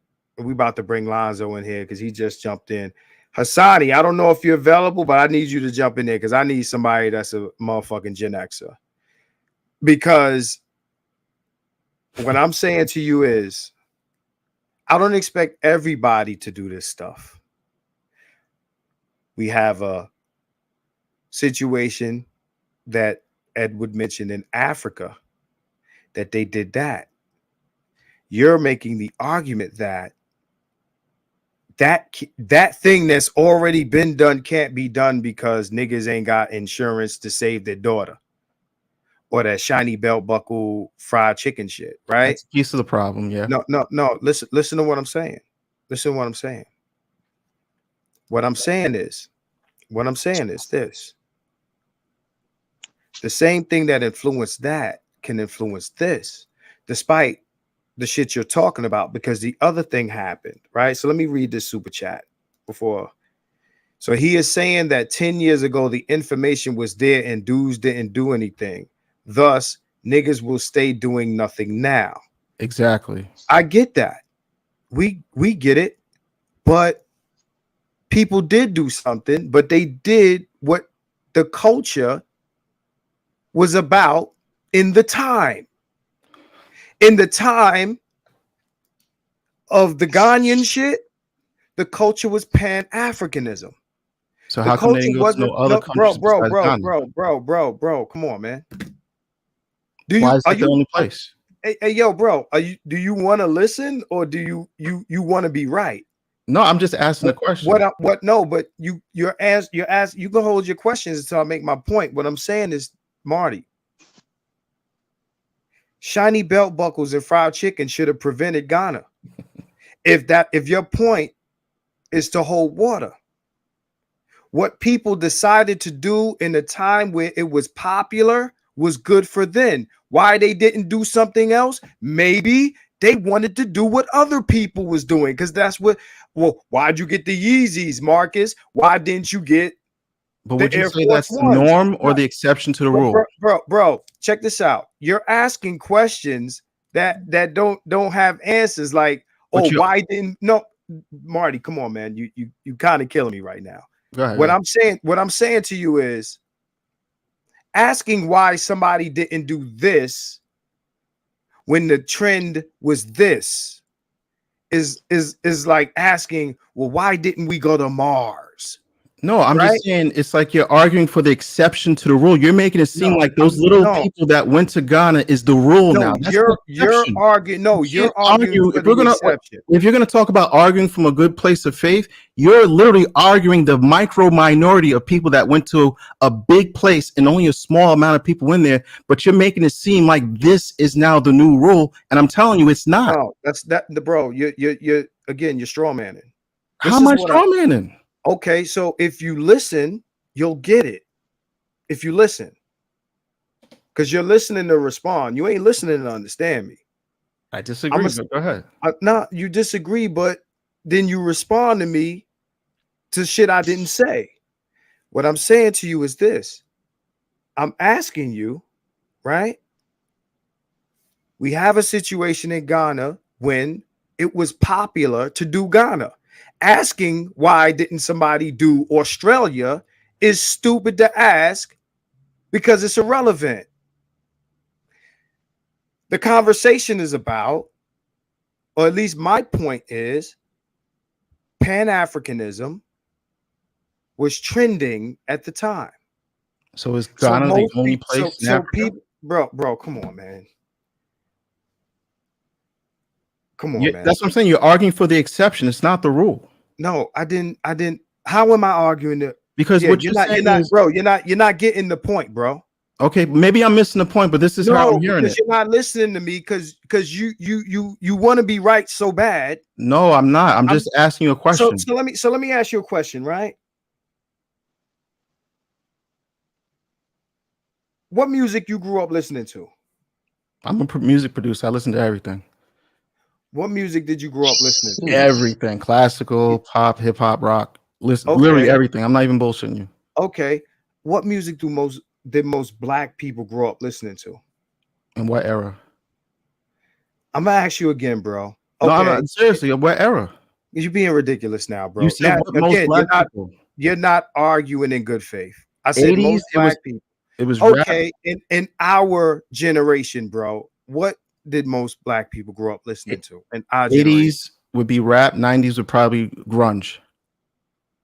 Most black people listen to grunge. Are you serious? I'm telling you what I listen to. No, that's you. I said most. Answer my question, not some shit you're making up, bro. I'm not making it up, bro. I didn't ask you what did Marty listen to. Okay, I asked you what did most black people in our generation see, bro. That's bad faith arguments, bro. It's a bit annoying. I didn't hear you. No, bro. I asked you the question. You asked me to ask you again, and I asked you again. I asked you what did most black people in our generation listen to growing up? 80s was probably like pop, Michael Jackson. In our 90s. Generation, bro. Our generation. I'm telling you, 80s. Listen, 80s was Michael Jackson, El DeBarge, and those type of acts. Janet Jackson. The 90s was when hip hop came in. MC Hammer was on the tail end of that, so it was like the golden age of hip hop. That's what people were listening to when I was coming up. You might have a different opinion, but you asked me a question. I just told you. Yo, fam, I said most black people. That's what most black people around me was listening to. Michael Jackson was the shit in the 80s. And you're changing the question again. I didn't say around you. I said most black people. See how you got to change my Michael Jackson sold 100 million albums. What are you talking about? Are you saying again? You see how you keep having to change? See, yo, bro. Wait, was not Michael Jackson the popular shit in the 80s? Alonzo, what's up, man? I can't, man. I can't because you're being disingenuous. Man. I'm not. Nah, you are. You are. You think Michael Jackson wasn't the shit in the 80s? Bro, I asked you, what did most black people in our generation listen to? How long is a generation, bro? 10 years. Was fucking Thriller out 10 years ago? He had bad. Yo, bro. I said our generation, bro. What generation do you think I'm in? Bro, listen. 20. How about I do this? I grew up I listened to Michael Jackson. What did niggas listen to in the 90s, bro? Most black 90s people, was the golden era of hip hop.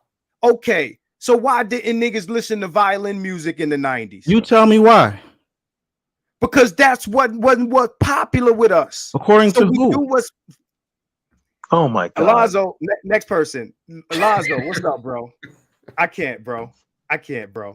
Lazo, we have different tastes. It's cool. No, bro. I said most black people. You keep telling me about you and your friends. Most That's black not, I people- didn't ask you If about you most and black your friends people listen to around who certain was music, around I you. can't help it that we have different black people around us. Most black people in America in generation of hip hop listen to hip hop, nigga. That's the answer, nigga. There's no way around I that. told you 90s was hip hop. Marty, you want to turn it into something else. No. I But did it tell ain't you that. 90 was the golden era of hip hop. I told you that. Okay. All right then. So we agree. So what's the problem? So at the okay. All right. So in that era, Okay. why did people not listen to black people not listen to violin music instead? You tell me. Because hip hop was Cause popular. niggas and chicken. No, let me stop. What up, yeah? because hip hop was, you know, Janfar, I like Marty too, but he's killing me. Because hip hop was popular among black people. It was popular among black people. I agree with you.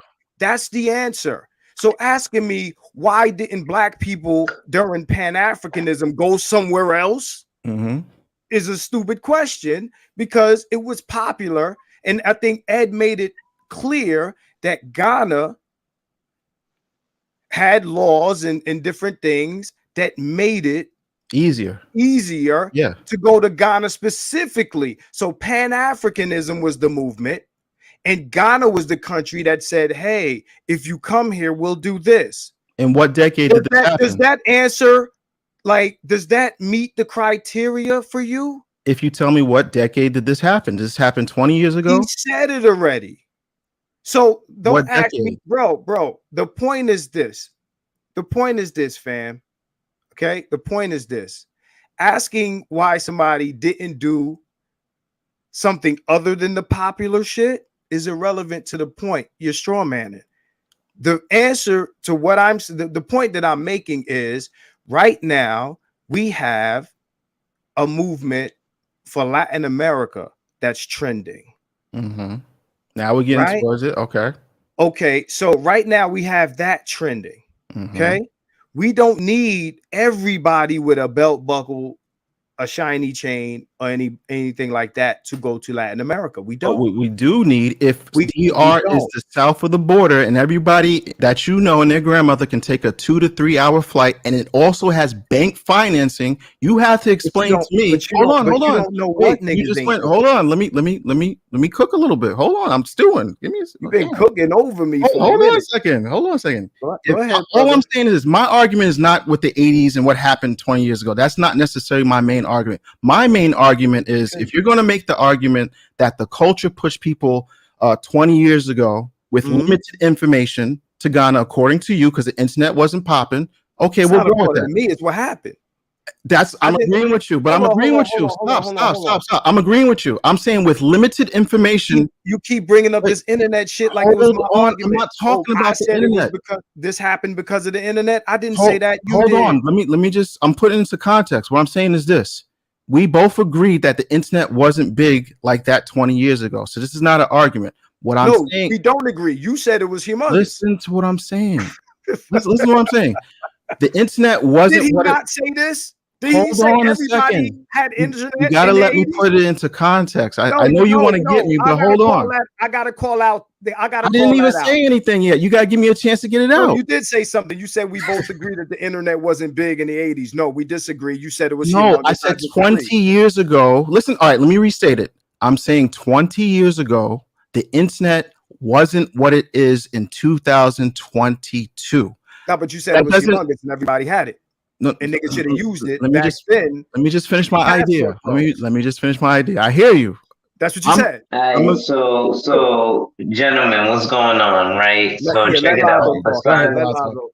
Besides all that, man, what's good? What's happening? I see that nice fatty you got there, Marcus, and listen, man. All in all, but go ahead. But all in all, here's the reality of things. What Marty is saying is true, right? Niggas is always gonna eat chicken. But what you're saying is true as well, right? So I think we can all agree that the internet 20 years ago wasn't what it is today. However, even without that information, there was a Pan African movement where 2,000 niggas moved into a country of 31 million, right? So that country is fairly small. Like you said, there's towns in Nevada with 2,000 people, right? So I get that. But the thing is, there's been no apparent expansion over that course of 20 years if it's just 2,000 people, Right. right? So the better idea is instead of arguing over semantics, let's look at some kind of solution. So I think you guys both have the same argument, but you came at it at different points in time. Explain And that, that because argument, yeah, go ahead. yeah, Flesh no it out. problem. So that argument, and Marcus, you actually did a whole fucking panel on this, is that we have a we problem, right? And I think that's what Marty is explaining too, right? Right. Because niggas would rather buy the shiny belt buckle than to buy the fucking can of soda from Cleophas in the hood that's only 50 cents. They'd rather spend $1.50 on gas to drive up to the gas station and spend $1.50 on Pepsi because they ain't gonna Lonzo, make that nigga Cletus rich. Go ahead. Lonzo, real quick, I just want to interject and then I'm gonna let you rock. First let me get to Romello. Romello says, did LL Cool J just start in the 90s? Right, because I mean, as far as I remember, we had hip hop in the 70s. But I'm gonna say this, Lonzo. I think you've been here for most of the live. I think that you heard me say, first we have to realize it can be done, and then we have to then talk about why we can't get a bunch of guys. I think I pointed out already that there's no shortage of men that have the resources for this sort of thing. And I'm talking about guys who have the resources and do not spend their money the way that Marty is speaking of. We have plenty of those. We have more than 2,000 black men making good money that do not buy shiny belt buckles, PS5s, and shit like that. We do. You said it, and I made a whole stream about it. I'm not in the habit of contradicting myself. I said the issue really is getting these men together. I think that everybody here heard me say that, right? Marty's argument is motherfuckers blow bread. He says the majority of black men in this space, and I don't mean the manosphere, I'm talking about in the space of the, I guess, the either close to 6-figure or above 6-figure range, are the gold rope chain, shiny belt buckle niggas.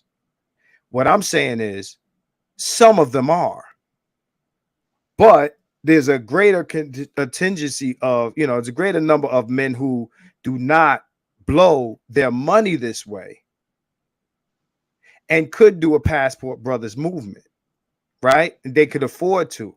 It's really about getting this guy with that guy. So yeah, I am still of the belief that we have a we problem. If he made that point, I'd agree with him. That's not the point he's been making. He's been making the point of niggas is just frivolous with money, even if they make it. And I'm saying, I'm not debating that we don't have an amount of black men that are like that, but we ain't talking about the guy who can't make the Vegas trip, who blows his money. We talking about the ones who don't blow their money. We have to convince them to make the trip together, to partner up. That's where the we got a we problem comes in, Lonzo. Not what he's saying. What he's saying is a non-factor. We got guys who are not of that mindset that he's describing, who won't, congregate with each other. That's my point. It ain't about the internet, because he's talking about, we've been had the internet, niggas should know this shit. That's his point. He's saying, he keeps putting that on me, saying, because we both agree about the internet. No, nigga, we don't. What you're saying is the internet. I say culture is what drove people to move to that place back then when the movement was that. So today in 2022, we got a culture that's pushing black men towards Latin America. I think that we need to take advantage of that as an idea, like those people back then took advantage of Ghana as an idea. Now, the other thing is, the question wasn't, is it possible? So we spoke about Colombia, and is it possible to do that there? Is it feasible? In other words, will that country, that location, be accepting of a group of black people, black men from America doing XYZ? And Marty said, well, in order to do that, you got to come out your own pocket for freight, for property.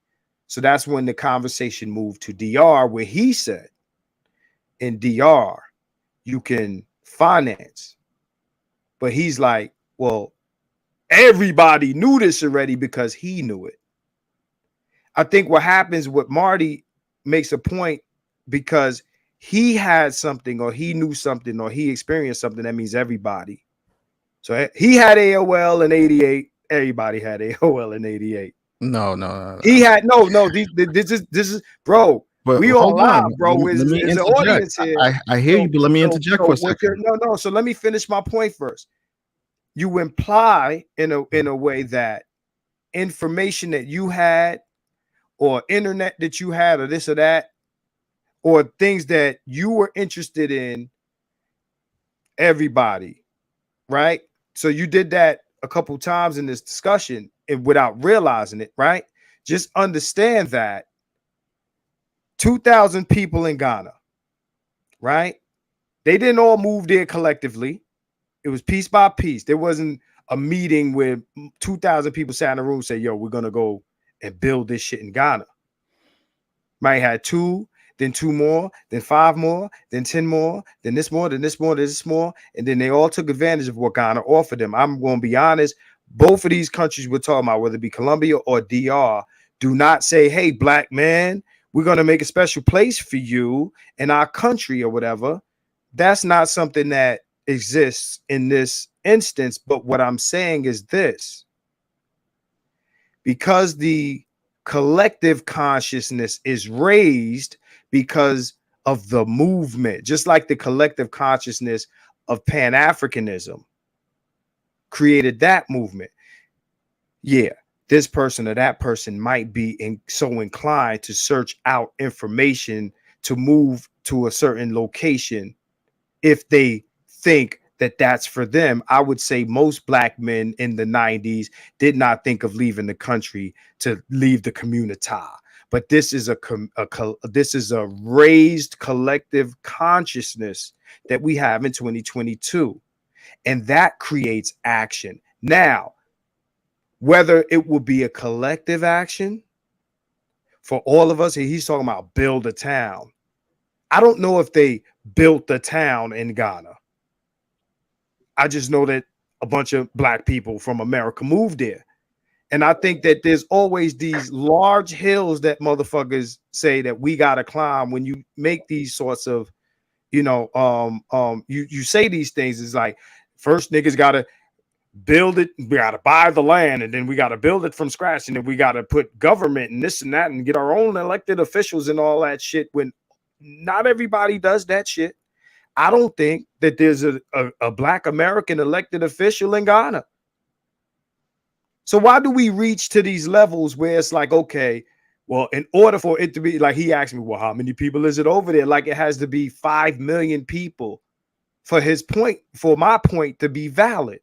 At the end of the day, what I'm saying is, whether it's 2, then 4, then 5, then 8, then 10, then 11, then 80 motherfuckers go to Latin America, whether they move collectively or not. It doesn't matter. We have raised the collective consciousness. It can happen, whether it happens as a collective, nigga sitting in the room holding hands on some co-op, the wire shit, or not. This like I preach SYSBM. It doesn't have to be a collective movement. It could be you saving yourself and you saving yourself, and then everybody save themselves. And it looks like a collective movement when it's really just a bunch of niggas acting independently. Hassani, you remember the end of the 80s? No, go ahead, Alonzo. And then I want to hear from Hassani. He's here. He hasn't said anything. Go ahead. Go ahead, Sonny. I'll let you go, bro.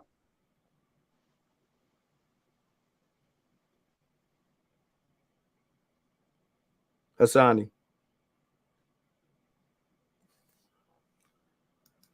All right, so go ahead, Lonzo, and then I want to, then Marty's gonna, and then we're gonna have to go because this is almost, Yeah. this would be the longest stream. So Romello, you got your wish. This shit is long as a motherfucker. Okay. He said we gonna go in, nigga. So we went in. So I think what it's a lot of complexities to what you're saying, right? Because if we're talking about, like you're talking about, diluting a race, then that requires a lot of conquering. Like motherfucking Genghis Khan did a lot of conquering, right? But also the motherfuckers in certain territories wasn't acceptable of Genghis Khan and his brood just coming up in there, so they had to go spill a lot of blood as well. In the same token, a lot of these Latin American places or Latin places are accepting of Black Americans because we're Americans at the end of the day, so that means money. But there are a few things we can look at and think of in a larger way. I think one of the things that Marty's talking about when he says niggas is still gonna eat chicken, that I look at from my standpoint, right? Because I've sat with many of the gentlemen in the manosphere, specifically this space. I've sat with at least 25 of them, right? That's not nearly, a large sample size, but it's large enough of a sample size, right? And of that, yeah, there are funds that these gentlemen have, but it seems to be one resounding thing that Black men tend to do. And this is part of the reason that we have the weed problem, is they tend to think in terms of days, not decades, as opposed to in terms of decades, not days, right? Other coaches think in terms of decades, not days. So, like, for example, I have clients, right, who are passport bros, who are interested in expatriating to other countries, and they've put away substantial amounts of money, hundreds of thousands of dollars, to in 10 years be able to kick up their feet and eat coconuts for the rest of their life, right? And so I think that's something that also gets lost in the scheme of things because of shit like Weekend Warriors, right? Because you go over there, it's just like trips to Vegas, right? One of the things me and my wife liked to used to do was go to Vegas damn near once a year, right? And we started off fancy as fuck, staying at the Encore, right? And that shit was retarded expensive. So then we stepped it down a little bit and we started staying on other shit on the strip. But, we didn't stay at the Encore. We stayed at like, what is it? Planet Brown. Anyway, we stayed on strip, but not at the most expensive resorts. So I say all that to say, you still, like you said, you have to plan for that trip to Vegas, right? And what a lot of niggas is doing is they're not even planning for that trip to DR. If you was today years old when you found out that there's financing on DR, you need to be looking it up, but you need to be having had a plan in place to have some money available to put a down payment on the crib here in America, let alone in DR. You see what I mean? Well, so let me ask this, because there's a network that exists in DR, like already. I can't sit here and tell you how many men do or don't own shit in DR as we're having this conversation. I could ask because I'm in the like y'all talk about discourse. I'm in the WhatsApp conversation. And there's guys that been down there for a long time. I don't know what they own or don't own. I don't know what they rent. You understand what I'm saying? Um, I am not Alonzo. You know me. I am not under any illusions of who black men are. You understand what I'm saying? You know, I don't No, speak in exactly. right. You know, I don't talk the, you know, well, if black men only get together, and I don't talk like that. What I'm saying to Marty is, and you know, I think that he may think that I don't think that the niggas he describes exists. What I'm saying is there's enough of us, right? For whatever reason we don't do it, there's enough of us that are capable of. The we don't do it conversation is a separate one, right? It's a separate conversation, and that I'm willing to have that too. Which, But to be honest, real quick, part of why we don't do it is buying fried chicken and shiny belt buckles. We is know people personally who I've spoken to who prefer Jordans over other shit, no, we know right? that. No, I don't deny that. The point is this, uh, Alonzo. The point is, hey, Hassani, are you there? Hassani, He went to go make a sandwich. or something. My point is this: the problem that I have with a lot of these discussions that revolve around black men is that we give too much airplay to the people who are not even part of the discussion. That's why I asked the question of the Vegas trip where you got 5 guys, and do the one guy, or let's say it was 6 guys, do the 2 guys that blow their money and not able to go on the trip, do they not go? I mean, do you know the 2 guys that blow their money on the trip, do the other 5 guys or 6, whatever amount of guys left, because I forgot the fucking number, do they not go on the trip now because these 2 guys are not able to go? No, No, they they don't. go on the trip.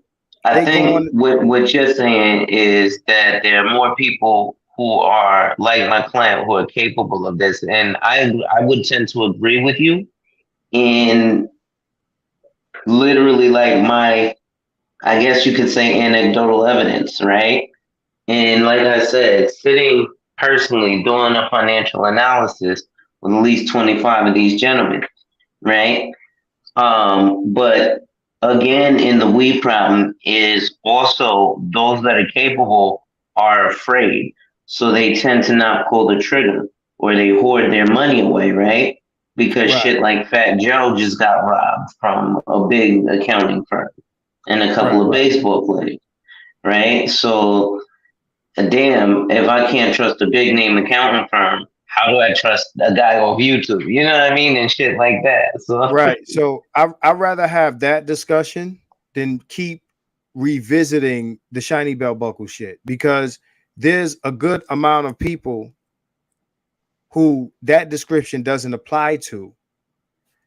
Let's move the discussion to those people and why they don't move, as opposed to the motherfuckers that don't move because of shiny belt buckles. And I think that, you know, when you do that, you make progress into the real problem, right? You understand what I'm saying, Lonzo? Like if I say, well, you know, you know, well, you got a bunch of people who, you know, dress this way and wear a suit and tie and they go to work and they go home. They don't party, they don't do this. We talking about those guys and they got it. Yada yada yada. Well, then you move the conversation back to the others.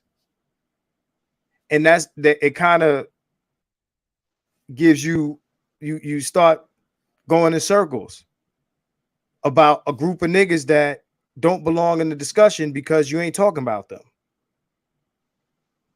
That's all I'm saying.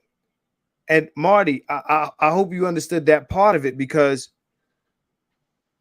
if we're going to discuss the guys who don't fuck with shiny belt buckles, we got to understand what their problem is.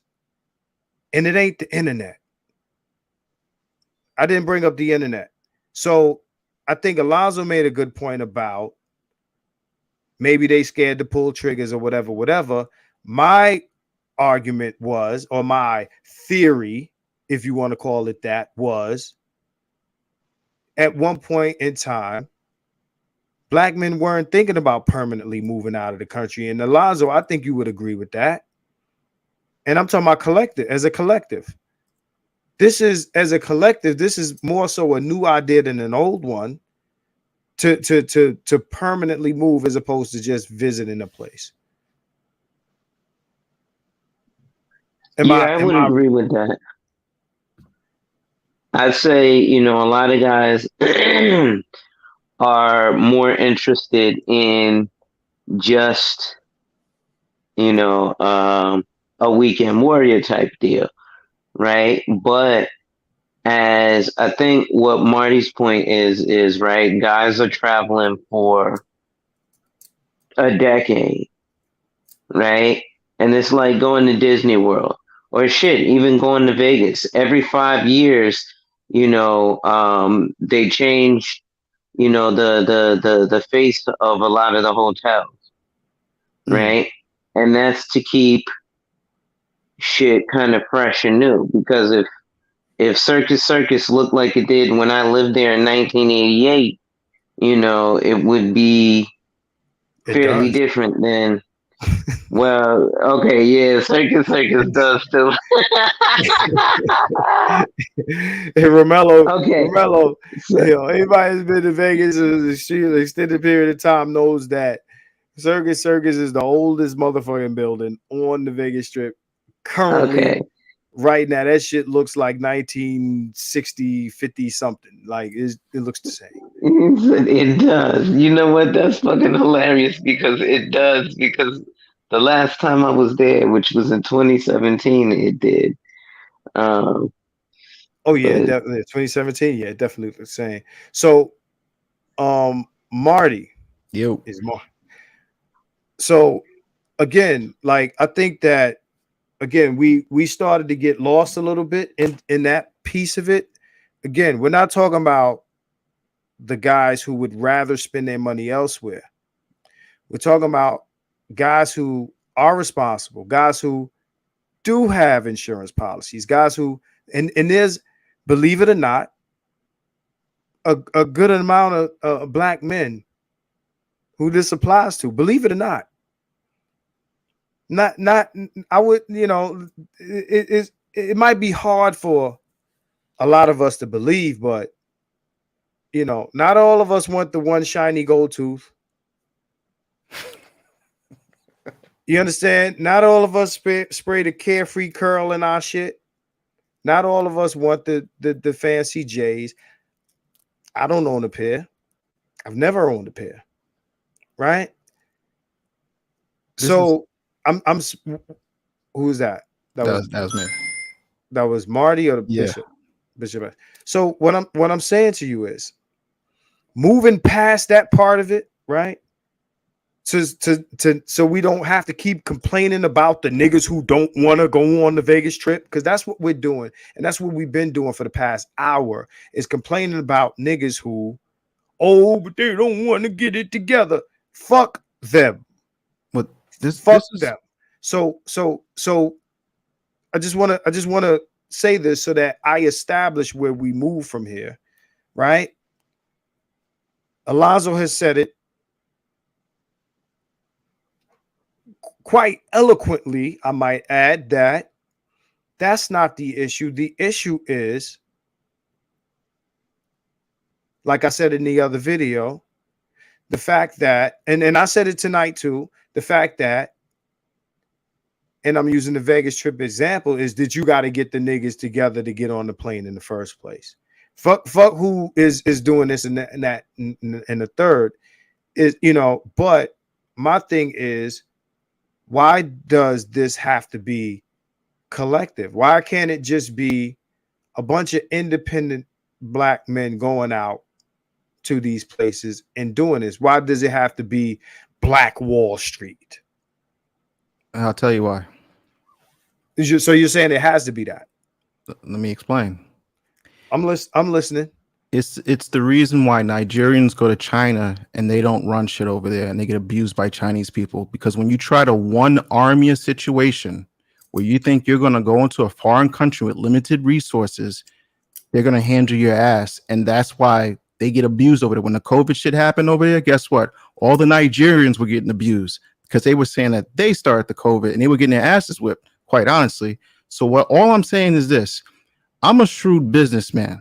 When it comes down to business, and Alonzo will tell you, I find the ins and outs, whether the internet exists or not. That's the type of person I am. And the reason why I brought up the internet, because I was making a comparative analysis saying 10 years ago, when I didn't give a fuck about none of this travel shit, myself without the internet that was available 10 years ago was able to find out about this financing where everybody else been traveling way before me, and they travel more for leisure. I understand what's going on.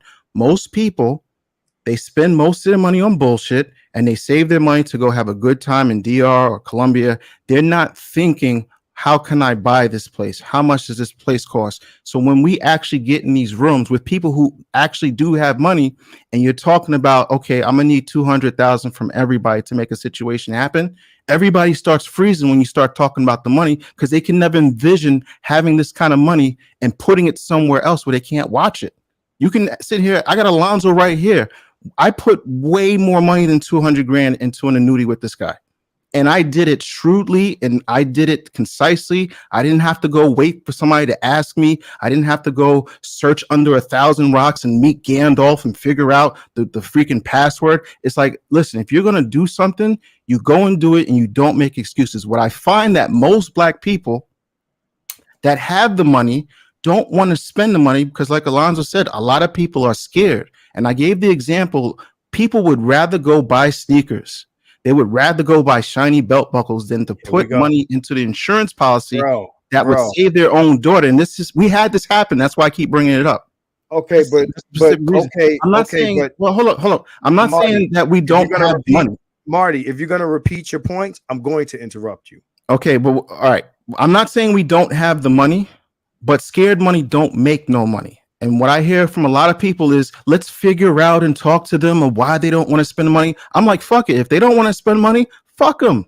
I'm not sitting around waiting for a congruent of people to get together to do some shit. I'm going to go do what I'm going to do. But I'm just giving you the consensus. Most black dudes, when you tell them how much it really costs to live overseas, to buy property, and more importantly, to establish this enclave of people, when you start spitting out the real numbers, people get scared and they don't want to do it. That is the facts. We can sit up here and go black power. It could happen. We could pray on the rock. But this is not happening. That's not, because if it was going to happen, you would see it happen currently. Marty, that's not the conversation that's taking place here. Now, I'm going to say this before I start talking. Will you agree that you were allowed to get your point across? Oh, yeah. Okay, so now I'm going to talk. Do you agree that everybody don't have the same interests at the same time? I agree. Okay. So at the time when you, without internet, without this and without that, looked up how much this costs and this costs and this costs, understand that other black men did not have to possess this interest in that information that you had at that time. Can you accept that? Wait, what was the question again? When you went about finding out that information, you said 10 years ago, right? Mm-hmm. You do accept that other black men may not have been interested in the same information at the time that you were. Yeah. Does that indicate a problem with those black men, that they weren't interested in that information when you were? Absolutely. It does indicate a problem. Yes. And I'm going to tell you why. No. You don't have to tell me why yet. Understand this. Everybody doesn't have to do what you want to do at the time that you want to do it. If you I don't think, again, 10 years ago, this is 2022, so we're talking about 2012. I don't think that people in 2012 had to think what Marty was thinking in 2012. It's in terms of this topic. I don't think that's a problem, right? Because maybe people then weren't interested. I want you to understand that this is not a conversation that is occurring because I'm saying, yo, black men need to come together, and because you said black power. I want you to understand who you're talking to. That's why I said to Alonzo earlier, I don't have any delusions about black men or black people. I'm not the black power guy. Understand, I'm SYSBM. Save yourself. I'm not here to save you. I don't expect you to save me. We ain't in this together.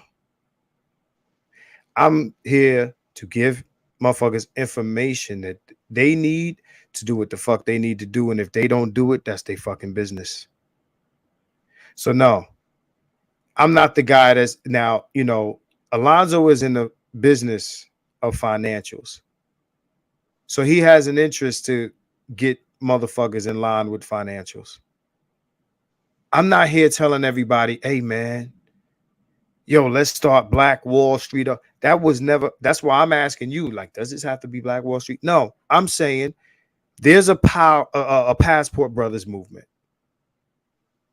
A lot of these guys have not been to DR or Colombia. The purpose of this live stream, and we're approaching 5 hours. This is my longest stream ever. The purpose of this stream was for anybody seeking the information that you might have, or that even Ed came in and popped in and threw on a bus, and you and Andrew, y'all have a lot more information than a lot of people. This isn't for you to say or convince anybody to do this shit. This is for you to just give information. If they use it, that's one thing. If they don't, and they go buy a shiny belt buckle, that's something else. Understand, because this is now a movement and a collective consciousness, people might want to know more today than 10 years ago when you were interested.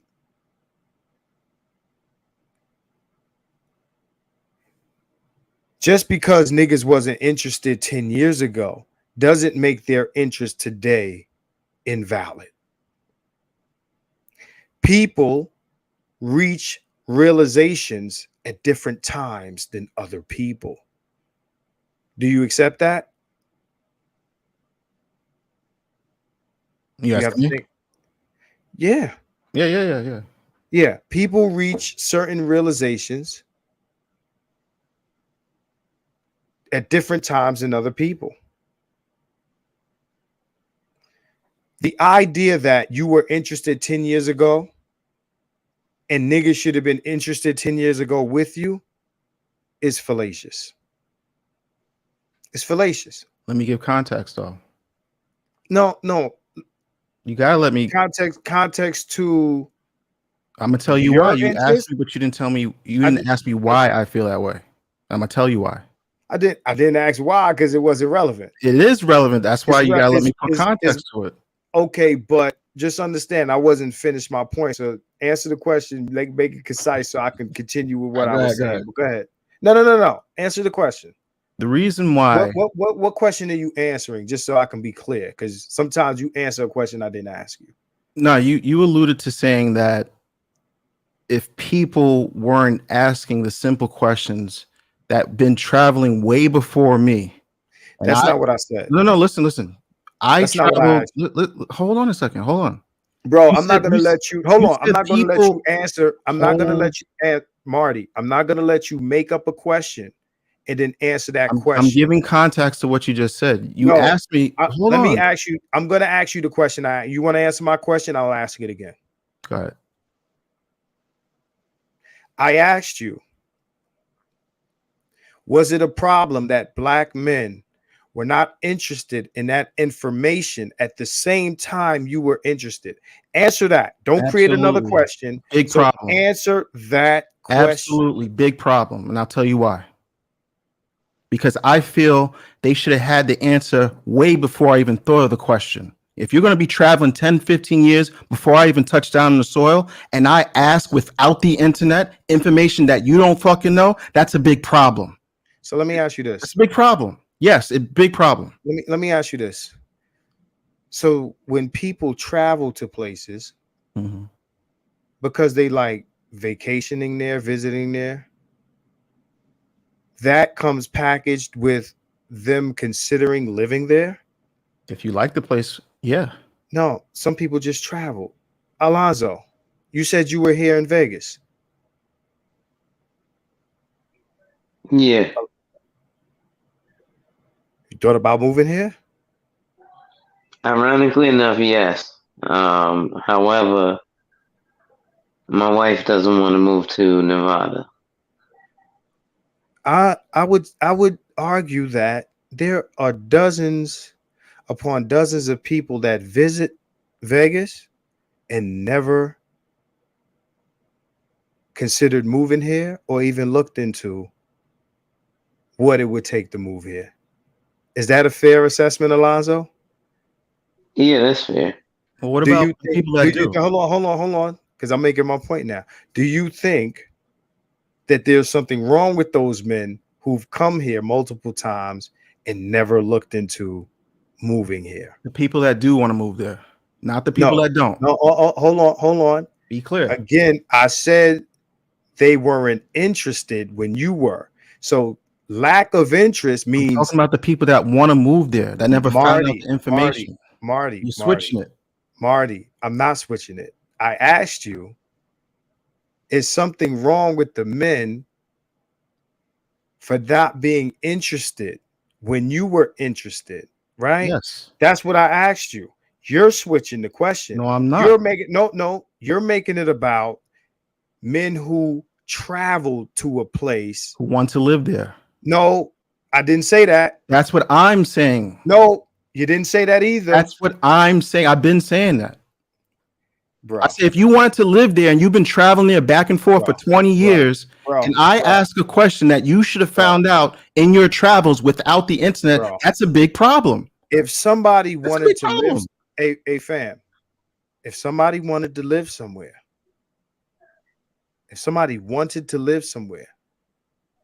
you said it yourself that those people that went to Ghana, this is what you said on my stream, and I will clip it for you because I remember you saying it. You said they didn't just go out there. They did research. That's what you said. That's what you said on my stream because they had interest in moving there, not going to visit Ghana, vacation, fuck some of the Ghanaian bitches. You didn't say that. So how do you think I found out about Colombia? How do you think? I went there and I did research while I was going there. What I'm saying to you is you expressed an interest in wanting to move somewhere. So you're hold on, you're conflating visiting a space with a desire to live there, and that is fallacious. No, if someone expresses to you, this is what the stream is. If someone expresses to you that they want to move somewhere, right?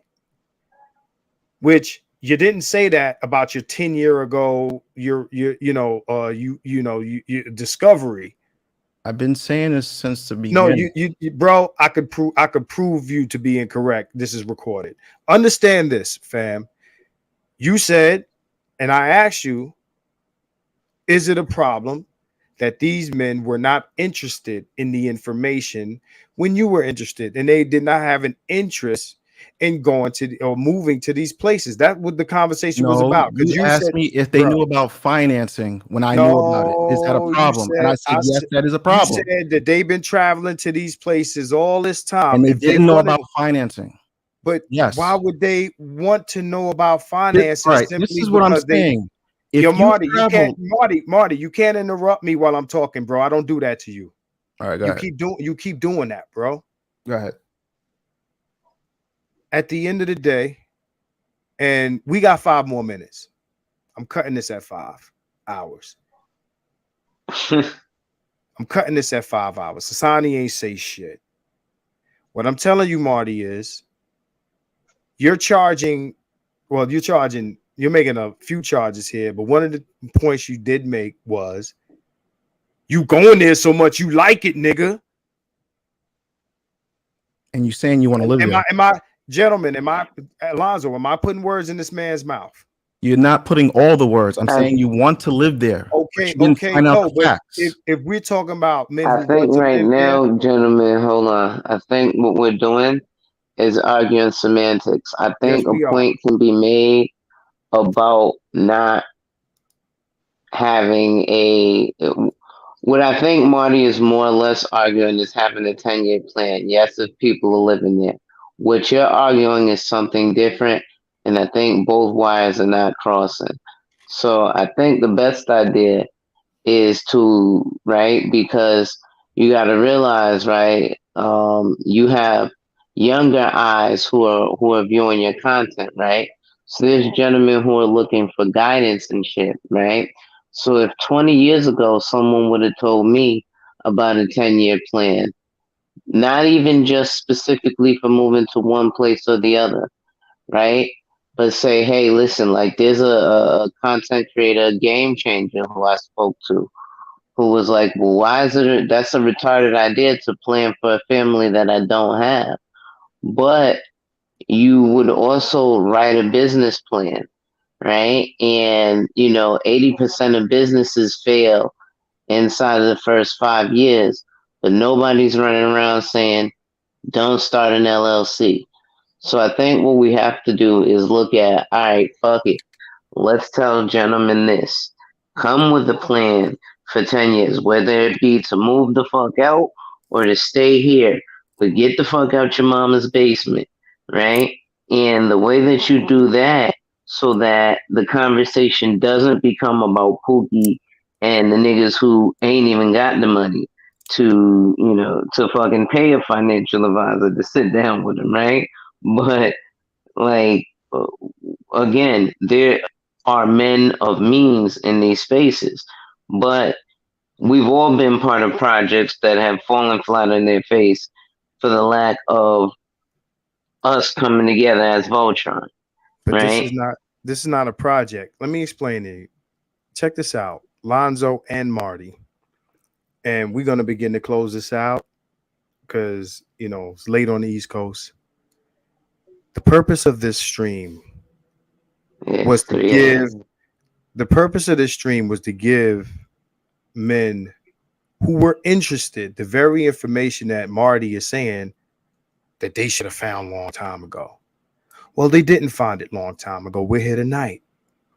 And tonight, we were supposed to give them this information. That was the purpose of the stream. Not to say, oh, there's a bunch of niggas who are not here and not interested. And them niggas should be interested, but instead they interested in other shit and blowing their money on bullshit. And we wasted a lot of time tonight devoting a lot of attention to those people who would not be on here for 5 hours with us if they were not interested. And the purpose of this live was to tell the men who are in attendance, present here, information that you may have, through your 6 years of experience going to Colombia in particular, right? This wasn't to be a conversation about how niggas can't get it together and form Voltron. I did that two weeks ago. I understand that part of it. Just understand that if a particular black man, not black men, not group of black men, one black man decides, you know what? I want to go down here, fuck with either, the culture, the women, the environment, start me a family, right? Tell me what I need to know. That's what I'm here for. Answer those questions. That shit got wrapped up in a bunch of, oh, but niggas don't want to do that. They want to do this nonsense. And like I said, we wasted a lot of time on that, right? It doesn't have to be a collective effort. It could be this guy, making me crazy. He decides, oh, I'm gonna go down there. And then Jamfar goes down there. And then Romello goes down there. These guys don't have to sit in the room and put their money together to buy this big plot of land and get a general store and all of this other shit.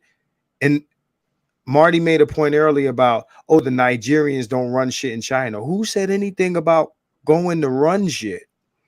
I said, go down there and exist. Maybe that turns into something else. Maybe it doesn't. This wasn't a meeting about, I think, black man colonized Latin America. Maybe it sounded like I meant imperialized like the motherfucker, but no, that wasn't that. I think, again, this is the problem with a lot of conversations like this amongst black men. We give too much time and attention to dysfunctional nigga shit. Fuck the niggas who don't want the information. Fuck the niggas who can't go. Fuck the niggas who blow their money. You telling me a bunch of productive men can't sit in a space and talk about productive shit without mentioning non-productive niggas who are not in attendance? So what that does is it renders the productive niggas unproductive. We can't move because Pookie move.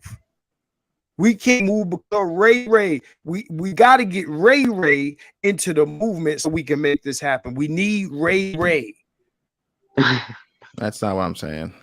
No, but that's what it be sounding, because I get into these discussions with a lot of people, and it is Ray didn't in 1986. Ray should have got on his AOL account and found out all this information so that we could talk about it in 2022. No, I'm saying you have a lot of The people 80s, pretending the 80s, to be. the 80s is irrelevant, dog. No, I'm not talking about the 80s. I'm saying you have a lot of people pretending to be down to do something, but we when don't give a fuck about them, fam. Hold on. When it comes time to spend the money, that's when these people, Marty, fade away. That's my point, fam. If we were talking about all of us putting our money together, what you're talking about, I would rock with you. That's not what we're talking about here. We talking. You were telling us in the beginning of the stream about a guy going to Colombia and operating in certain circles so that he doesn't get drugged or robbed, and operating with certain women and not offending the people in that town. That had nothing to do with some collective black men, a collective of black men coming together and one nigga not getting it together and fucking up the movement. I didn't say anything. That was not how this began. That was not the purpose of this. But again, we got curved to the left. We got derailed because we have to always talk about a bunch of motherfuckers who ain't even here. They over there with they shiny fucking chains and fucking belt buckles, right? Doing shiny chain and belt buckle shit, not talking about us here. Understand that them niggas over there are not thinking about us over here when they do their shit. Why the fuck do progressive niggas in any space always talk about what dusty niggas is doing? The dusty niggas ain't thinking about your movement. So I understand what you're saying. No, they pull us down as a collective. I understand. No, listen, I understand that it's hard to get black men together to move on something collectively. Alonzo, you acknowledge that I just spoke on that. That's not what this was. And I think that because we're so used to speaking like that, the water got muddy, bro. But check this out. We about to jump off of here. We gonna talk about something. I ain't mad at you, Marty, but we never got derailed. But bro, you derailed this one. Something terrible, but I think we hitting two different points, because I still think I'm not talking about Pookie and Ray Ray. What I'm talking about specifically is the guys that pretend they are with you, who It's are going to spend the irrelevant. money, No, but you, and the but last bro, minute they duck out because they're scared to bro, spend the but money. that wasn't this. This wasn't that. This wasn't that, fam. You keep talking about the guys that was spending money with who? What are you talking about? This is what I'm trying to say. No, bro, we not talking about 5 of us gonna go and buy a building. Nobody is talking about. I'm not bro, talking about that.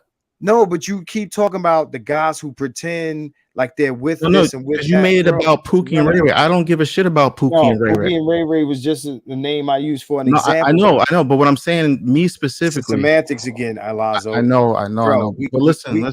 We gotta cut it, man. We maybe we revisit this, man. But at the end of the day, bro, that wasn't what this was about. This was about motherfuckers wanting to know about what they. Yeah, niggas need to make a podcast together.